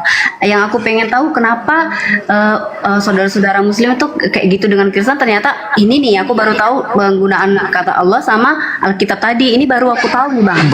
Banyak itu baru beberapa yang kita ungkap. Banyak. Rasul ya? juga, kata Rasul juga, Bang. Ada kata Rasul, kata Nabi, ayat. Injil itu kalau Anda lihat dalam bahasa teks aslinya nggak ada kata Injil di dalam kitab Anda, itu nggak ada. Injil itu ngambil dari Islam juga. Nggak ada, Bu, Injil. Jadi Pak, aku makin gak ngerti deh, Bang. Gini loh, Alkitab orang Kristen yang saya tahu ya, Alkitab Kristen yang ada di Indonesia itu kan cuma ditranslate ke bahasa Indonesia aja. Iya, tapi dia nyomot, Bu. Selain ditranslate ke dalam bahasa Indonesia, dia nyomot. Nah, gini saya kasih tahu ya, Injil ya yang tertulis di dalam Bible itu kan dari kata evangelion yang artinya kabar baik. Nah, Injil itu artinya bukan kabar baik dia. Kalau kabar baik dalam bahasa Arab itu yubesiron. Ya. Itu kabar baik.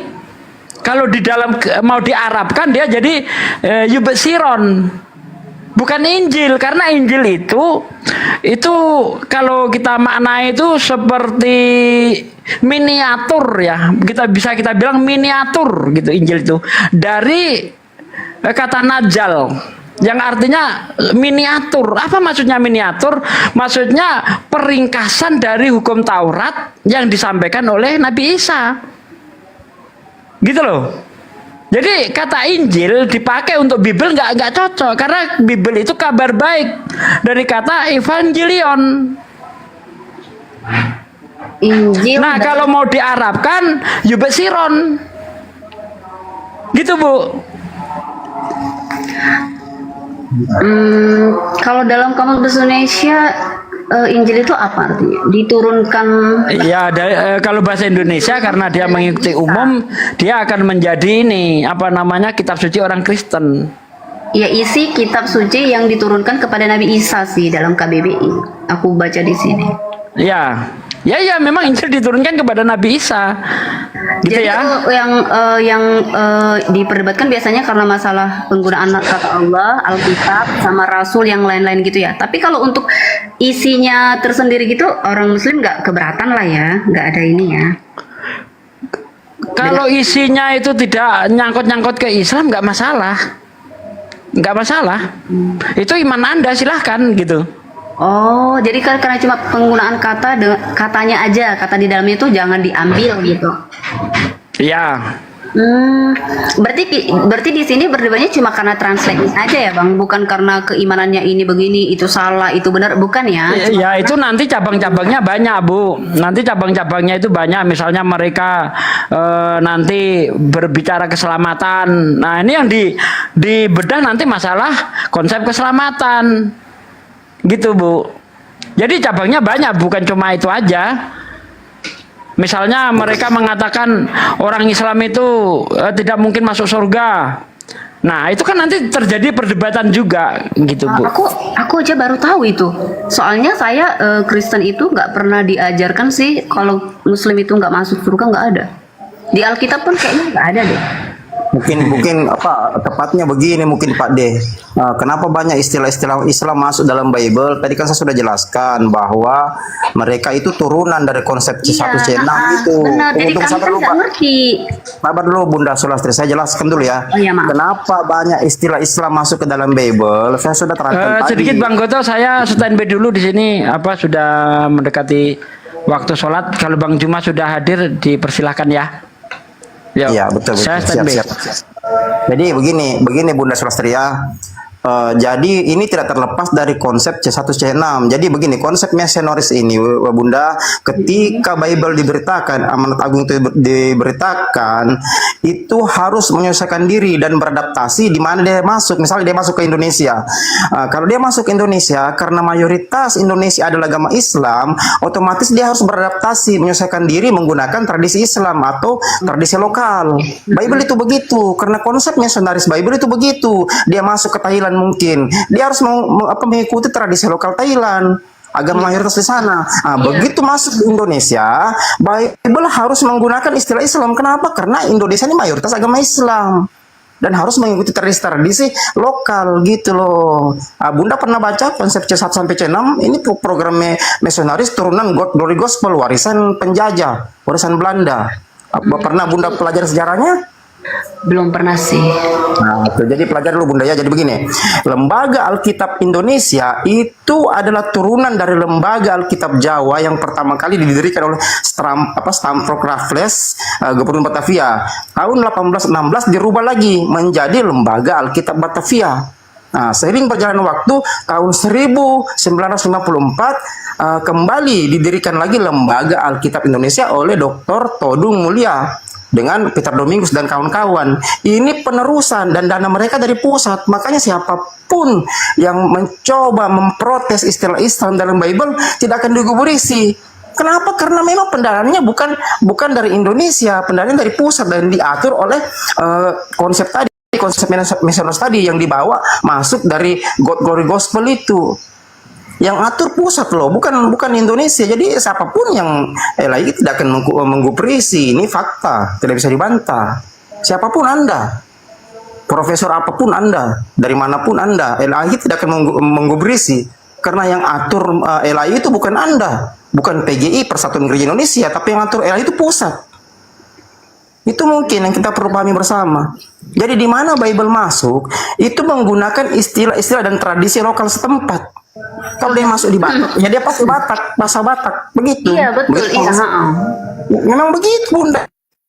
Nah, itu fakta loh, nggak bisa dibantah. Jadi memang program misionaris ini mengikuti, beradaptasi, menyelesaikan diri. Itu apa maksudnya seperti itu? Maksudnya supaya Bible itu gampang diberitakan, supaya orang bisa menerima. Nah, begitu mungkin.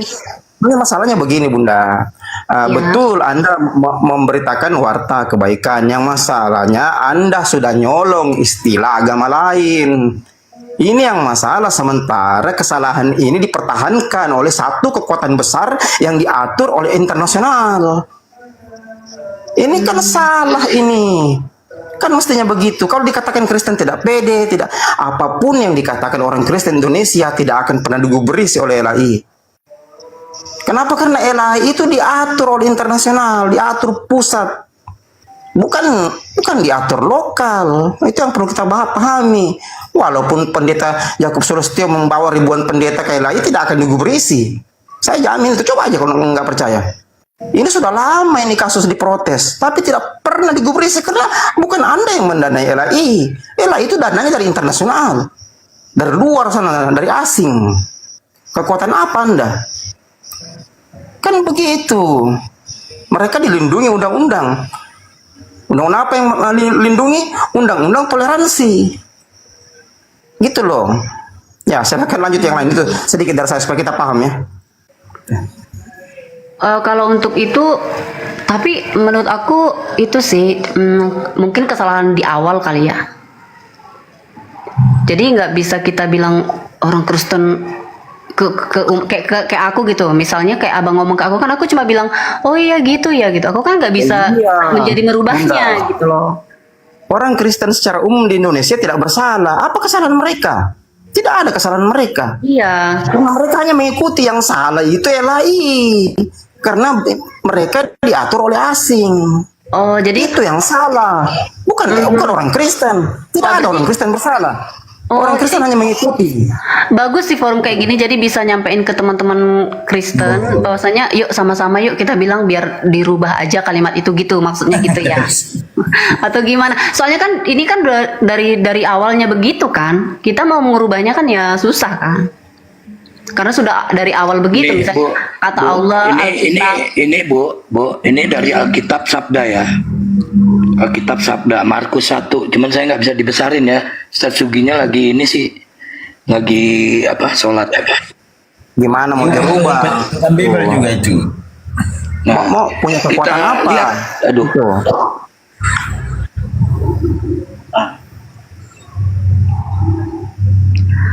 Markus berapa Nah, Bang? gini Bu. Nih, ini kan Markus 1 ya tadi. Aduh, kepencet lagi. Markus 1. Gak apa-apa aku bacain.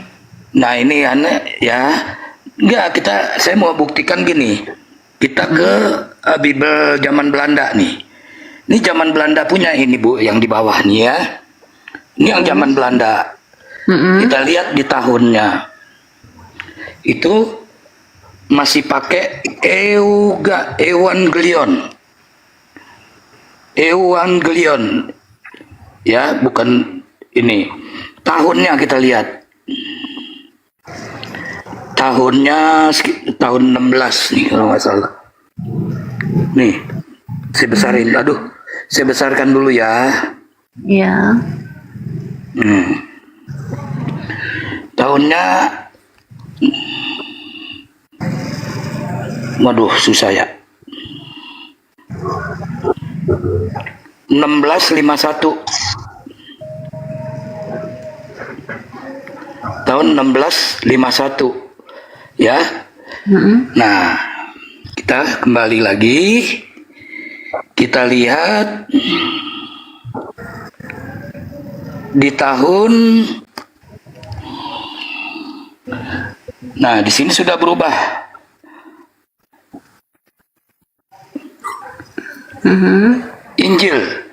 Injil Markus.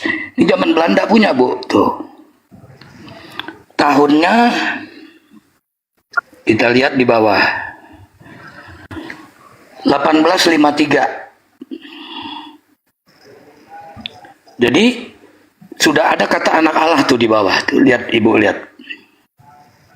Iya, Inilah kesalahan dari Belanda ya. Iya. Bang Kama, tadi saya sudah jelaskan itu dari tahun 1814. Iya. Baru berubah kata Allah itu. Nah, dan Injil tahun juga 1814 Bang. di tahun 16 saat Belanda masuk belum berubah. Masih pakai Evangelion. Belum, nanti. Nah, belum nanti sudah 1814 berubah. Bang. Di abad ke-17 sudah berubah. Demikian Bu. Jadi Ibu kalau keluar, maaf tersilent. Ibu kalau ke luar negeri Bu, kalau Ibu berkata kepada orang luar negeri, anak Allah, Ibu dikatain bidat nanti. Karena tidak ada anak Allah di luar negeri, itu seluruh dunia tidak ada, kecuali di Indonesia, karena bawaan dari Tapi Belanda. kalau misal gini Bang, kalau misalnya kita ke luar negeri itu kan tergantung negaranya ya. Kalau misalnya kita pergi ke Inggris kan kita Iya, nggak tidak punya kata tidak Allah, ada kan kata God atau kata Lord. Allah, tidak ada. Iya, tidak ada kata Allah. Ya karena Son of God, Son of God, ya, seperti itu. Jadi Son of God itu nggak masalah buat kami. iya, ya karena di Indonesia aja mungkin gitu Bang maksud aku tadi. Iya, makanya gitu. Seperti itu, Bu. Saya beri contoh seperti itu. Jadi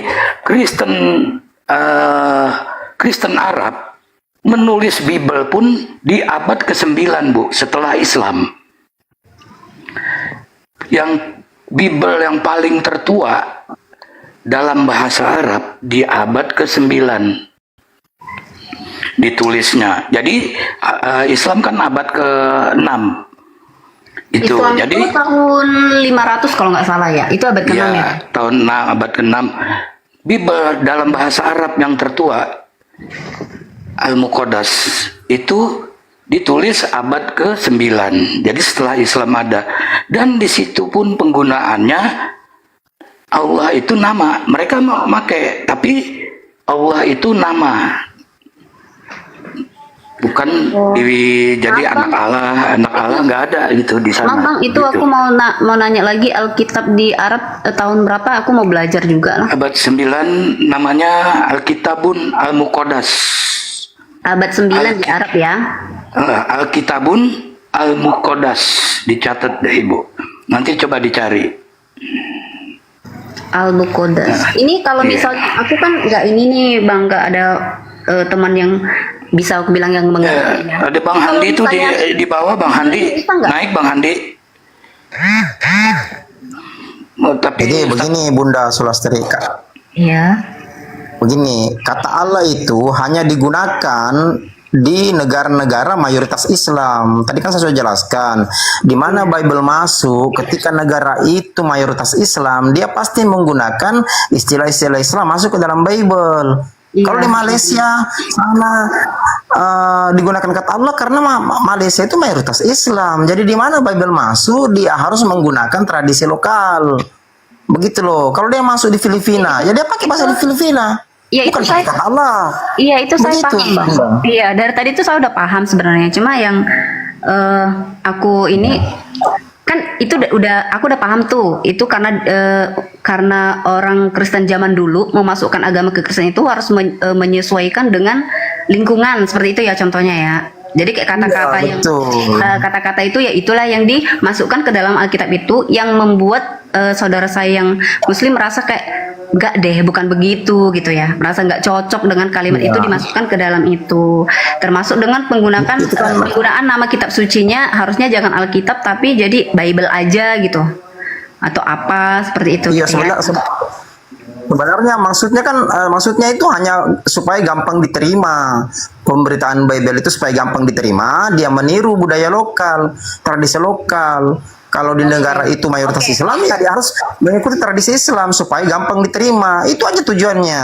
Kan memang tujuan God Glory Gospel begitu dari awalnya itu. Iya benar, tujuannya seperti itu. Oke, itu aku udah paham. Tapi yang untuk nextnya untuk isi dalam kitab suci itu sendiri nggak ada ngaruh ya. Cuma penggunaan kata Allah sama penggunaan Alkitabnya aja ya. Rasul ada banyak kata-kata istilah Islam dimasukkan penempatannya, Bu. Yang maksud aku Rasul dan Nabi pun di kekristenan berbeda, Bu. Kalau di Islam ya, rasul itu seorang rasul sudah pasti seorang nabi. Karena seorang rasul menyebarkan perintah Tuhan kepada umatnya. Tetapi kalau nabi untuk dirinya dan keluarganya. Begitu, Bu. Beda. Kalau di kekristenan kan nabi untuk menyebarkan agamanya gitu. Kalau orang Kristen setahu saya ya, karena saya nggak paham-paham banget juga kan. Kalau setahu saya kalau nabi itu ya dari sebelum Yesus, dari sebelum Isa itu nabi, tapi murid-murid Yesus itu yang disebut rasul. Kalau dalam agama Kristen yang sepemahaman saya gitu, nabi terbalik. Harusnya yang disebut rasul itu Yesus itu atau Nabi Isa, karena dia yang menyebarkan agamanya gitu.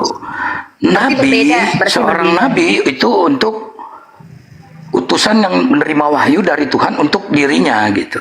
Beda, Bu. Jadi kalau iya, misalnya di Kristen kita di gereja itu kan dibilang kan misalnya Rasul Petrus, Rasul Paulus, tidak pernah disebut Rasul Abraham tapi Nabi Abraham gitu sih. Nah iya, itu penempatannya yang salah.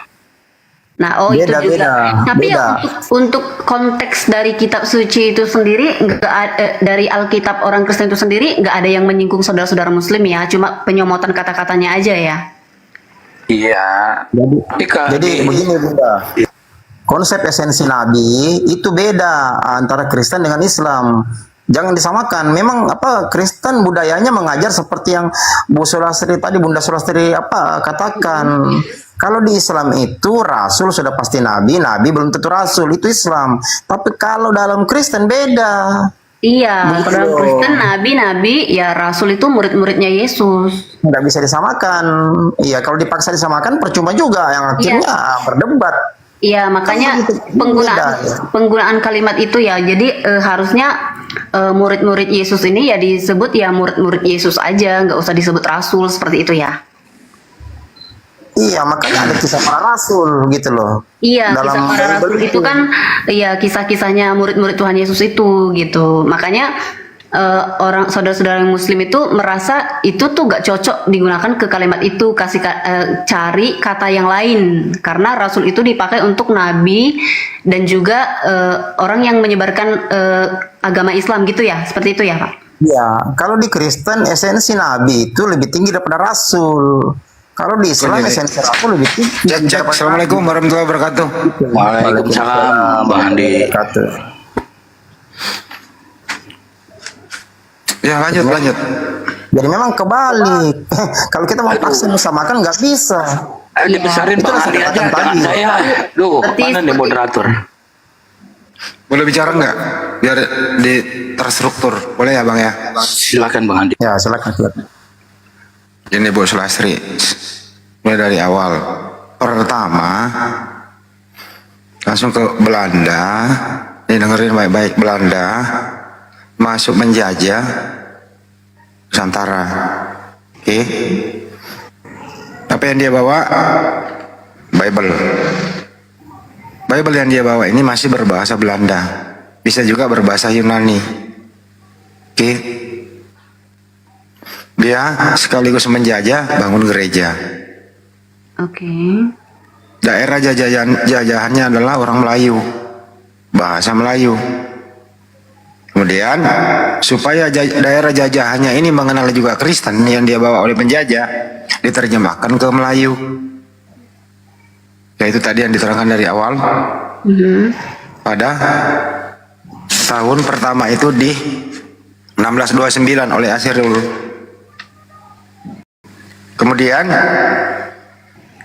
mulai dari situ orang jajahannya atau masyarakat jajahannya, penduduk jajahannya sudah mulai ada yang mengikut agamanya penjajah. Bisa juga itu adalah nenek moyangnya Ibu Sulastri. Bisa aja dirunut ke atas. Jadi awal mula orang Nusantara memeluk Kristen itu yang dibawa oleh Portugis, Inggris, dan Belanda. Karena waktu itu mayoritas beragama Islam, kerajaan Islam jaya. Terus kemudian seiring dengan waktu, setelah Indonesia merdeka tahun 1945,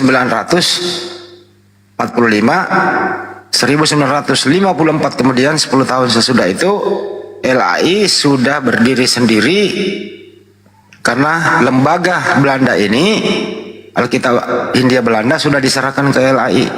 LAI lah mempunyai kewenangan penuh untuk menerjemah. Oke. Tadinya istilah-istilah banyak di dalam Bible Anda itu yang diterjemahkan oleh Belanda. Ada kata masjid, ada kata Ka'bah, ada kata Assalamualaikum, ada kata Allah, Nabi, Rasul, Firman, semua di-Islam-Islamkan. Supaya orang Islam ini bisa menjadi Kristen. Dengan misionarisnya bahwa ya kita itu beda-beda tipis. Lanjut sekarang.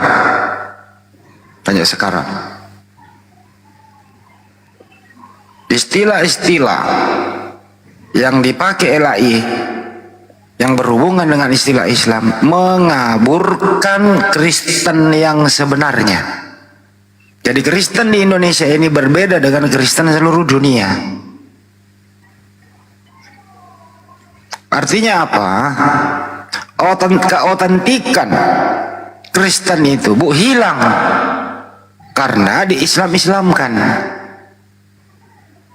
Untuk itu kami himbau kepada LAI, sudahilah, hilangkan semua istilah-istilah yang Anda ambil dari Al-Quran, pakailah istilah-istilah yang ada di dalam Bible, yaitu berbahasa Yunani. Contoh, Bible, kembalikanlah sampulnya menjadi Bible atau Biblos, jangan pakai lagi Alkitab. Alkitab itu nama lain Al-Quran. Satu, kata Allah janganlah dipakai, pakailah kata Theos atau dewa. Kata Rasul, pakailah apostolos. Kata firman, pakailah logos. Kata Nabi, pakailah nevi.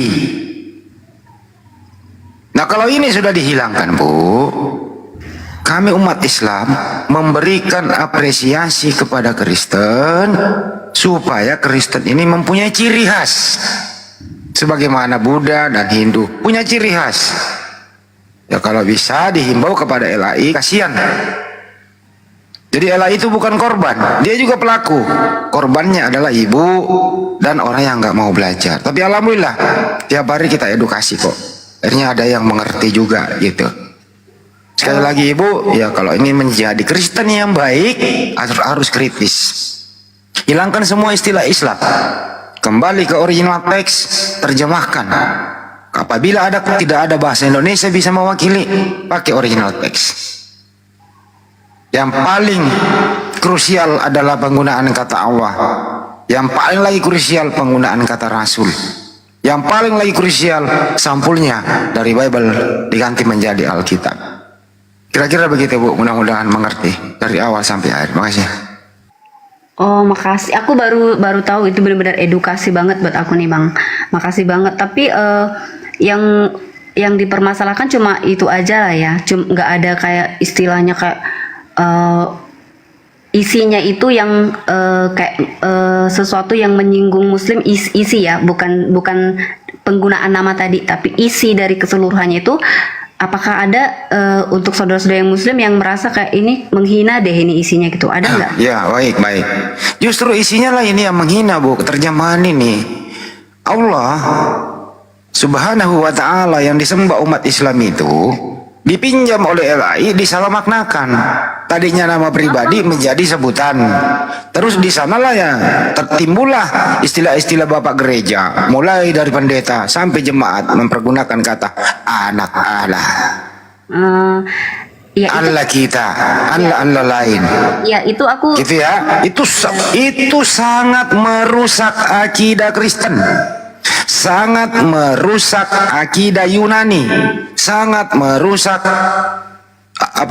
perintah daripada kantor pusat yang ada di Vatikan, merusak. Jadi LAI ini perusak agama Kristen yang sebenarnya. Saya ulang sekali lagi, LAI ini merusak agama Kristen yang sebenarnya karena sudah meninggalkan original teksnya di-Islam-Islamkan. Jadi karena LAI ini rusak semua. Rusak semua, Bu. Jadi saya himbau kembalilah ke original teks. Gitu ya, Bu ya. Paham sampai sini ya, Bu? Udah paham sih sampai sini. Ya, maksudku yang selain dari penggunaan kata-kata tersebut, yang lain-lainnya ada lagi nggak yang kayak kenapa sih orang Kristen itu begitu? Gitu. Ada lagi nggak? Selain dari penggunaan kata-kata. Ini saya jawab. Ibu mau menyembah siapapun monggo. Makanya kami itu umat Islam menghimbau supaya Kristen ini silakan kembali menyembah siapapun. Termasuk Buddha nggak pernah kami gubris, Hindu nggak pernah kami gubris, aliran kepercayaan nggak pernah kami gubris, karena mereka tidak meniru-niru, mereka punya jati diri dan harga diri. Tapi Kristen tidak punya jati diri dan tidak punya harga diri. Hilang kekristenannya, dibungkus ke Islam-Islaman. Itu maksudnya. Tapi itu terkhusus untuk Kristen yang di Indonesia aja ya Bang ya? Indonesia, terutama di Indonesia. Kenapa di Indonesia begini? Karena mayoritas penduduk Islam terbanyak adanya di Republik yang kita cintai ini. Jadi untuk itu supaya LAI ini laku, bisa memurtadkan orang, dibungkuslah ke Islam-Islaman. Bahkan sekarang ada Bible berbahasa Arab. Di gereja lagi Natal, mereka ngaji. Dan seterusnya dan seterusnya. Lihat tampilan-tampilan orang Kristen yang lagi tampil di media sosial. Tampilannya coba Ibu, melebihi kiai daripada kiai, melebihi ulama daripada ulama. Mereka pakai sorban, disertai dengan pernik-pernik Islam yang kita sering pakai. Perempuannya berhijab dan seterusnya. Kenapa tidak mau memakai salib gede? Kalau gitu loh. Gini Bang, kalau itu kan misalnya pastor orang Katolik ya, sama uskup, paus itu kan sebenarnya baju mereka itu kan, jubahnya itu kan memang dari sananya memang harus begitu gitu. Bukan Bu, yang di Indonesia maksud saya, kalau itu mah oke. Kelihatan kok itu. Yang di Indonesia ini kan kalau pastornya Katolik kan ya memang baju mereka begitu Bang. Bukan, kalau Katoliknya enggak, ini loh yang tampil di media sosial Bu, perhatiin aja. Kalau yang saya lihat sekarang sih ada sih yang Pendeta Gilbert ya, dia sekarang pakai jubah sih saya lihat, yang Protestan ya. Yang saya lihat baru dia aja sih, yang lainnya pada pakai jas sih. Saya lihat ya. Ya udah nggak apa-apa kalau itu. Kalau pakaian sih nggak terlalu ya Bu ya, tapi oke aja. Tapi ini loh istilahnya Ibu gitu loh. Coba kita ambil contoh aja ya Bu ya. Ibu udah pernah sering baca Yohanes 1 Bu?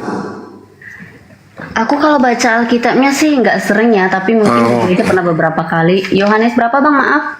Yohanes 1 nomor 1. Yohanes 1 ayat 1 ya. Itu salah terjemah banget itu Bu. Di sini tulis pada mulanya adalah firman, firman itu bersama-sama dengan Allah, dan firman itu adalah Allah. Loh kok ada Allah di sana Bu? Nah itu kan tadi kita udah dibahas Bang. Itu iya kan itu makanya kan salah lagi. Baru buka pertama udah salah.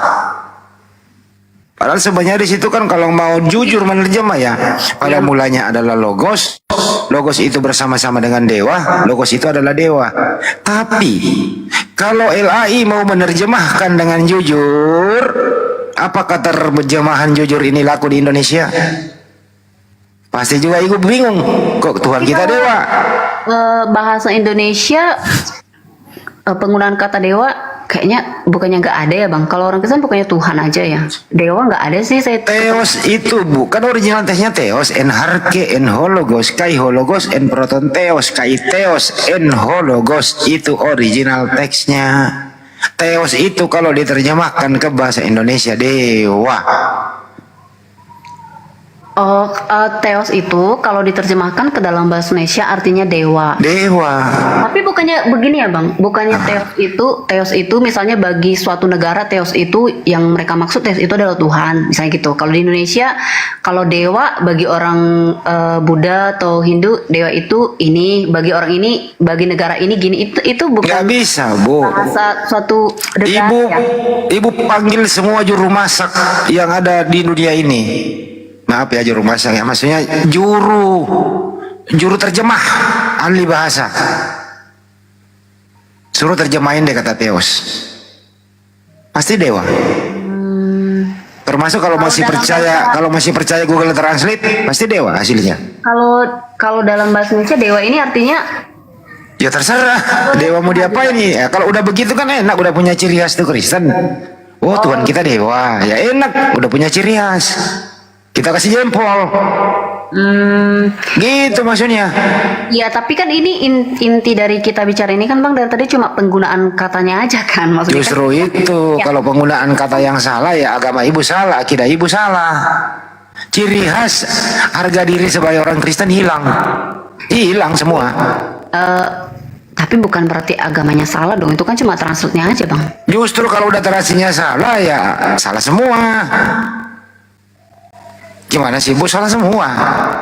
Pemaknaannya enggak sih? Kalau misalnya kalau orang Kristen Allah itu ya Tuhan itu sendiri gitu. Bukan nggak ada kata Allah di Bible Bu. Itu ke Islam. Itu semuanya umat Islam Allah Subhanahu wa taala. Itu namanya, bukan sebutannya kan, namanya. Nama. Oh, tapi nama pribadi. Ya, bagi orang saudara-saudara yang muslim seperti itu. Terus kenapa Kristen pakai? Tapi dalam pemahaman kami orang Kristen itu Allah itu ya Tuhan itu sendiri. Nah, ini dia dipinjam, dicolong, disalahgunain. Rusak deh itu agama Ibu.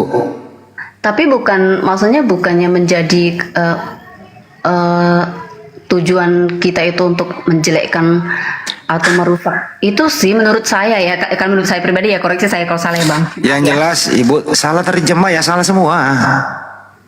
Ibu coba nih ya, misalnya ke pasar semua berbahasa Inggris ya, misalnya disuruh beli gula sugar gitu ya, diterjemahkan Ibu garam gitu ya. Sampai di pasar aku mau, karena tadinya disuruh beli gula berbahasa Inggris, Ibu ke pasar diterjemahnya menjadi garam. Ibu beli garam, pulang ke rumah campur kopi pakai garam. Apa salah apa benar itu Bu? Salah sih. Ya salah begitu juga, itu teos mestinya dewa, kenapa Allah? Ya salah semua. Ya, berentetan salahnya. Tapi itu tergantung pemahaman sih, nggak sih Bang? Udah bener Bu, itu salah semua. Kalau udah salah terjemah pasti salah. Kami itu Muslim Bu, ingin Anda menjadi Kristen sebagaimana bahasa originalnya. Kantor pusat Kristen itu adanya di Vatikan, harus berbau Roma. Sebagaimana kami Islam itu berbahasa Arab, gitu ya. Sumbernya ya turunnya Al-Quran di sana, di daratan Arab, gitu loh. Jadi ada ciri khasnya masing-masing tuh agama. Jangan dicampur-campur, biar jelas. Itulah Bu. Lanjut lagi yang lain. Saya mau minum kopi dulu, campur garam. Salah terjemah dari sugar menjadi garam. Lanjut.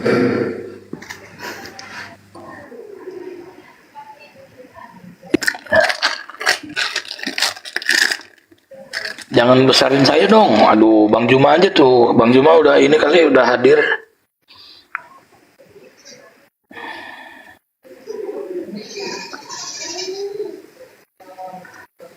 Ustaz Sugi, udah sholatnya Ustaz Sugi. Kasih Ibu Selasih kalau mau nanya nggak apa-apa, suruh nanya apa gitu. Ya, Bu Selasih, apa lagi yang mau ditanya? Silakan Bu Selasih. Kalau masih ada yang bingung. Nggak ada lagi sih Bang, aku cuma sudah paham aja kalau penggunaan kata-kata dalam Alkitab itu ternyata ada kata-kata yang menyinggung saudara-saudari saya yang Muslim, itu aja sih. Iya, sudah jelas itu Bu. Ya mungkin nanti bisa. Kesatu itu, ya kedua ya para apologet Kristen juga jangan membahas menjelek-jelekan nabi kami. Ya, saya juga udah pernah ngomong ke mereka sih Bang, karena dalam agama Kristen itu kan memang Nabi Muhammad itu kan tidak diakui nabi bagi orang Kristen. Jadi mereka kadang memang kayak gitu. Jadi mohon dimaafkan lah ya Bang.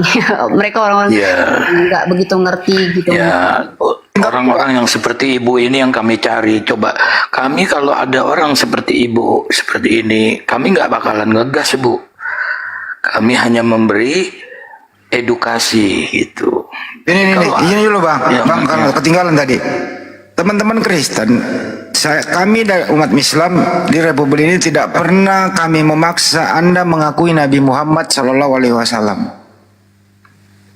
Justru kami ingin Anda itu berbeda dengan ajaran Nabi Muhammad dengan ajaran Paulus, bedain aja udah, gitu loh. Persoalannya tidak suka, tidak mengakui Nabi Muhammad SAW, tapi ya Al-Quran yang diturunkan kepada Nabi Muhammad SAW Anda pakai, Anda salah gunakan. Tidak suka tapi dipakai disalahgunakan. Kira-kira yang provokatif siapa, Bu? Lanjut. Itu cuma terjemahan aja sih Bang, terjemah yang awal-awalnya sih. Kalau dari awalnya memang itu dikasih teos, apa mungkin orang-orang Kristen sekarang pun menggunakan kalimat itu gitu. Bukan salah Kristen yang sekarang, itu yang mereka masuk dulu membawakan kalimat itu, ya salahnya yang membawa kalimat itu. Kalau saya pribadi, misalnya kalimat kata Allah itu diganti menjadi teos atau jadi apa, gak keberatan sih umat Kristen menurut saya. Tapi karena dulunya udah dipakai itu, ya kita jadi memakai itu gitu. Bukan bermaksud untuk kita bukan bermaksud mencomot kalimat itu tuh dimasukkan ke Alkitab kita, tapi itu memang sudah seperti itu dari sananya, jadi kita jadi mengikuti gitu. Ini kan kita kayak saya nih udah diedukasi bahwasanya itu janganlah pakai seperti itu. Jadi kan saya paham, oh berarti saudara saya yang muslim tidak terima kalau penggunaan Allah itu dipakai ke orang Kristen, karena dalam ajaran Kristen itu Allah itu ada 3, ada Tritunggal, Allah Bapa, Allah Putra, Allah Roh Kudus. Sementara bagi umat Muslim Allah itu ya cuma 1. Jadi itu jangan. Ini salah lagi nih, Bu, penggunaan. Namanya jangan sama seperti Bu, itu. ini salah lagi nih, Allah Bapa, Allah nggak ada.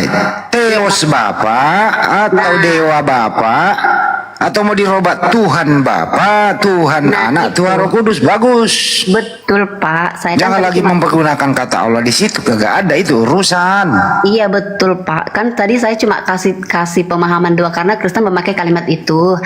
Sementara orang Muslim mengimani bahwa Allah itu cuma 1 gitu. Aku cuma menyampaikan aja, bukan saya bilang seperti itu, bukan gitu. Jadi ternyata kata-kata itu, kalimat itu tuh menyinggung saudara-saudara saya yang muslim gitu loh, maksud edukasi saya hari ini yang saya dapat gitu loh, maksud saya. Kedua ya Bu ya, Rasul itu kan udah jelaskan teman, Rasul itu hanya disandangkan kepada seorang nabi yang menerima wahyu dari Allah Subhanahu wa taala atau menerima wahyu dari Sang Pencipta alam semesta, punya kitab, terus wajib menyampaikan kepada manusia, baru disebut Rasul. Rasul itu tidak ada tertulis di original teks Bible Ibu, baik di Perjanjian Lama maupun Perjanjian Baru.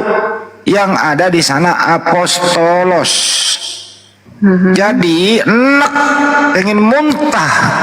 Saya lihat orang Kristen di Indonesia ini memberi gelar Rasul kepada Paulus. Kagak ada urusan, mestinya apostolos Paulus atau utusan Paulus.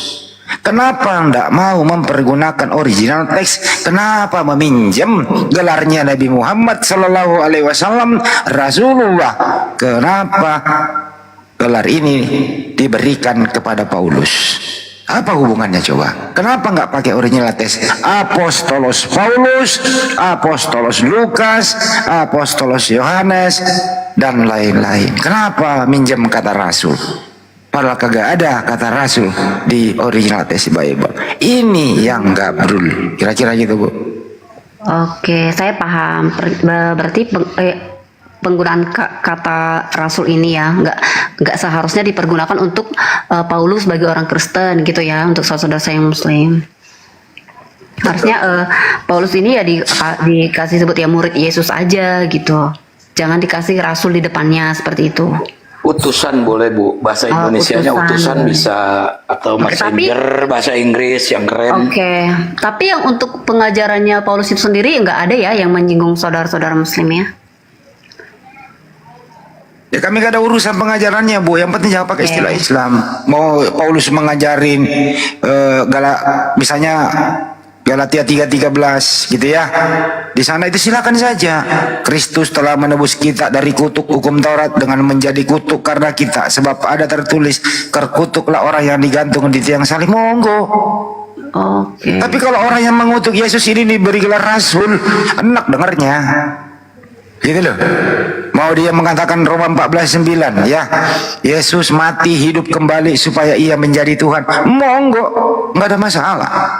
Kalau intern kayak gitu mantap. Jadi jelas anak kecil kita ini yang masih lugu bisa membedain yang mana Kristen, yang mana Islam, yang mana Buddha, yang mana Konghucu, dan lain-lain. Jadi orang bebas memilih, ada ciri khas masing-masing. Ini Kristen ini nyampur-nyampur, Bu. Gitu loh. Itu maksudnya. Lanjut Pak Kama, sorry ya Pak Goto, semua lanjut lagi, aku mau ngopi dulu. Ya gitu Bu.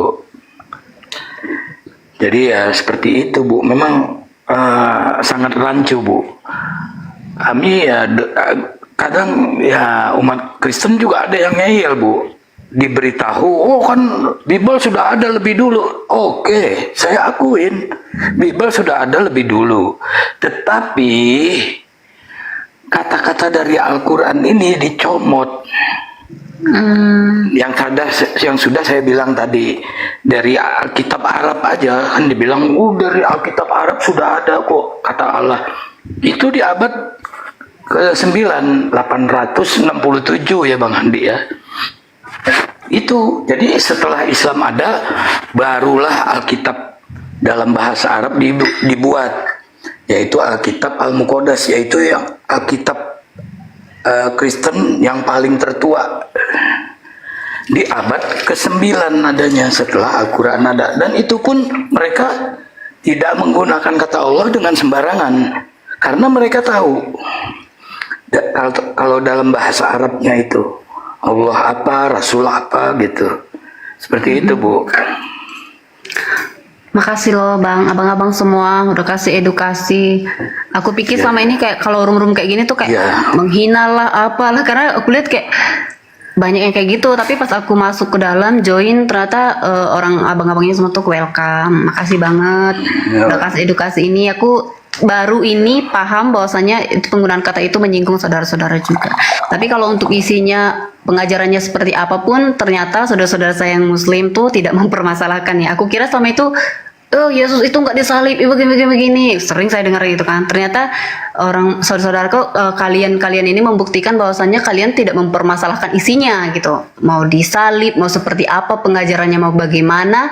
Ternyata saudara-saudaraku ini membuktikan pada saya sekarang bahwasanya kalian tidak mempermasalahkan itu, cuma dipermasalahkan penggunaan kata-kata atau kalimat yang tidak harusnya dicomot dari Al-Quran tersebut, seperti itu ya. Ya, betul Bu. Makasih ya abang-abang semua. Izin dulu Bu, Ibu mau menyalib, Ibu di Kristen mau menyalib 7 orang monggo, tapi jangan mengatakan yang disalib itu adalah anak Allah.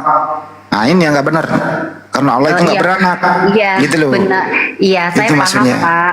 Iya, saya kan tadi udah bilang penggunaan kata itu, penggunaan kata Allah itu harusnya ya di dalam Kristen disebutnya ya Tuhan Bapa, Tuhan Putra, Tuhan Roh Kudus, seperti itu aja gitu ya. Ya.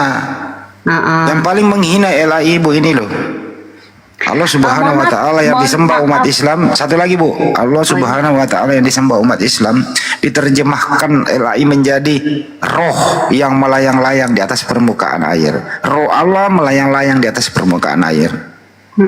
Itu sangat menghina, karena Allah Subhanahu wa taala bukan roh. Roh itu ciptaan. Jadi mempergunakan kata Allah, dihina lagi melayang-layang seperti roh di atas permukaan air. Nauzubillah min dzalik. LAI ini kurang asam LAI. Kasihan ibu yang menjadi korban. Lanjut. Mohon maaf Pak. Aku sebenarnya dari tadi dengar LAI. Sebenarnya LAI ini siapa dan bagaimana sih dia ini? Aku nggak ngerti. LAI ini adalah lembaga Alkitab Indonesia yang beralamat di Salemba, Jakarta Pusat. Sebelum ada LAI, waktu Indonesia masih dijajah oleh Belanda, namanya Lembaga Alkitab Hindia Belanda. Setelah Indonesia merdeka tahun 45, ya, 10 tahun kemudian ada transisi penyerahan dari Lembaga Alkitab Hindia Belanda diserahkan menjadi Lembaga Alkitab Indonesia. Inilah yang diberi kewenangan oleh Kristen untuk membuat atau mencetak terjemahan. Terakhir dia buat cetakan baru TB2, terjemahan baru 2023 bulan Mei kemarin.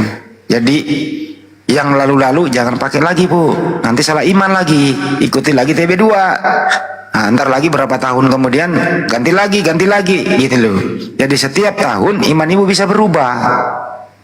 Gitu loh. Gitu. Karena Oh, direvisi terus.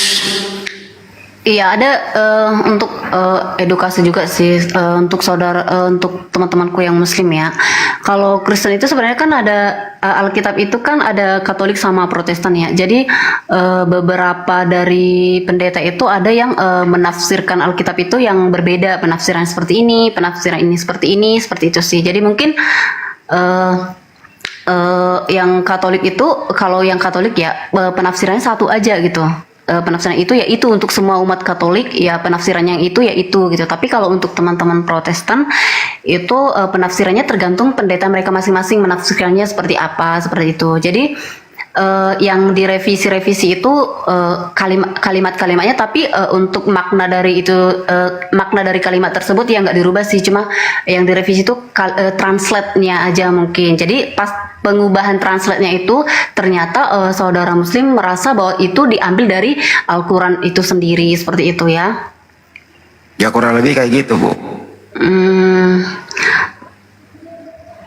Maksudnya gini loh, Bu. Kan original text Bible itu kan Yunani tuh. Kalau kira-kira tidak ada bahasa Indonesia bisa mewakili, pakailah aslinya. Kan lebih keren. Sayangnya pendeta-pendeta yang ada di Republik ini gitu ya, kagak mau memasarkan, nggak mau memberikan pengajaran kepada Kristen mulai dari sekolah minggu sampai nenek-nenek, kakek-kakek, original teksnya. Berbeda kami umat Islam, mulai dari kecil kita udah diberi pengetahuan mengaji, memperkenalkan huruf original teks Al-Quran. Iya. Coba dari kecil ibu belajar original teks. Saya rasa ibu ngamuk kayak LAI deh. Ibu pasti ngamuk. Kok kami dibodohi sih? Kan original teksnya Theos. Kenapa menjadi Allah? Kan mestinya dewa. Gitu loh. Nah ini yang problem. Karena nggak dibiasakan. Udah terlanjur basah. Nah marilah kita ya saling mengingatkan. Kita hanya mengingatkan kok, Bu. Apa tujuan kita mengingatkan?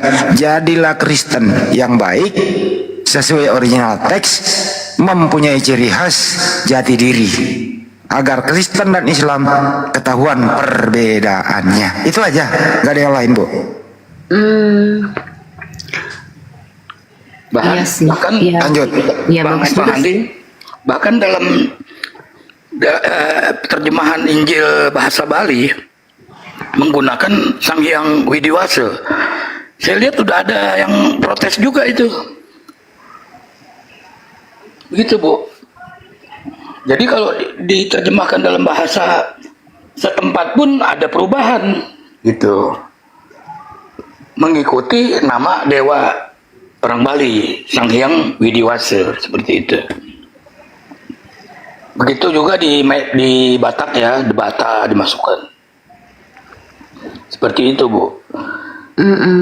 Makanya ya kalau kami umat Muslim ya kami udah protes, tapi sebatas karena yang mempunyai permasalahan ini sebenarnya dari Kristen itu sendiri. Sudah ada 200 pendeta yang memprotes ke LAI. Makanya Ibu sudah ada TB2, terjemahan baru yang kedua 2023. Oh ya, aku baru tahu malah. Itu di situ kalimatnya sudah diganti belum, Pak? Sudah sebagian, tapi masih ada lah. Oh, masih ada beberapa yang. Ya, tapi sudah sebagian. Mereka pakai ilah sekarang. Ilah nggak apa-apa. Kalau ilah dalam bahasa Arab itu Tuhan. Tidak memakai Allah lagi. Allah. Yang dirubah itu kan dulu jangan ada padamu Allah lain huruf kecil. Nah TB2 dirubah menjadi jangan ada padamu ilah lain, dirubah lagi. Rusak kan iman Ibu kalau berubah-ubah terus. Lanjut. Oh gitu. Aku belum baca yang ada ilah-ilahnya sih, baru Allah lain yang aku itu belajar. Ya itu 2023, Bu. Udah LAI sudah menerbitkan terjemahan baru kedua. Karena memang yang tersebar itu kan masih Alkitab yang kemarin-kemarin kan, yang ada sama kita kan. Nah makanya sebenarnya banyak umat Kristen yang tahu, Dan pendeta-pendeta juga banyak yang tahu, tapi mereka tetap kekeh nggak mau mempergunakan yang baru ini, gitu. Karena sudah mendarah daging, susah. Coba kakek neneknya, ya kan, udah biasa dari muda, mungkin dia menyebut kata Allah itu. Ya seperti itu. Makanya LAI juga merubah ya sedikit-sedikit lah. Ya, Tapi enggak. mudah-mudahan didengar ya. Kalau kayak saya pribadi orang Kristen ya, enggak apa-apa sih kalau kalimat-kalimat itu misalnya kalau menyinggung diganti dengan kalimat yang dari Yunani atau dari mana itu enggak. Tuhan atau gimana atau Tuhan gitu ya, atau Lord atau God, enggak masalah sih menurut aku, kalau aku pribadi ya. Iya. Tapi mungkin ada beberapa Kristen yang mungkin masalah juga aku, karena ini baru dengar aku soalnya Bang. Iya.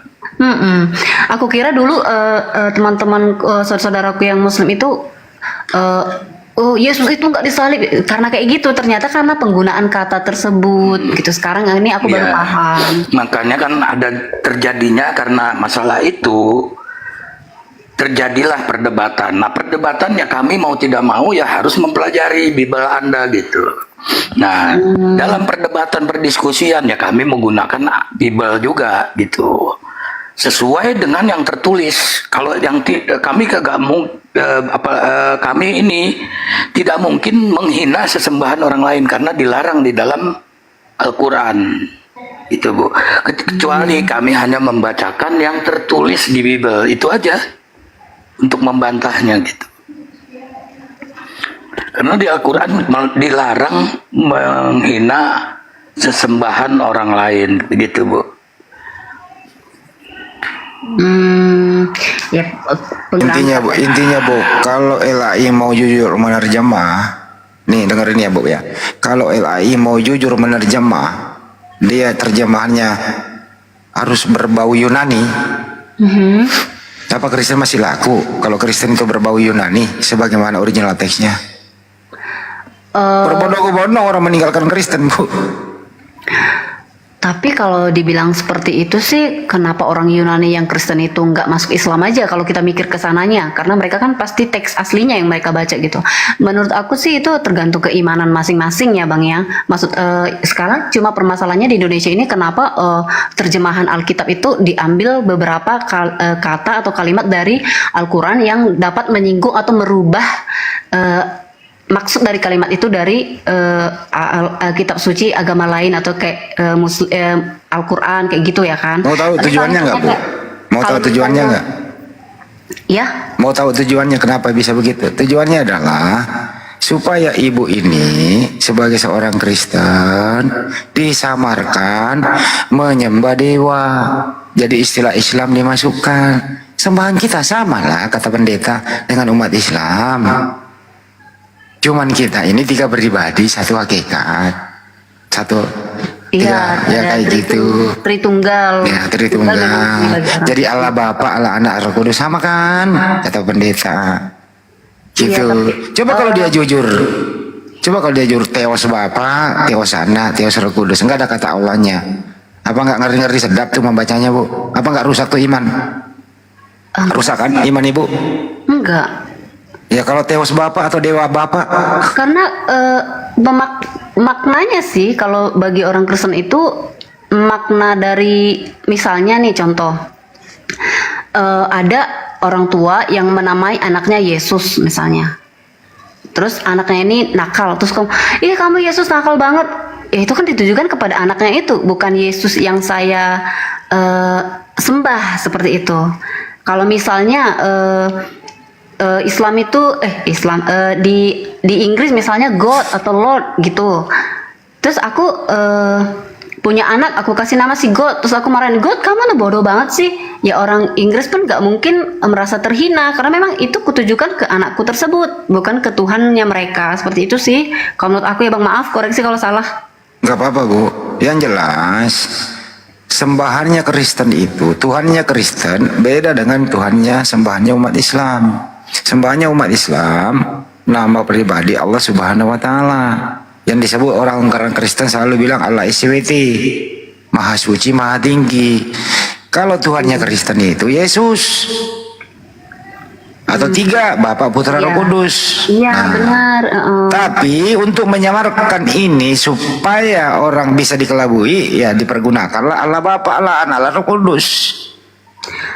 Tapi penggunaan kalimat ini kan bukan di Indonesia aja, Bang. Di luar negeri nggak ada, Bu, penggunaan kata Allah. Baca King James Version. Ini mereka kan ada Jesus juga, ada Holy Spirit, ada Lord. Ya, tapi nggak ada istilah Islam di luar negeri, Bu. Nah itulah makanya aku bilang, kalaupun misalnya di Indonesia Allah itu diganti menjadi Theos atau apapun itu, menurut aku tuh nggak jadi masalah sih, karena yang kita maksud bukan yang Theos yang dimaksud orang lain gitu. Itu kan cuma istilah aja gitu. Kalau saya pribadi ya. Buktinya anak-anak muda di luar negeri datang Eropa itu udah meninggalkan. Kok gereja kosong dijual-jualin? Iya. Karena mereka udah terbuka. Lo kok begini, kok Yunani banget, pagan banget gitu loh.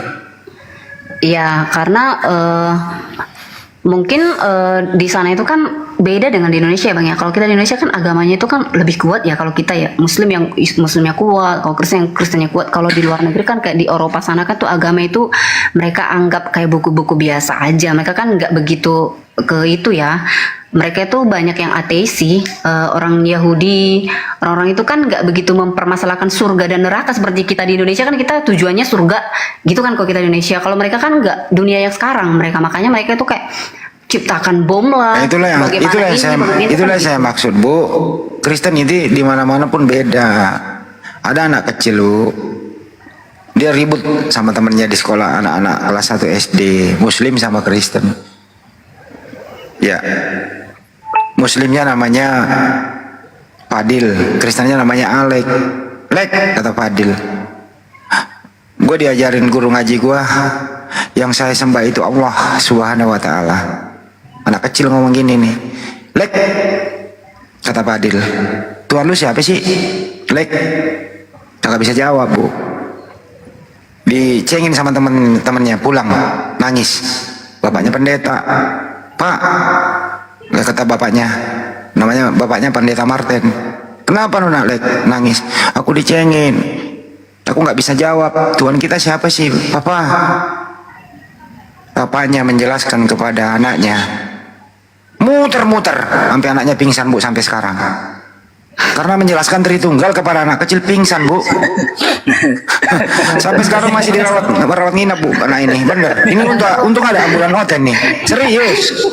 Iya itu benar sih, karena kan contohnya itu kita bayi kita kasih nasi parang, dia sakit dong, dia nggak bisa makan dong gitu. Ya kalau untuk anak kecil ya kasih yang ya Tuhan itu ya baik, yang menjaga kamu ya, seperti itu kan untuk anak-anak contohnya gitu. Tapi nggak mungkin ke bayi kita kasih nasi padang, sakit perut dong dia nanti. Ya wajar anak itu pingsan karena masih kecil, udah dijelaskan arti Tritunggal gitu, seperti itu maksud saya. Ya itulah saya maksud, Bu. Anak kecil itu belum bisa diajarin Bible. Kalau anak kecil Muslim, Bu, mulai udah bisa bicara, sudah belajar ngaji.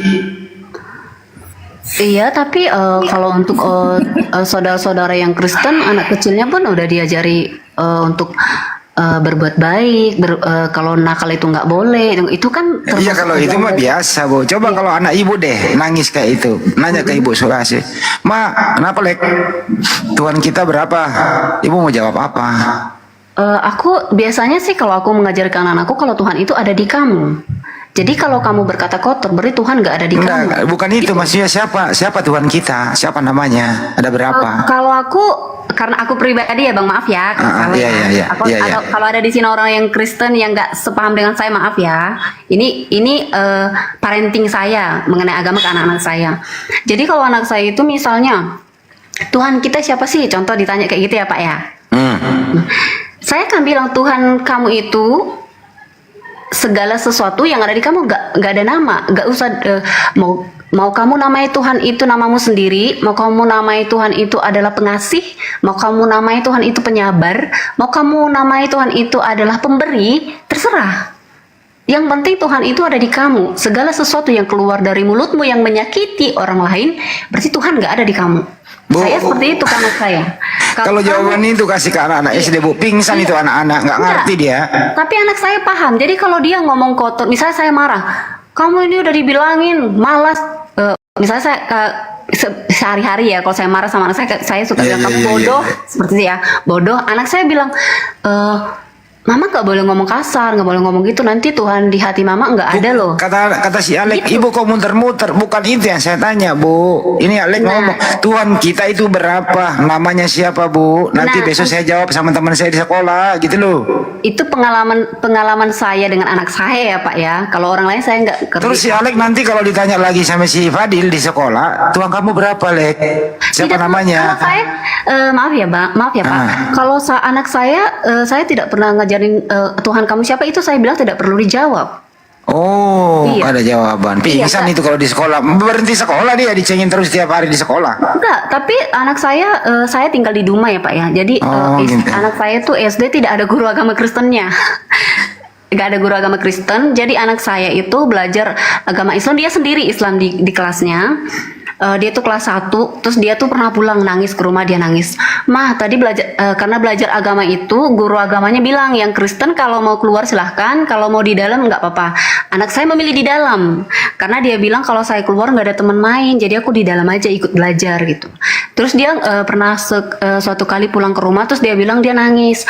Mah, tadi di sekolah itu lagi agama nih, PAI, kalau di sini sebut PAI ya. Tadi kami PAI pendidikan. Pak Iya, agama bukan Islam. Alek. Sorry saya, Pak Iya. Kirain Alek. Iya, PAI pendidikan agama Islam. Tadi kami PAI katanya. Gurunya itu, ibu itu bilang kalau Allah itu satu. Jadi Tuhan kita salah cuma lagi tuh Allah itu satu. Tuhan itu satu.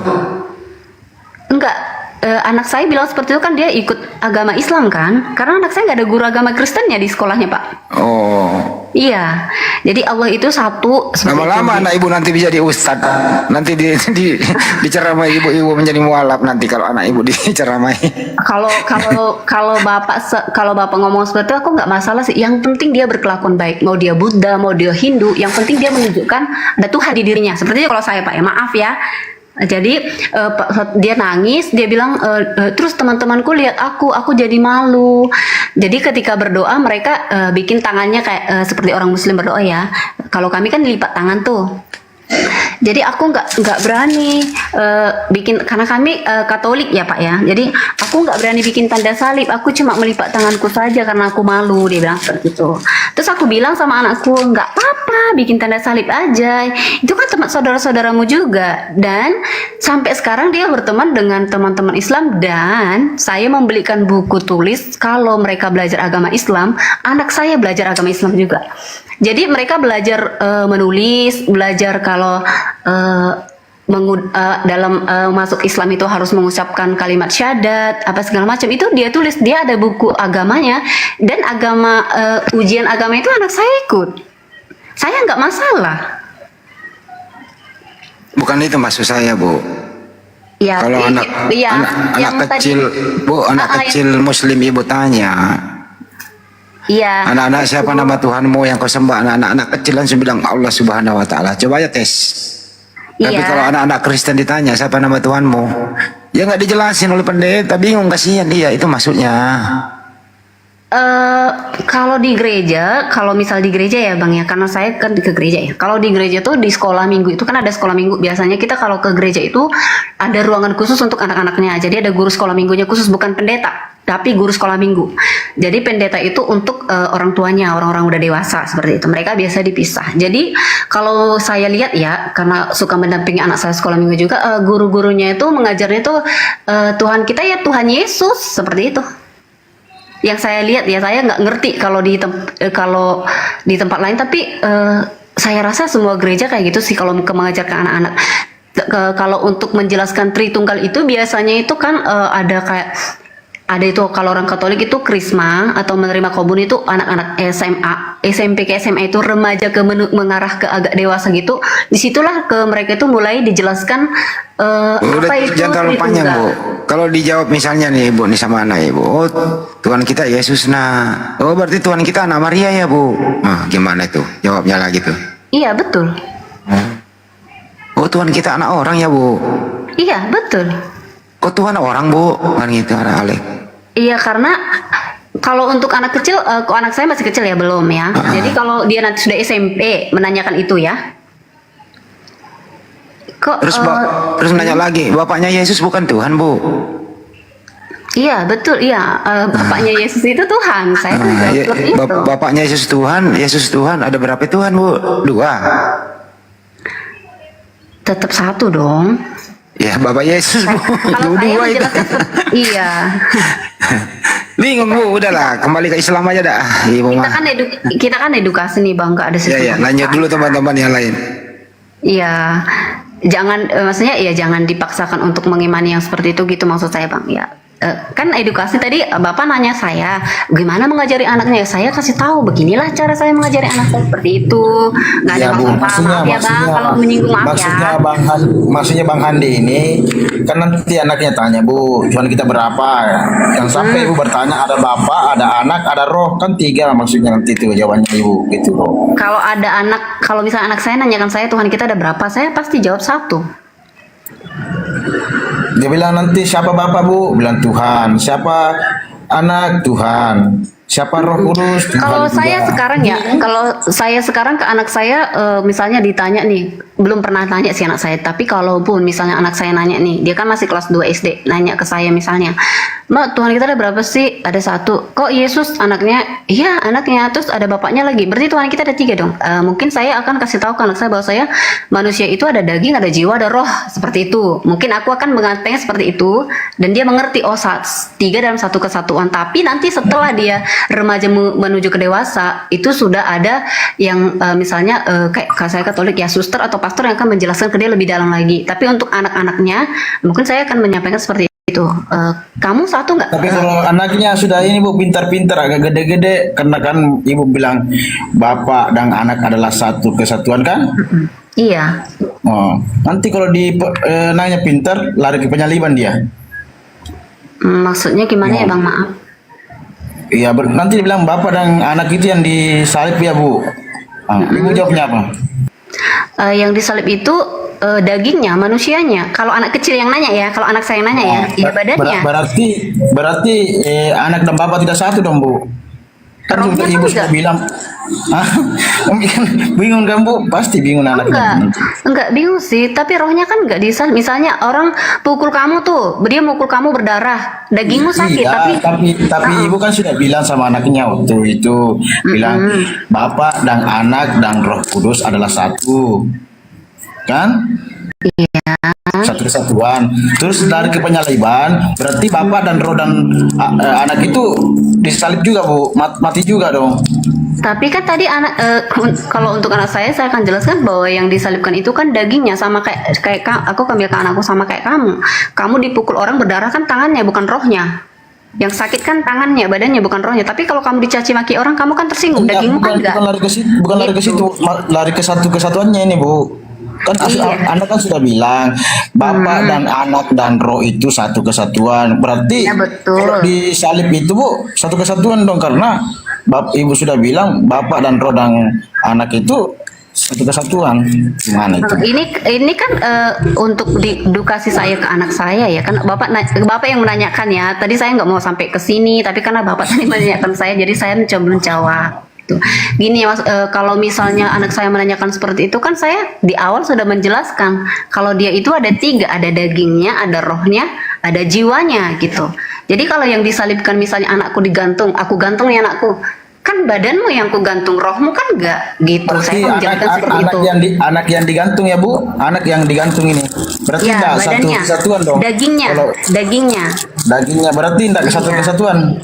Iya, dalam satu kesatuan. Daging. Berarti tidak dalam satu kesatuan dong kalau gitu. Iya, dalam satu kesatuan. Itu enggak gimana sih Bu ini?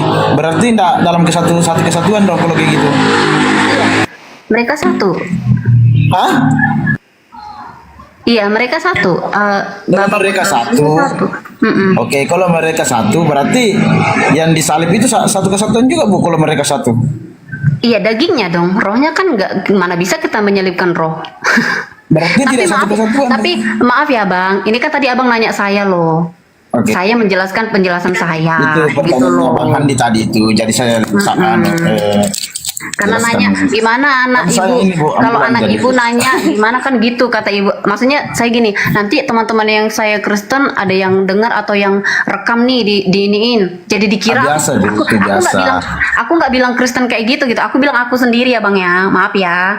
Aku nggak bilang Kristen itu begini, imannya begini, bilang 3 roh daging, enggak. Aku bilang caraku mendidik anakku. Iya, cara Ibu Gitu. mengajari ceritanya kan awalnya kan anaknya sudah diajari Bapa dan Anak dan Roh Kudus itu adalah satu, betul kan? Ya, betul. Langsung anaknya bilang, oh berarti Bapak itu mati juga Bu digantung. Kan rohnya enggak. Kalau kita mati kan daging kita yang mati, rohnya kan enggak. Saya bilang seperti itu ke anak saya. Anaknya bilang berarti tidak satu kesatuan dong Bu kalau kayak gitu. Sama dengan anak saya, Jung. Saya akan bilang sama dengan kamu dong. Roh dan dagingmu, kalau dagingmu mati, rohmu kan tetap hidup. Pertanyaannya anak kecil biasanya nanya gini, Bu, Tuhan bisa mati nggak Bu? Anak kecil nanya, gimana jawabnya coba? Roh, kalau Tuhan itu kan roh ya, nggak bisa mati dong. Tapi karena dia jadi daging tadi, jadi manusia kan jadi daging nih. Ya dagingnya harus mati dong. Dagingnya nggak, itu kan bukan bagian dari roh. Nggak ditanya, Yesus itu Tuhan ya Bu? Tuhan. Yang mati disalib Yesus. Tuhan mati Bu. Iya. Dagingnya. Oh dagingnya mati. Iya, sama kayak kita juga manusia. Aku kan bilang ke anakku ya, maaf ya Bang, aku bilang ke anakku ya. Aku kan bilang ke anakku, dagingmu mati, tapi rohmu tidak. Gitu. Sama Terus, dengan Tuhan itu sendiri. Kalau begitu daging, nanya lagi anak kecil, kalau gitu dagingnya Yesus bukan Tuhan Bu. Tuhan yang ada dalam dia, kayak kalau aku bilang ke anak, misalnya aku bilang sama kamu, anakku, aku kasih contoh nama anakku si Tuti. Tuti, aku bilang, rohmu itu bukan Tuti. Ya Tuti dong. Terus akal pikiranmu bukan Tuti, ya Tuti. Badanmu Tuti, ya Tuti. Kan gitu. Saya bilang kayak gitu ke anakku. Berarti kalau gitu badannya Yesus juga Tuhan. Iya. Ya kalau badannya Yesus Tuhan, Tuhan mati dong, karena badannya yang mati. Daging, kedagingan itu, rohnya kan enggak. Dagingnya Yesus juga Tuhan kan buat tadi. Iya. Jadi kalau Tuhan mati ya dagingnya mati ya Tuhan mati. Enggak lah, kayak kalau kita mati kan kita nggak mati, dagingnya aja, roh kita kan tetap ada. Kita kan Yesus rohnya kan, nggak mati. Kalau Yesus kita, Yesus kan Iya. Tuhan Bu. Ya betul. Sama Berarti dengan yang mati Yesus, jadi Tuhan mati. Laki, aku contohkan ke aku ya. Aku nih, Iya, ada iya. terus aku mati, rohku kan nggak mati. Gitu loh. Tetap aku kan. Ya udah berarti Yesus tetap Yesus, Yesus Tuhan ya Tuhan mati udah. Iya, kedagingannya mati. Tapi rohnya kan nggak gitu Dagingnya loh. Yesus Tuhan atau bukan Bu? Ya dia Tuhan. Berarti juga ya Tuhan mati, dagingnya mati udah. Ya, selesai. Lanjut. Gitu Bu, berarti Tuhan mati juga Bu, kan dagingnya juga Tuhan Bu, gimana itu? Iya, dagingnya mati. Itu gini loh, jangan menanyakan saya kayak mendiskriminasi. Saya cuma Bukan diskriminasi Bu, Enggak, kita gini, kan Mas. bertanya. Iya, maksudnya gini loh Bang. Tadi kan abangnya nanya gimana kalau anak begini. Aku kan cuma menjelaskan. Jadi kalau saya jelaskan seperti itu, ya itu saya kenapa jadi ditertawakan gitu. Aku jadi kayak ngerasa kayak kenapa jadi begini Enggak, bukan gitu. dikira Kan aku cuma gitu. ditanya. Nanti bingung aja Bu gitu loh. Enggak Jadi ketawa, Bu. aku kan ngajarinya ke anakku seperti itu. Jadi Tuhan itu mati, ya mati. Enggak, kita ketawa tadi Dagingnya, Bu. rohnya Kan tetap ketawa hidup. Saya ketawa Dan- tadi Bu, karena Ibu bilang dagingnya Yesus juga Tuhan. Berarti Iya, betul. berarti Tuhan juga mati kan?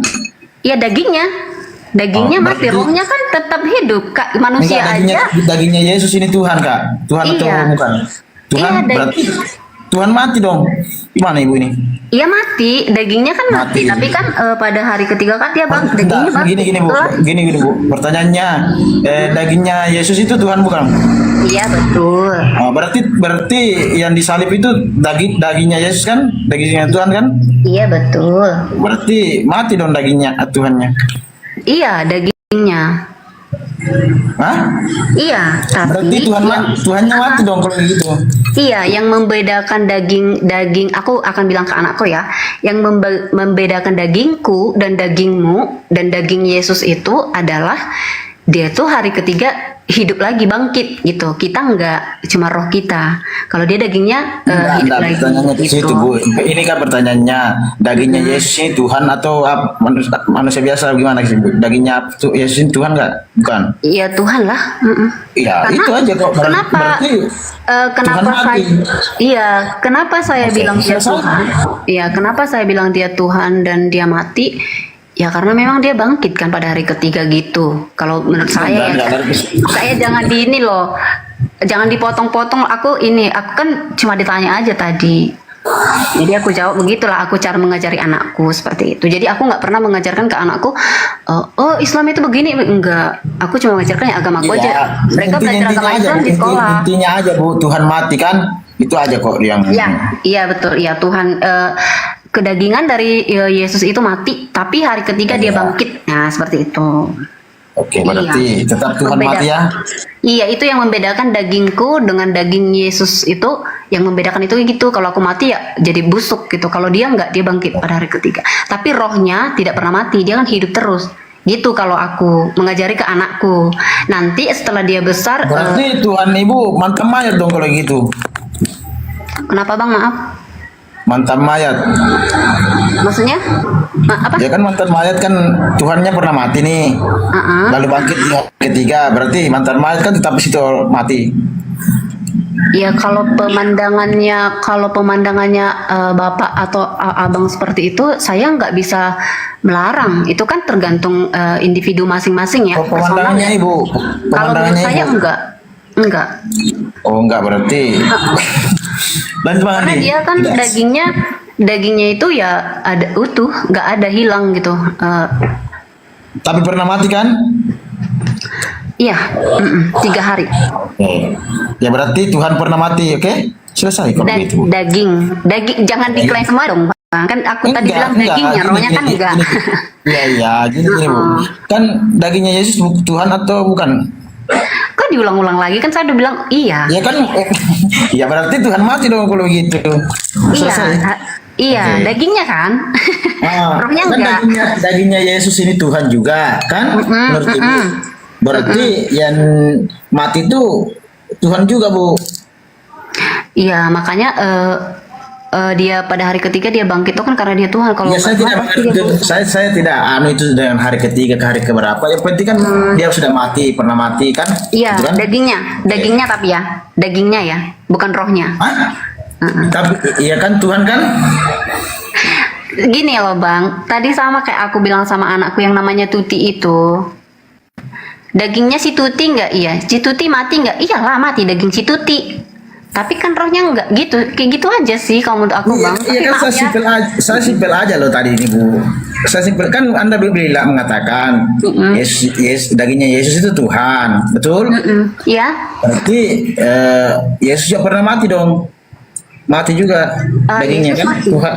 Tuhan mati dong kok gitu, ya kan? Iya, Ya selesai. Kalau Tuhan pernah mati sudah. Anda mengakui bahwa Tuhan Anda pernah mati. Iya, tapi aku tidak pernah tidak mengakui kalau Tuhan itu enggak mati sih. Aku selalu bilang kalau Tuhan itu mati. Dagingnya mati, tapi rohnya enggak. Aku selalu bilang seperti itu. Enggak pernah saya bilang ke siapapun kalau Yesus itu enggak mati. Dia mati. Ya siapapun yang nanya ke saya, dia bilang ya dia mati. 3 hari mati dia memang. Iya makanya tadi Bang Handi bertanya ini. Nanti kalau ditanya anaknya, berarti Tuhan pernah mati dong Bu. Nah, gitu. Dagingnya, ya saya jawab ke anak saya dagingnya. Dagingnya kan juga Tuhan, gimana sih? Udahlah Bang, kayaknya kalau ini muter-muter terus gak akan selesai nanti. Iya Bang, makanya saya itu pakai nih ambulan oten itu biasa tuh kalau ada ini pasien Terus yang kenapa ini saya jemput aja. kenapa orang abang itu menyebut saudara-saudara Kristen itu jadi oten gitu? Kayaknya kayak kurang bagus loh bang seperti itu karena Ya kan singkatan itu bun. oh singkatannya kayak aku kira itu kayak ngejek gitu ternyata singkatan ya. Bukan, Nggak masa apa-apa sih. singkatan Oten itu kan orang Kristen kan, betul nggak bu? Oh, Gitu oh loh, bukan gitu. kan kita mengeluh. Mungkin ini gitu. Gurunda sudah hadir nih, sudah monitor kayaknya. Ada yang mau ditanyakan sama Bang Zuma?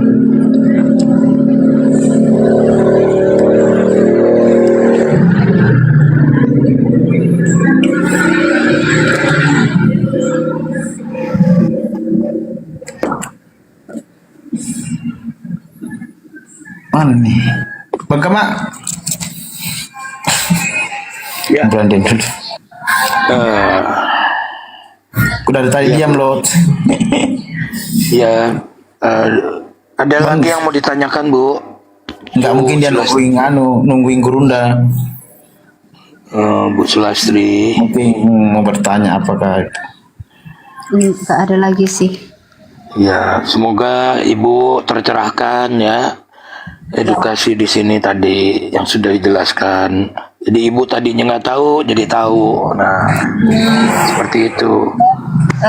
Banyak edukasi yang saya dapat sekarang sih. Terima kasih ya abang-abang semua. Nanti coba Ibu beli yang TB2. Ibu yang TB2 untuk beli perbandingan gitu. Dari yang lama sama, itu keluarannya sama LAI juga Bu. Tapi 2023. untuk isinya sama ya, cuma penggantian istilah katanya aja ya. Ya itu. Ada sebagian yang dirubah juga ada. Ada yang kata-kata yang ditambahkan atau dikurangin ada. Tapi nanti Ibu dapat ada buku kecilnya, buku panduannya. Oh gitu. Nanti saya coba ke itu deh. Ke Edukit. Coba aku lihat. Oke, makasih ya abang-abang semua sudah menerima saya. Sama-sama Bu.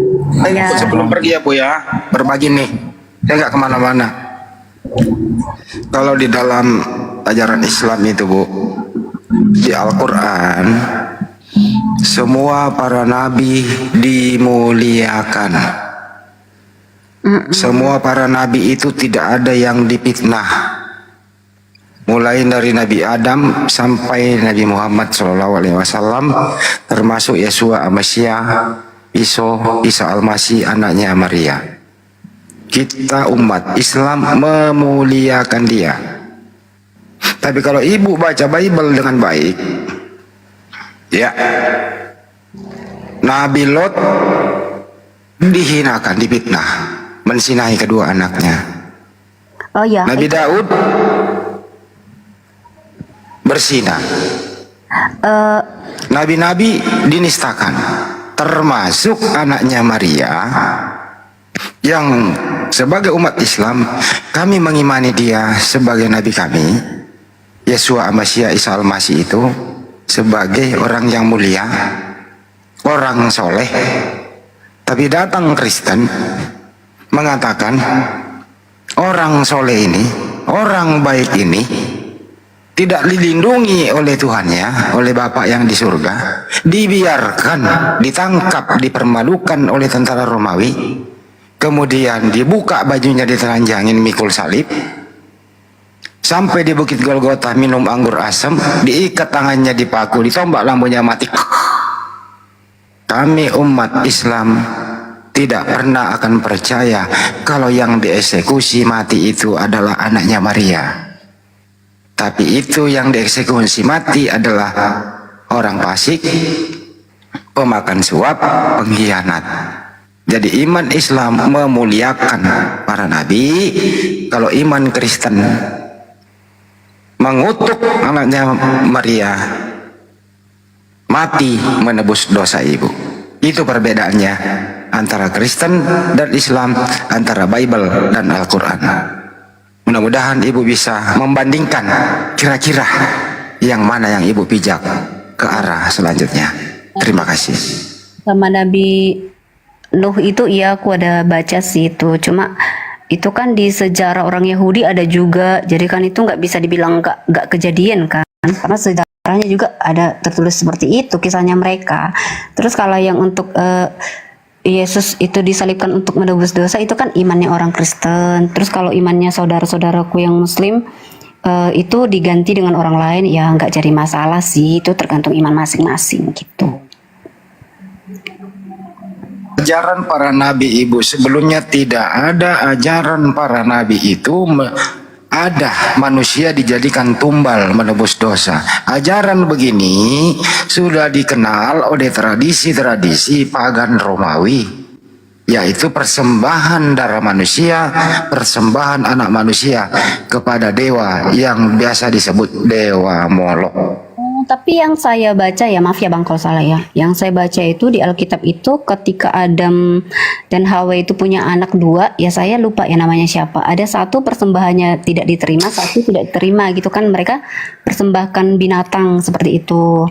Nah keturun-temurun sampai Ibrahim, sampai nabi-nabi selanjutnya kan bikin persembahan itu gitu, bikin persembahan itu kepada Tuhan. Nah, bagi orang Kristen, umat Kristen itu setelah Yesus itu disalibkan, itu yang menebus, makanya orang Kristen sekarang tidak ada lagi yang seperti itu gitu, yang mempersembahkan binatang atau apa seperti itu. Bukan karena di Roma atau apa, enggak, memang dari Adam dan Hawa pun seperti itu kan, ada yang Iya, paham Bu, paham. Ya. Jadi Kristen ini Bu lebih menghormati nyawa binatang daripada nyawa manusia. Kalau kita ya lebih baik nyawa binatang dikorbankan, adalah memang petunjuk supaya berbagi daging, kemudian kita menikmati makan, daripada nyawa orang yang ditumbalkan. Kalau Kristen enggak, jangan darah hewan, harus darah manusia. Itu perbedaannya Bu, kira-kira gitu. Bagi teman saudara Muslim seperti itu ya penafsirannya, tapi kalau aku nggak bilang orang Kristen. Oh, ada suara apa itu? Aku takut salah nanti. Kalau aku pribadi sih menafsirkannya itu bahwasanya ya yang kita persembahkan misalnya kambing apa segala macam itu tuh sudah tidak apa-apanya dengan manusia tersebut tadi yang mau mengorbankan diri, bukan orang Kristen yang mengorbankan dia, tapi dia sendiri yang mengorbankan dirinya gitu. Kalau penafsiranku, kalau penafsiran orang lain berbeda kan. Kalau Ibu menafsirkan gitu dia sendiri, bukankah dia, mohon maaf ya Bu ya, dia semalaman bersama muridnya ke Bukit Getsemani berdoa semalaman. Isi doanya, andaikan cawan ini berlalu dariku, bukan kehendakku tapi kehendakmu ya Bapak. Sangkin seriusnya berdoa untuk diselamatkan dari penyaliban, sampai Yesus seperti keringatnya sekeringat darah jatuh ke tanah, berdoa semalaman untuk diselamatkan. Kemudian di dalam Ibrani 5 nomor 7, dalam hidupnya sebagai manusia, dia seorang manusia yang soleh, doanya selalu didengarkan agar diselamatkan dari maut.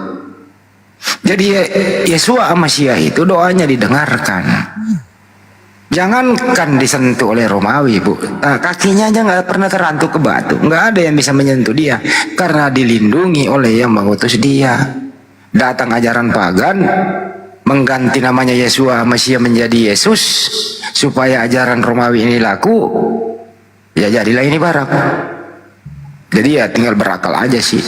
Kalau akal sehat, Ibu pasti tidak boleh membunuh orang tidak bersalah. Pasti masuk akal tuh Bu. Boleh nggak membunuh orang tidak bersalah Bu? Oh itu tidak boleh dong. Tidak boleh. Yesus punya salah nggak Bu? Yesus itu di Alkitab tidak ada dosa sih. Ya berarti tidak layak dia dibunuh Bu. Iya memang tidak layak. Nah artinya bukan dia yang dibunuh orang yang punya salah. Itu sederhana toh. Enggak lah, kalau maaf ya Bang. Enggak apa-apa Bu, silakan Bu. Jadi berdebat nih, tadi aku nggak ada bermaksud kayak gitu. Enggak, cuma edukasi aja, terserah Ibu, saya nggak mau bantah kok. Kalau aku sih dia tidak berdosa, tetapi dia dihukum misalnya. Tapi orang berdosa kan nggak boleh dihukum. Tapi kenapa Yesus tidak berdosa tapi dihukum? Dia kan memberikan dirinya untuk dihukum. Kalau misalnya menurut aku kan tadi menurut Abang seperti itu. Kalau menurut aku Tuhan itu akhirnya mengambil Yesus ini atau Isa ini terus mengganti dengan orang lain seperti itu ya Bang. Kalau di Al-Quran Isa 157 begitu. Dan yang disalib itu yang diserupakan. Ya, terus Tuhan menyerupakan dia dengan orang lain, terus Yesus ini ke surga gitu. Diangkat hidup-hidup, masih sekarang diangkat kembali ke sisi Allah, masih hidup. Nabi Isa alaihissalam masih hidup. Oke, diangkat ke surga terus diganti dengan orang lain. Bukankah itu sesuatu pembohongan ya bagi manusia? Mungkinkah Tuhan berbohong sama kita? Kan enggak. Justru itulah Allah Maha tahu, Maha bertindak, tidak ada yang bisa mengintervensi apa yang dilakukan oleh Sang Pencipta itu karena Dia Maha tahu. Nah, itulah jawabannya. Jadi kalau kita pakai akal sehat, ya lebih baik menyelamatkan 1000 orang bersalah daripada menghukum 1 orang yang tidak bersalah. Itu baru kata bijak, Bu. Iya, tapi kan jawaban itu juga yang aku kasih ke Bapak, bahwasanya kita tidak bisa menginikan Tuhan gitu loh, mengambil kesimpulan tentang Tuhan itu harus begini gitu. Suka-suka dia, terserah dia seperti itu. Makanya kenapa saya bilang seperti itu? Ya karena memang dia suka rela untuk menghinakan dirinya, meskipun dia tidak berdosa, tapi menghinakan dirinya untuk jadi contoh ke saya pribadi, bahwasanya kalau saya ini orang berdosa, jadi kalau saya dihina orang, diajak orang, saya akan merasa bahwasanya ya nggak apa-apa, Tuhan saya yang tidak berdosa pun dihina, dia nggak apa-apa gitu. Jadi saya pun ya harus bilang sama Tuhan saya, Tuhan ya nggak apa-apa, saya bisa kayak dihina, saya di ini ya nggak apa-apa, karena Tuhan udah mengalaminya lebih dulu daripada saya, gitu menurut saya Bang ya. Ya nggak apa-apa, Bu. Kalau iman Ibu kayak gitu ya kita nggak maksa sih ya. Ya. Yang jelas yang sesuai akal sehat, perintah Tuhan di Ten Commandment 10 perintah Tuhan dilarang membunuh, apalagi membunuh orang tidak bersalah. Itu perintah Tuhan berlaku sampai sekarang. Iya, tapi Kristen mengingkari ini, boleh membunuh, yang penting mau menebus dosa, kan gitu. Bukan gitu Bang, zaman itu kan belum ada Kristen, orang itu kan waktu itu kan masih Yahudi kan sama ateis. Jadi justru Kristen, Bu, maaf, justru Kristen lah yang membuat, kan ini data-data dibuat, ini ya Bu ya, izin ya Bu. Ya. Data-data tentang penyaliban Yesus ini dibuat setelah Yesus nggak ada di muka bumi. Satu, Yesus itu tidak mengenal perjanjian baru. Yesus nggak tahu apa yang ibu imani itu. Perjanjian yang setahu saya, Bang, maaf ya. Setahu saya kalau perjanjian baru itu kan ditulis sama, itulah yang disebut orang Kristen tadi, rasulnya, pengikutnya kayak Petrus, Lukas, Yohanes. Nah, mereka lah yang menulis itu. Berapa tahun Yesus tidak ada di muka bumi baru ditulis? Kan Yesus nggak bisa mengkonfirmasi. Karena kan begini Bang, yang saya tahu ya, maaf ya Bang, koreksi kalau yang saya tahu kan murid-murid Yesus itu kan ketika dia menampakkan diri, terus dia kan naik ke surga tuh, terangkat, disaksikan oleh 1000 orang ya.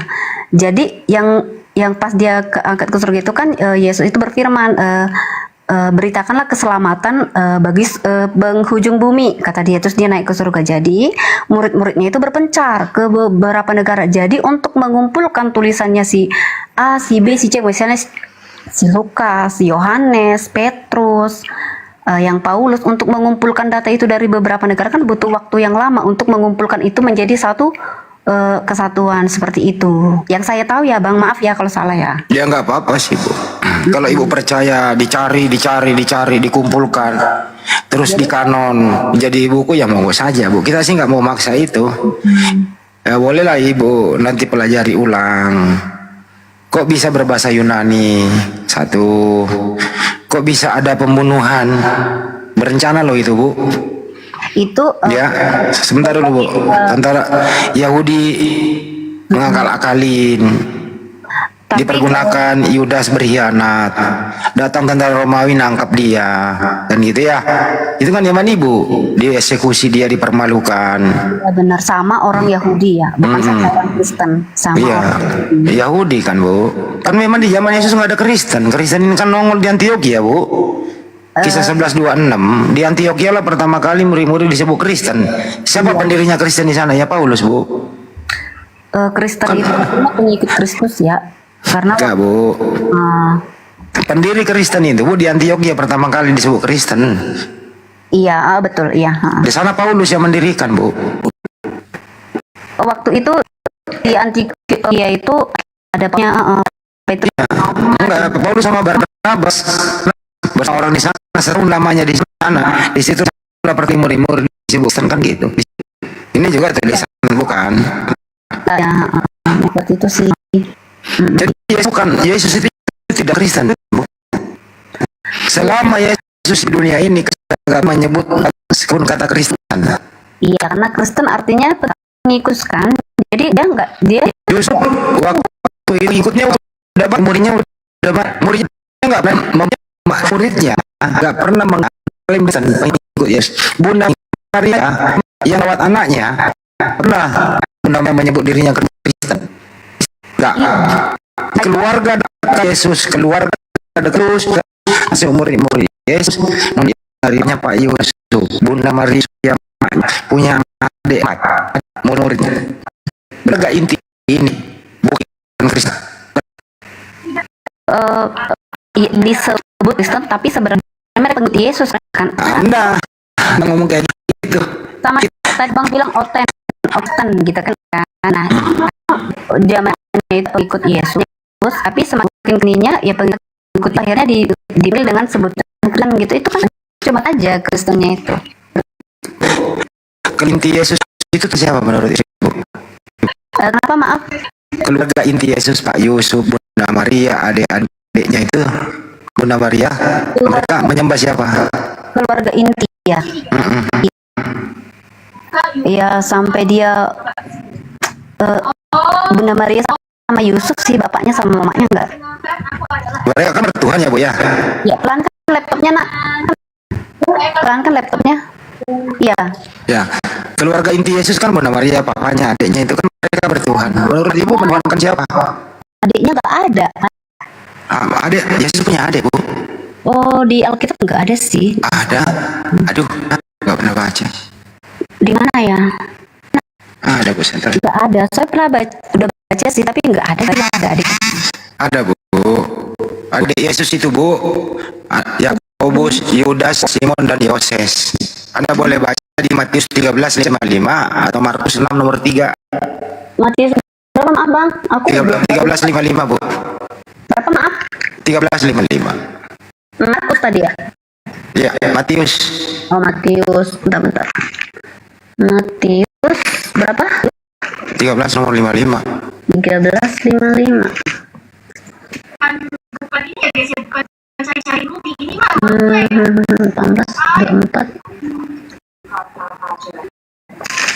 Maaf ya agak lama, maaf ya Bang. Enggak apa-apa.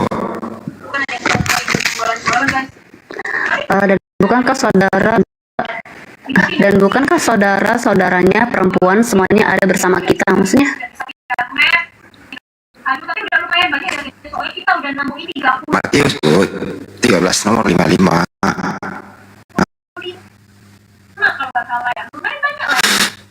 Redaksinya sama di Markus 6 nomor 3. Itu redaksinya sama, copy paste. Oh, kalau ini dibaca dari atas ya, Yesus ditolak di Nazaret judulnya ya. Kalau dari kita potong cuma kalimatnya ini iya sih, kayak dia punya anak Yakobus, Yusuf, Simon, tapi kalau kita baca dari atas itu kan dibilang saudara aja, bukan saudara kandung gitu, bukan anaknya Maria dan Yusuf gitu. Memang kalau Katolik itu nggak boleh Maria punya adik lagi loh, tapi kalau Protestan punya. Ini perbedaannya Katolik dan Protestan. Iya ya, saya nggak paham. Yang saya tahu tuh kalau dibaca dari atas sih sampai selesai dari Yesus ditolak di Nazaret sampai 56 tuh dimaknai saudara itu ya saudara kayak aku sama bapak saudara kan. Nah kayak gitu, dia saudara gitu, bukan saudara kandungnya gitu. Redaksinya sama loh, Markus 6 nomor 3 Bu. Itu 6 nomor 3 coba baca sama bunyinya. Markus 6 nomor 3.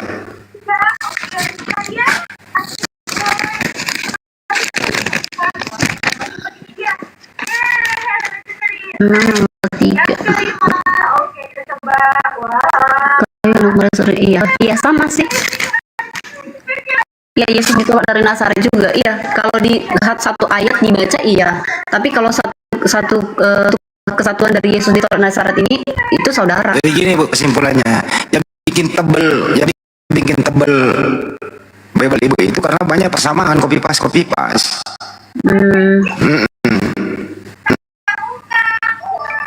Ya jelas, kalau Katolik itu memang nggak boleh ya. Bunda Maria itu tetap suci, tak perawan, nggak boleh dia punya adik lagi. Tapi kalau Protestan punya adik lagi. Ini perbedaannya, Bu. Oh, itu kalau itu aku kurang paham ya Pak. Yang setahu saya ya seperti yang Bapak bilang tadi Katolik ya. Saya paham kalau Katolik. Bunda Maria itu kan ibunya Tuhan, harus suci terus. Iya. Itu. Paham saya kalau Katolik. Karena enggak. Bahkan kitabnya juga beda jumlah kan, 73 sama 66. Ibu ada Makabe.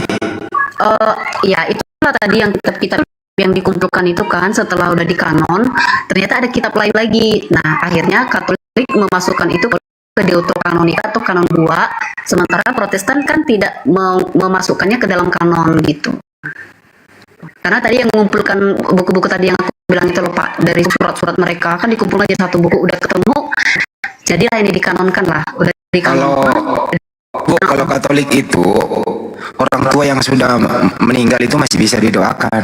Iya betul. Kalau Protestan nggak bisa, Bu, nggak didoakan lagi. Coba baca Ibu Pengkhotbah 95. Khotbah.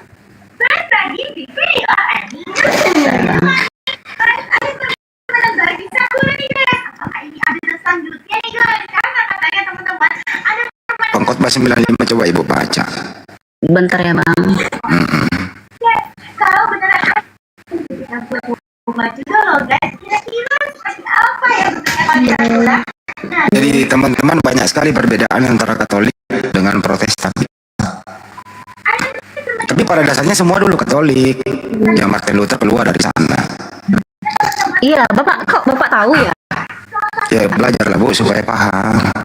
Oh iya, aku juga tahu sih. Katolik juga ada dua Bu, ada namanya Anglikan. Ibu pernah baca nggak Anglikan? Ada Katolik Roma sama Ortodoks sih setahu aku. Anglikan ada Bu. Anglikan itu orang-orang yang keluar dari Katolik asli karena tidak boleh lagi di Katolik itu punya istri lebih dari 2. Makanya buat Anglikan. Katolik Anglikan itu boleh beristri banyak. Oh iya. Iya baca aja Bu, Katolik Anglikan.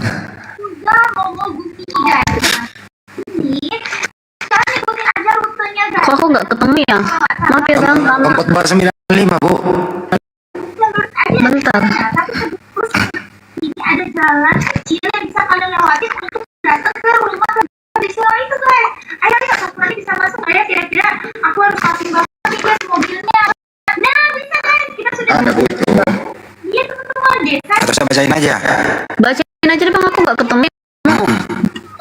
Karena orang-orang yang hidup tahu bahwa mereka akan mati. Tetapi orang yang mati tidak tahu apa-apa. Tidak ada upah lagi bagi mereka. Bahkan kenangan kepada mereka sudah lenyap. Artinya orang yang sudah meninggal itu ya tidak ada apa-apa. Tidak ada upah lagi buat mereka. Lu mau apain kayak tidak ada pertolongan lagi. Bahkan kenangannya waktu hidup itu sudah lenyap. Maksudnya dia pernah jadi PNS, nggak ada lagi. Yang diingat hanya harta warisannya saja. Pengkhotbah 95. Itulah yang dipegang orang Kristen, nggak boleh lagi ke kuburan mendoakan, nggak ada urusan. Kalau Katolik kan masih ada Makabe, masih bisa didoain. Itu Bu. Iya.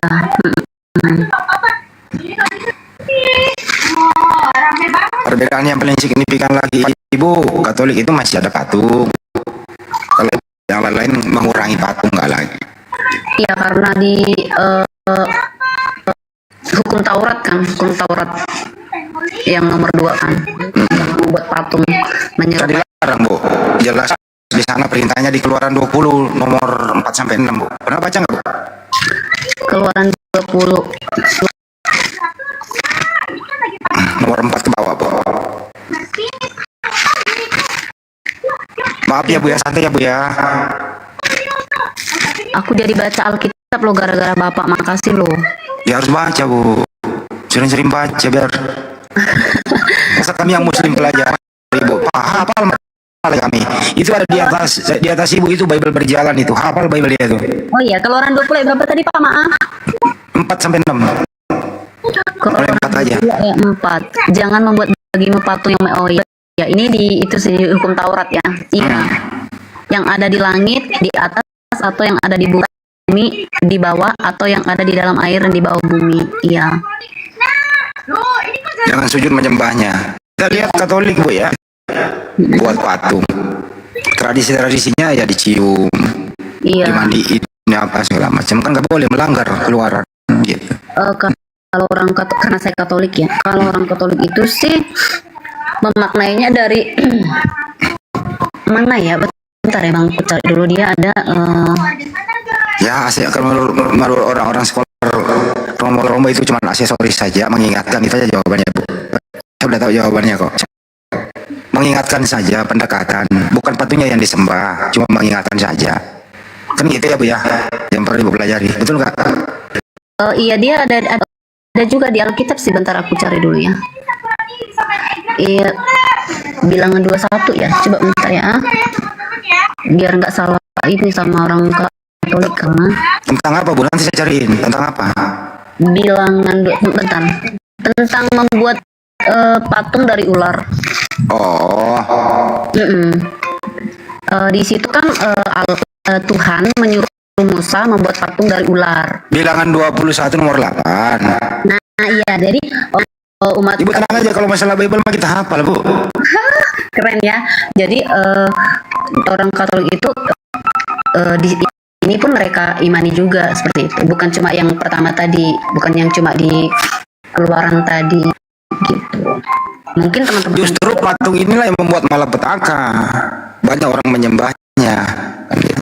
Tapi nggak apa-apa lah Bu ya, saya nggak mau terlalu ke sana. Ini iman Ibu, saya nggak mau mengganggu iman Ibu. Iya. Nggak, kita kan nggak debat masalah iman ya Bu ya. Ya, makasih. Enggak. Ibu tetap menjadi Katolik aja yang baik. Terima kasih Pak. Yang jelas, saya apresiasi Ibu sopan ya, kita juga harus merespon dengan sopan, kan gitu. Intinya mari kita saling menghormati satu sama lain pemeluk agama itu. Karena di Indonesia ini kita harus toleran. Karena kalau kita gontok-gontokan, ya sibuk pemerintah ngatur kita kapan membangun gitu kan. Ya, kita harus bersatu membangun bangsa ini. Ibu agama Katolik, kami Muslim, ya silakan saja. Tidak ada masalah. Justru kalau Anda berada di mayoritas Muslim, iya, insya Allah ibu aman, dijamin 100%. Iya, saya tetangganya Islam semua sih, tapi baik-baik. Insya Allah dijamin Bu. Kenapa? Karena umat Islam itu nggak boleh memerangi kafir Arbi yang tidak membuat kerusakan. Tapi Bang, aku mau nanya, aku kan itu tuh ada pelihara anjing di rumah. Kadang-kadang mereka tuh nggak suka. Kenapa? Emang ada larangannya ya Bang? Maaf ya nanya, maaf.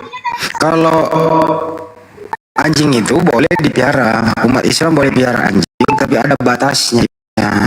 Karena biasa anjing itu dia hanya dipakai untuk security. Biasanya dipakai di kebun, tapi kalau di daerah perkotaan, yang sudah banyak CCTV, udah ada polisi, ada security. Kalau di kebun ya boleh, tapi ada batasnya. Anjing itu nggak boleh naik di tempat kita tidur, di tempat kita sholat. Ada batasannya. Tapi kalau saya lihat Kristen, mohon maaf ya Bu ya, ya tidak ada batas. Bahkan barang tidur. Saya punya anjing di rumah itu ya, kami temenin tidur di rumah, nggak keluar gitu, nggak mengganggu yang saudara-saudara. Kami juga ngerti kan nggak ganggu, tapi ada beberapa yang tetangga tuh yang baik gitu kan. Hai, nama anjing aku kan namanya si Brownie. Hai Brownie gitu, mereka lewat gitu. Tapi ada yang kayak nggak suka gitu. Ya, yang namanya manusia Bu ya, ya kan macam-macam. Mungkin karena siapa tahu anjing ibu masuk ke rumah tetangga, air liurnya kan najis Bu bagi umat Islam. Enggak sih, aku nggak lepas di rumah aja, cuma berarti itu individu lah ya Bang. Ya, bukan karena agama, bukan karena diajari di Muslim untuk membenci anjing, ya enggak ya. Pada prinsipnya itu binatang itu nggak boleh dibenci. Semua binatang itu ada manfaatnya. Ada. Nah, babi aja ada manfaatnya Bu. Mau tahu nggak manfaat babi bagi umat Islam? Apa itu? Manfaatnya itu menguji iman seseorang Muslim. Apakah melanggar perintah Tuhan haram itu babi dilanggar atau tidak? Itu manfaatnya menguji iman. Jadi semua binatang ada manfaatnya. Alat uji. gitu ya. Termasuk anjing juga manfaatnya ada, alat uji juga. Kalau kau mau melihara anjing, sanggup nggak engkau ya bisa menjaga diri daripada anjing itu? Boleh dipelihara dalam hal security. Biasanya sih di kebun-kebun di kampung-kampung pakai, tapi ya jangan sampai dibawa tidur lah, kan binatang kok tidur bareng kan gitu. Iya ya, kami senang gitu sekeluarga, jadi kami temenin tidur bareng gitu. Tapi di sini ada tetangga aku yang dia, aku nggak ngerti ya Islam ada beberapa macam, tapi dia kayak yang biasa pakai jubah itu dia sayang. Dia kasih kucing makan tuh kadang-kadang dia nanya, si bro ini udah makan belum gitu. Ya nggak ada larangan sih Bu, memelihara aja anjing, tapi ya waspada. Kalau umat Islam kan ya air liurnya aja najis. Boleh kok, umat Islam boleh megang anjing, sama bilang nggak boleh? Boleh. Tuh lihat Cina ini, polisi kita megang anjing. Kegunaannya apa? Security. Anjing boleh, tapi ada syarat-syarat tertentu gitu loh. Anjing bisa dipergunakan apa? Ya itu dipakai polisi. Bisa penciumannya kan tajam tuh. Nah itu manfaatnya. Gitu ya.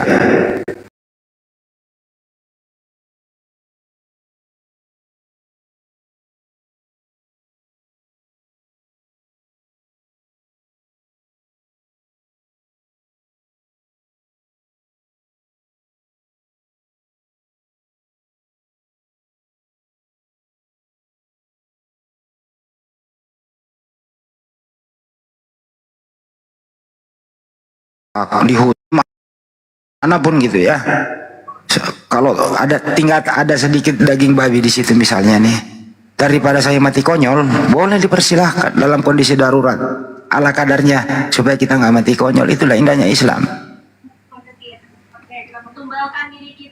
Selalu ada solusi. Maksudnya gimana solusi? Saya nyasar nih Bu, di padang rumput atau padang pasir belantara gitu ya. Saya kalau tersisa ada daging babi ada di situ, saya kalau nggak makan itu saya mati. Tapi kalau saya makan itu saya bisa hidup bertahan. Islam boleh, sekedar supaya tidak mati konyol. Oh, gitu. Aku gini Bang, maaf ya. Ada temanku dulu cerita ke aku, katanya orang Islam nggak makan daging babi karena ada cacing pitanya. Aku pikir karena ada cacing pitanya. Bukan karena ada cacing pitanya, perintahnya di dalam Al-Quran babi itu haram. Begitu juga di Imamat 11:7 babi itu haram. Oh gitu, makanya kalau misalnya kita di hutan nggak ada makan apa-apa, cuma ada babi aja kita makan nggak masalah, karena memang bukan karena cacing pitanya ya Bang ya? Ya karena diperbolehkan dari Islam itu nggak boleh mati konyol Bu. Gitu. Nah kenapa babi itu diharamkan? Ya di samping itu tadi setelah diteliti oleh dokter, gitu ya, ternyata di dalamnya mengandung banyak racun. Kedua, memang daging babi itu kalau lagi dimasak harus benar-benar berbeda dengan daging pada umumnya. Matangnya harus benar-benar matang untuk membunuh tadi kuman-kuman di dalamnya. Yang paling parah adalah sifat, faktor psikologis daripada babi itu. Babi Bu, kalau tidak ada makanan, dia bisa makan kotorannya sendiri. Anaknya yang lagi birahi gitu, anaknya perempuan, anaknya laki-laki nih babi ini, jantan lah, pejantan ini, kalau tidak ada pasangan lain emaknya bisa dipakai. Yang paling parah lagi Bu, anak babi kalau jalan sama emaknya, dia di belakangnya, anak babi ini nunduk. Ibu tahu kenapa dia nunduk kalau jalan di belakang emaknya? Kenapa? Malu karena emaknya babi. Udah nanggapin serius loh Pak, ya ampun.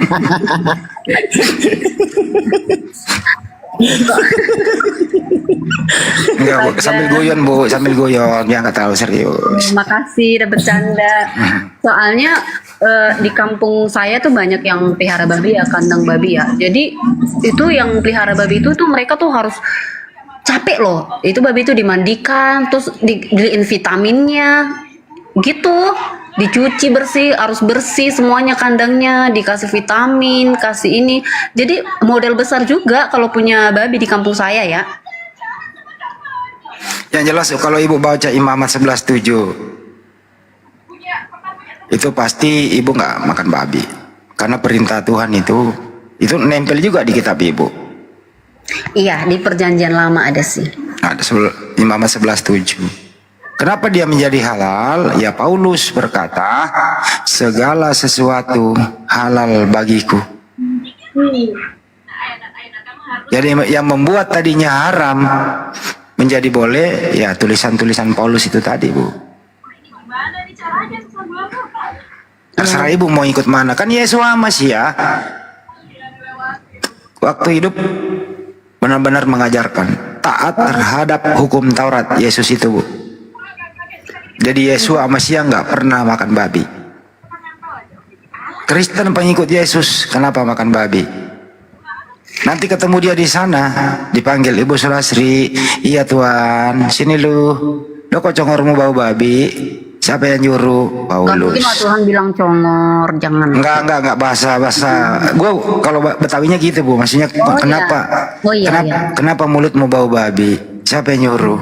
Kan gue pernah ngomong babi haram. Terus mau jawab apa ya? Itu kan misalnya. Tapi di perjanjian baru bukan Paulus saja sih, Yesus juga ada bilang sih kalau yang masuk ke dalam mulut itu nggak haram, tapi yang keluar dari mulut itu biasanya menajiskan orang gitu, ada sih. Itu tentang hanya mencuci tangan, Bu. Itu bukan haram, najis di sana. Harus tangan dibersihkan. Kalau mau kan orang dulu itu nggak boleh pakai sendok, Bu. Sampai sekarang juga disunahkan itu kalau makan jangan pakai sendok, pakai tangan. Makanya harus cuci tangan dulu. Iya, makanya Itu maksudnya. makanya mungkin orang Kristen sama Katolik itu ya yang masuk ke dalam mulut itu kan nggak ada yang menajiskan, makanya boleh dimakan gitu. Ngeri kali, Bu, semua boleh dimakan, yang penting jangan muntah. Iya, tapi kan ada juga ayat yang selanjutnya yang menuliskan bahwa kita harus berhikmat, makanya makan makanan itu kan kita dikasih hikmat juga, berhikmat, mana yang bisa, mana yang dibutuhkan. Tapi Ibu tetap makan B2 ya, Bu ya? Karena di sini nggak ada sih. Kalau saya pulang makan sih. Kurangi lah, Bu, makan sapo. Apa sih lapo ya? Iya, ada lapo, tapi itu bukan untuk makan B2, itu biasanya untuk tuak sih bapak-bapak. Kalau B2 itu biasanya kalau acara pesta gitu. Iya. Oh Ibu Nababan ya? Iya. Sorry, di Batak. Iya. Ya itu aja sih, Bu. Ya kita sharing, Ibu baik ya kita baik gitu. Ya, terima kasih ya Pak sudah menerima saya dengan baik. Tetap kita bersaudara, saudara sebangsa dan setanah air maupun berbeda akidah. Dijamin 100% selama mayoritas Islam di Indonesia, saudara-saudara kita Kristen dijamin aman. Ya, dan siapapun umat Islam mengganggu saudara kita Kristen termasuk beribadah, kalau mereka beribadah sebagaimana peruntukannya, tolong jangan diganggu. Mereka juga punya hak hidup di Republik ini. Terima kasih. Sebaliknya juga teman-teman Kristen, tolong jangan buat framing-framing juga yang aneh-aneh. Mari kita hidup berbangsa dan bernegara, bertoleransi saja kita. Gitu. Oh, terima kasih Pak, Bapak baik sekali. Kemarin bos Ibu datang ke Indonesia nggak, ke Jakarta, Bu, nemuin dia? Nggak ada uang Pak.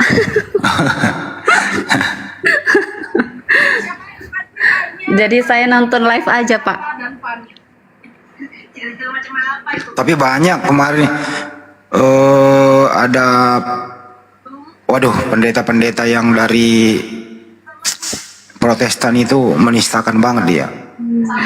Ibu kalau nonton videonya pendeta MYM, enggak sih. Waduh, mengatakan Paus itu begini, terutama mengenai sinanya. Duh, kok bisa ya sesama Kristennya saling kayak gitu ya? Iya ya, aku belum baca sih Pak. Mau dengerin nggak Bu? Waduh parah banget tuh MBN itu.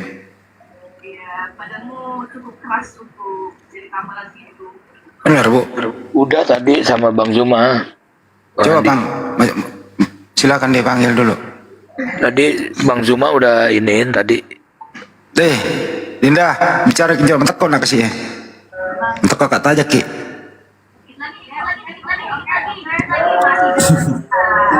Ngerti nggak bahasa Indonesianya tuh? Metek kok kata aja Ki. Capek Kak menunggu. Capek Kak tunggu Ki. Iya. Kita kan cuma ngisi kalau Banyu Mas rehat kita isi. Ya itu. Mana Banyu Mas? Li. Wah di jalan Ki Pale.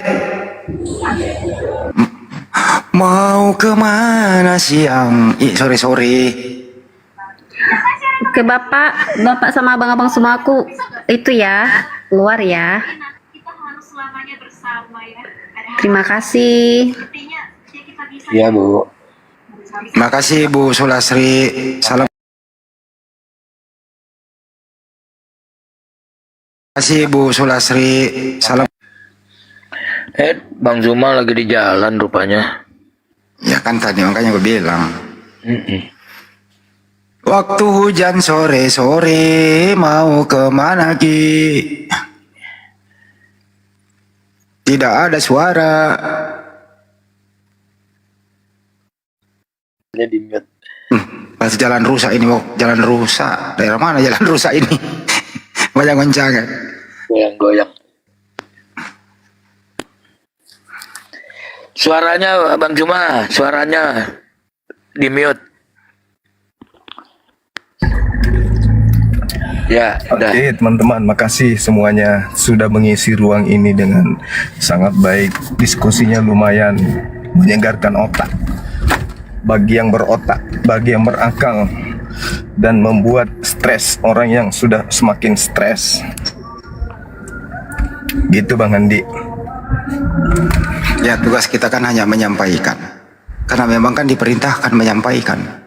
Bang Andi luar biasa. Jadi terima ya syukur, enggak masalah. Tapi banyak yang nerima juga loh. Banyak yang bersyahadat.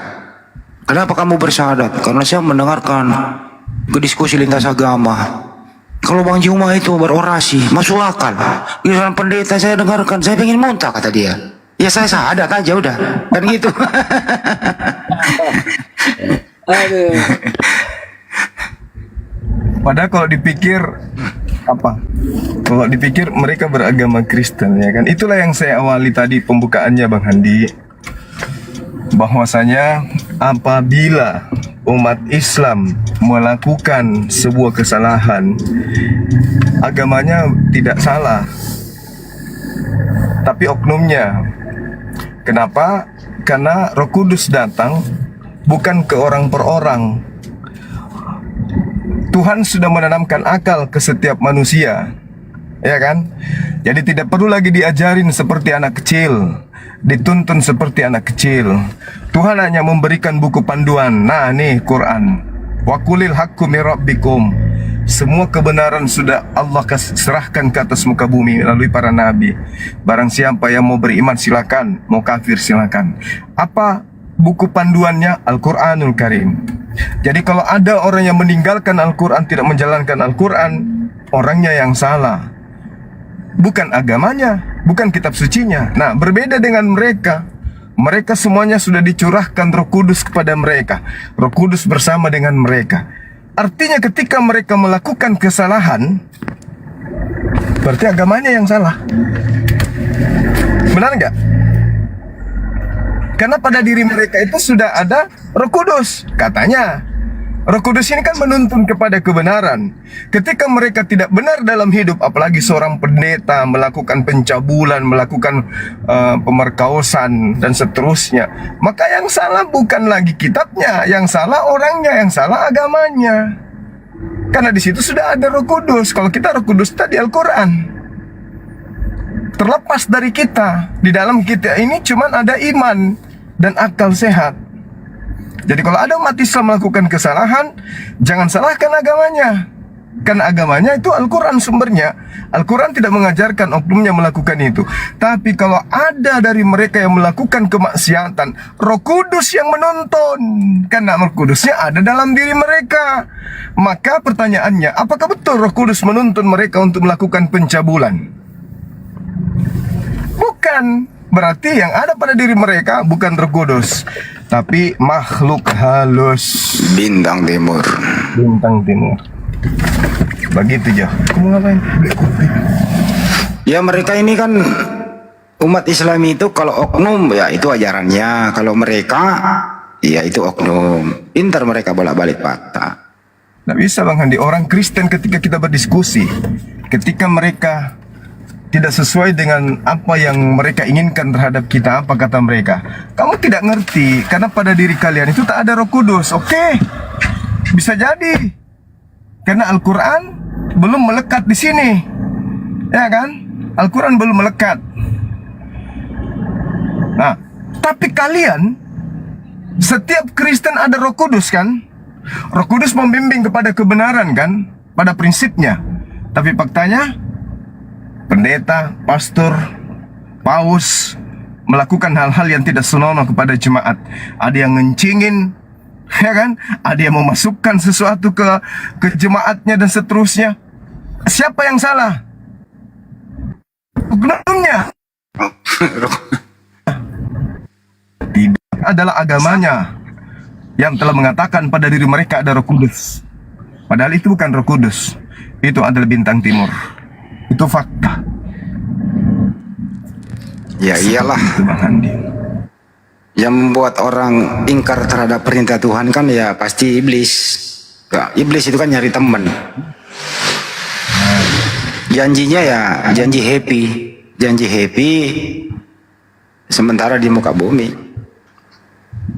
Kalau ada Roh Kudus dalam dirinya, kalau ditanya kok jawabannya Roh Kudus dalam dirinya, kalau ditanya kok jawabannya. Nah, itu dia suci Bang Handi, hantu suci. Nah, itu dia. Tapi sehebat apapun Bang Juma, sehebat apapun kita semua ini, yang jelas Bang Juma itu yang menciptakan adalah Yesus. Yang semalam, yang namanya tuh si botol siapa? Si Indra, siapa ya? Ya Indra. Semalam kan? Iya. Indra ya. Lucu kali itu orang itu. Ya. Udah bilangnya kayak gitu. Apa jua? Putus asa kan? Nggak tahu mau ngomong apa lagi nih buat Bang Zuma ini. Terpaksa dia bilang, kan Yesus yang ciptakan Bang Zuma, kan gila. Terpaksa saya ganti thumbnail itu. Ya, ternyata iya. Saya ganti lah biar viralkan teman-teman. Ternyata Bang Juma diciptakan oleh Yesus. Oh buset. Oh Roy itu dah. Terima kasih teman Roy. Ya. Roy ya. Ya Roy.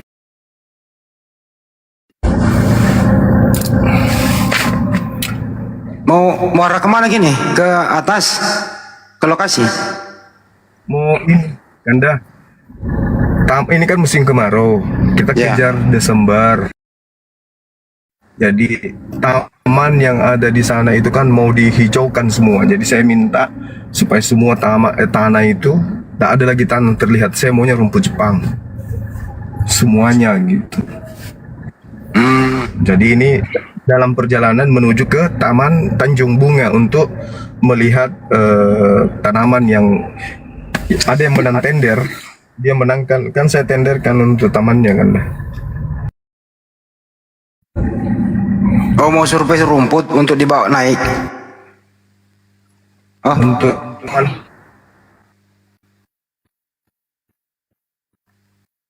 tamannya saja itu kan.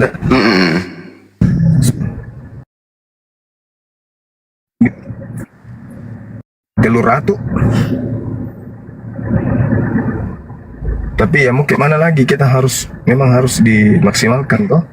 Iya, harus dihijaukan lah.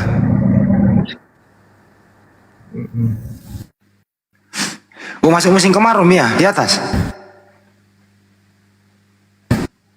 Iya, kalau musim kemarau di Bolangi itu gersang banget. Gitu ya. Rumput-rumput jadi warna coklat. Iya, tapi alhamdulillah sudah mau dipasangkan semua pipa. Jadi setiap hari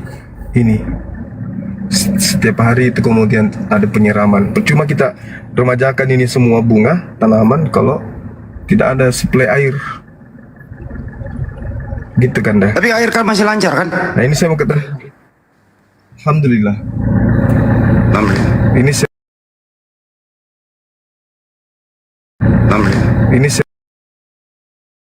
itu kan yang nggak mau MOU kerjasama untuk kerjakan taman, itu saya mau lihat anunya stok tanamannya gitu loh.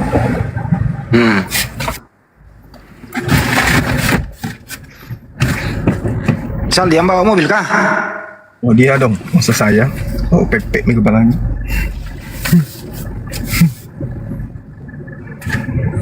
Li, ketemu kita nanti tanggal 15, Li.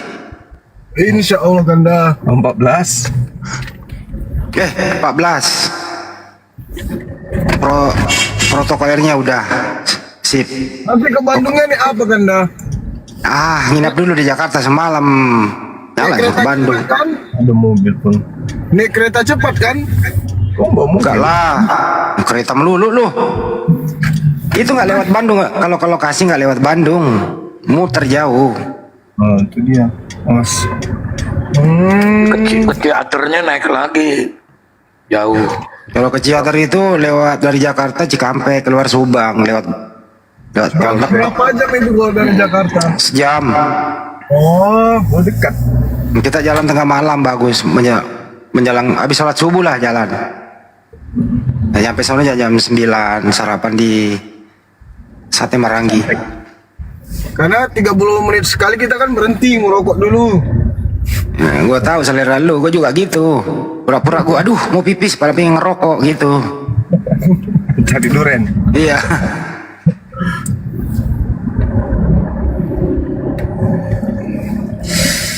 Pokoknya aku jemput nanti pas di pintu pesawat. Wis. Bang Andi luar biasa ya. Luar biasa. Udah dong, udah koordinasi di sana teman kita. Banyumas kan netizennya banyak di airport, di mana-mana. Iya betul ya.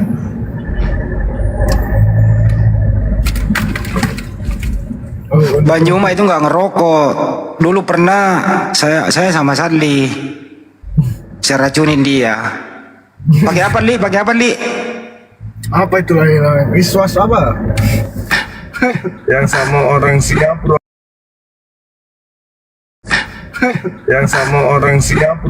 Bisa. Sekali ada 4 kilo. Panjangnya 40 meter. Sekali sebelah Sumbatu gak jadi. Makan ini? Iyalah, entah apa yang rasanya batu bara. Batu bara. Iya kan ya? Iya batu bara. Iya saya pernah. Pakai arang ya. Arang apa sih namanya? Arang pres. Ya. Tapi itu halal Bang Andi. Halal kalau Cisa halal. Dari buah itu. Dari buah-buahan. Wih kalau nggak halal, udah coba. Apa? Apa? Bisa. Iya. Saya isap itu karena kiri kanan orang Arab ngisap semua. Wah ini nggak mungkin ini. Habib ngisap ini kalau haram, nggak mungkin. Saya coba. Sudah habis napasnya belum masuk. Panjangnya itu. Selangnya. Jadi kupikir waktu itu sudahlah. Emang KPI itu KPI orang Arab di situ enak nongkrong di situ. Halal semua orang Arab. Ada undangan kepada hal ini. Syukuran anggota yang jadi anggota DPR di Goa. Wih, Masya Allah. Hari ini dia syukuran saya tidak datang. Bilang sahib runtuh. Baru live. Sorry teman-teman. bukannya saya tidak mau ada kakak angkat Jo ikut yang ini toh. Macoi bos bukan tulu-tulu saya mimpikan toh. Mimpi. Jadi saya kan udah lama tidak jumpa ya San ya. Ada berapa bulan kita nggak jumpa? Setahun? Tidak sampai ya? 3 bulan juga. Mana ada? 6 bulan. 6 bulan udah ketemu. Jadi karena saya rindu sekali sama beliau. Kenapa sih mimpi nih? Kulihat Ki ada di daerah di Palopo kan, jadi ku kan ada di mana Ki? Nah, ada perintah Dinda. Tidak Ji. Kenapa aja Ki? Wih, nggak tahu kenapa ini subuh-subuh saya mimpikan Ki, mau ketemu, rindu ke aku yang gitu. Ayo Dinda, ayo pengen ketemu Ki, segera. Ada opung rambe di bawah. Mana? Opung? Opung itu kan? Bukan. Oh bukan ya? Bukan adik, opung rambe kayaknya. Gak ada yang minta. Akhirnya janjian kita jumpa ngopi. Padahal itu Kacia biasa kodon dia juga berkhutbah di gereja.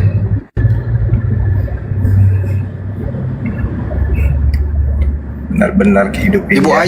Ibu Ayu tadi WA saya gak sempat, dia lagi dinas, dia ke Surabaya tepatan itu. Oh gitu. Tapi Bu Jenderal sanggup sih, memang. Iya. Kalau ini karena kalau agak berat, biar ku suruh ini. Biar kesuruh suruh keluarga. Janganlah, orang saya udah siapkan. Si Akang. Ada opung rambe di bawah. Bukan, opung itu ya? Opung naik opung. Opung naik opung. Ya logonya itu, mana opung nggak naik? Minta naik opung, saya nggak bisa jambak. Nggak ngerti gua jambak. Gimana cara jambaknya ya? Kasih masuk. Orang dua itu buat cara jambak. Oh udah saya jambak. Itu. Assalamualaikum warahmatullahi wabarakatuh, Gurunda. Waalaikumsalam warahmatullahi wabarakatuh, Abang Su.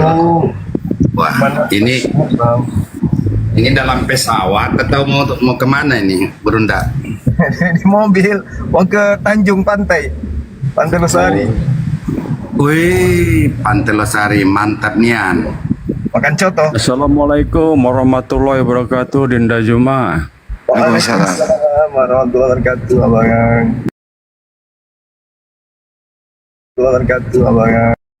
Masya Allah. Iya, Abangku. Nah ini opung kita nih. Opungku tambah ganteng aja opungku, Masya Allah. Kan terpilih lagi jadi ketua umum. Aku udah bosan masih dipilih lagi aja. Ini lagi kan dah. Buka aja sekalian ini wajah ya. Bukalah yang ganteng itu. Nah, tuh kan jelma Lampung itu ganteng-ganteng itu. Iya. Di kam jelma Lampung di paniku.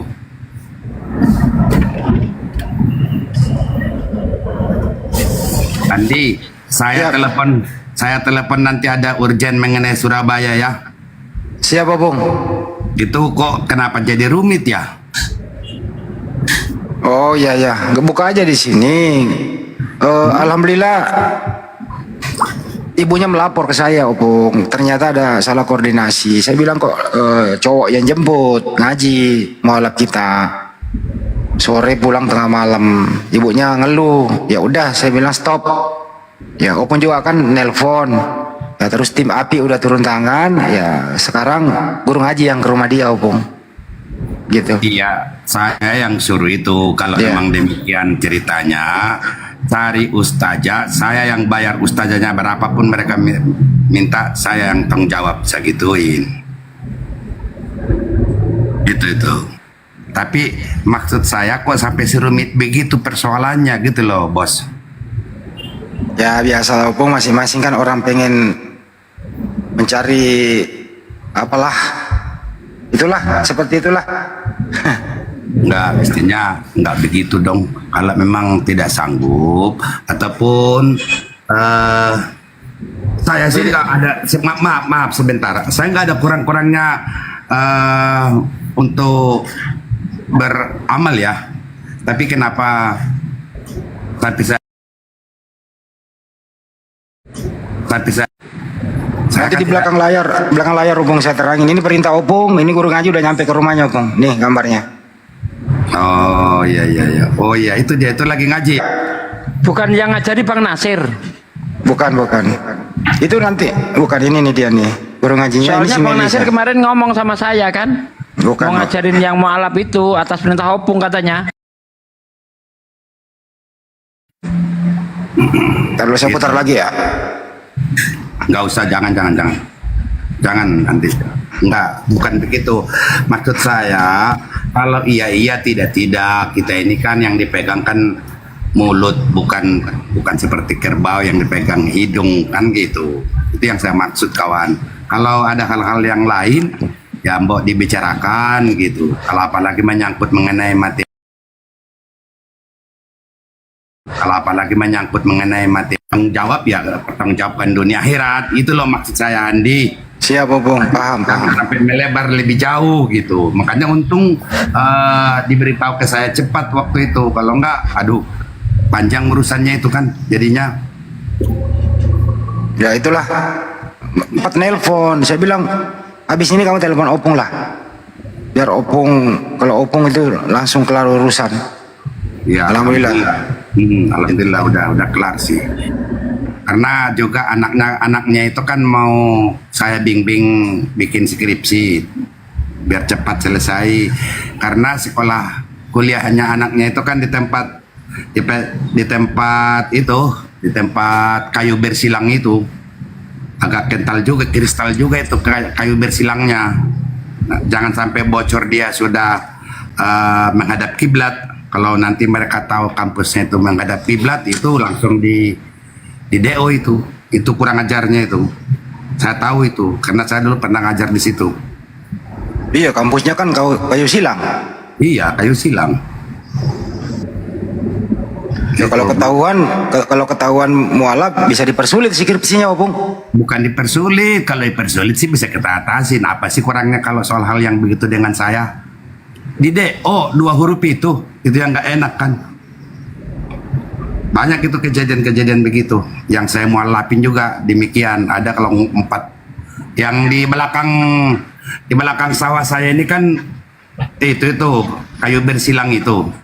Banyak itu yang magang di sini terus saya kiblatin menghadap kiblat bocor langsung DO. Di DO, tapi ya alhamdulillah saya tanggulangin dengan yang lain, tapi nggak cara-caranya itu kan sudah nggak sehat. Itu hebatnya mereka itu. Padahal saya di Ibnu Khaldun banyak Kristen dulu mahasiswa saya, nggak masalah soal akidah kan. Tapi kalau mereka itu sangat-sangat menentukan sekali, apalagi BHK yang di depan kantor ini, depan kantor dekat kebun saya ini, gitu loh. Tapi kan bisa diperkerakan kalau gitu, Bung. Nggak bisa. Nggak bisa ya. Otonomi kampus itu, bos. Gitu. Seperti kemarin ada kasus rumah sakit pelarangan hijab oleh dokter, kan jadi viral itu, Bung. Kan nggak boleh juga. Lain kalau itu. Ini kan masalah kampus otonomi. Gitu. Acaranya di mana sih? Acara kita tanggal 12 ini. 16, Opung. 16. Iya. Acara di mana? Di Ciater, Opung. Oh, Ciater Lembang. Iya, Ciater. Udah masuk Subang sih dia, Opung. Iya, masuk Lembang. Kalau itu dekat Subang aja lah. Paling dari sini, kalau saya sih paling 1 jam saya bikin selesai itu. Iya. Nggak usah lewat Bandung, Opung, lewat Cikampek aja keluar Subang. Iya. Ya ini Ucok lagi di sana ini. Lagi baru saya pergi ke Ucok ke Subang. Ada kasus ya, Opung? Sidang sana. Ya. Gitu. Oh, Ciater. Ya udah kalau gitu nanti saya ramein. Saya ikut, mudah-mudahan salah sehat. Itu Pak Roji lagi mau menuju ke sini, dia ngantar jaket saya katanya. Kenapa saya bilang, Bang Burunda Juma kirim jaket api katanya gitu. Ini lagi menuju ke sini. Ya, nanti kalau Oji nyampe situ tolong semua makanan disimpan ya, Bung. Itu paling rakus sama makanan tuh, Bung. Kurang ajar. Rumpan aja betul. Opung di Jakarta. Apa lagi Jakarta? Iya, baru kemarin dari Kaltim, dari Balikpapan. Oh iya, oke, sip. Kemarin dari Balikpapan. Bang Andi, matanya suruh ditutup lihat rendang samping kantor itu Bang Andi. Bahaya itu nanti Bang Andi. Baru Padang tutup dulu kalau ada Suruh tutup dulu. Ya enggak lah. Dan nanti mau saya bungkus 10 potong nanti buat Pak Roji nanti. Keren, mantap. Ini tips sama Baru Roji untuk Handi Celebes biar diantar ke Cempaka Putih. Gitu. Ya perintahin dia mau kan Nandi? Iya, perintahin dia Opung, suruh antar ke saya. Kalau nggak mau pelintir kepalanya Opung.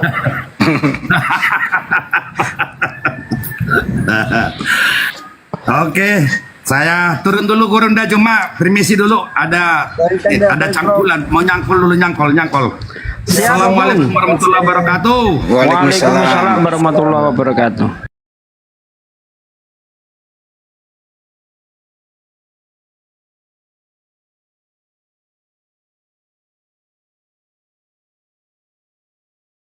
Ini unik kau. Kau bukan keturunan Adam Lazarus. Kau keturunan iblis. Percaya nggak kau? Macam mana aku keturunan iblis? Iblis mana boleh beranak? Boleh beranak iblis. Aduh. Ya Yohanes 8:44. Iblislah yang menjadi bapakmu. Itu untuk ahli-ahli Farisi yang melawan Yesus. Oke, kau kan ahli Farisi kan? Kau juga termasuk orang Farisi tidak? Pernah melawan Yesus. Apakah kau termasuk juga ahli-ahli Farisi? Itu untuk orang-orang yang melawan Yesus. Kalian juga Kristen termasuk ahli-ahli Farisi. Kenapa? Bisa kukatakan gitu? Karena kalian mempercayai Paulus, makanya kalian ahli-ahli Farisi. Paham kalian? Sedangkan Paulus orang Farisi. Ketika kalian mempercayai Paulus, berarti kalian juga ahli-ahli Farisi. Bapaknya iblis. Apa? Kau menerima Yesus sebagai Mesias atau tidak? Kalau kau tidak terima, bapak kau nggak iblis. ada urusan ke situ. Itu maksud.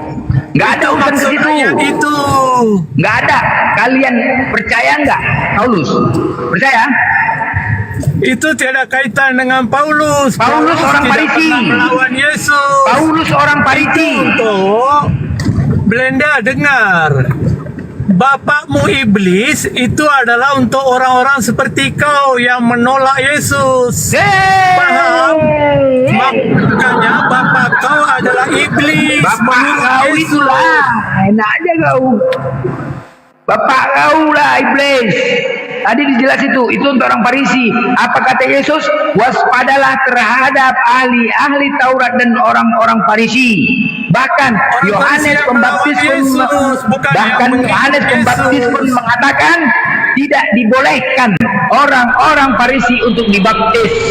Hei, enyahlah kau ular beludak, kata Yohanes Pembaptis kepada orang-orang Farisi. Jadi ketika kalian percaya Paulus, berarti kalian ular beludak dan tidak pantas kalian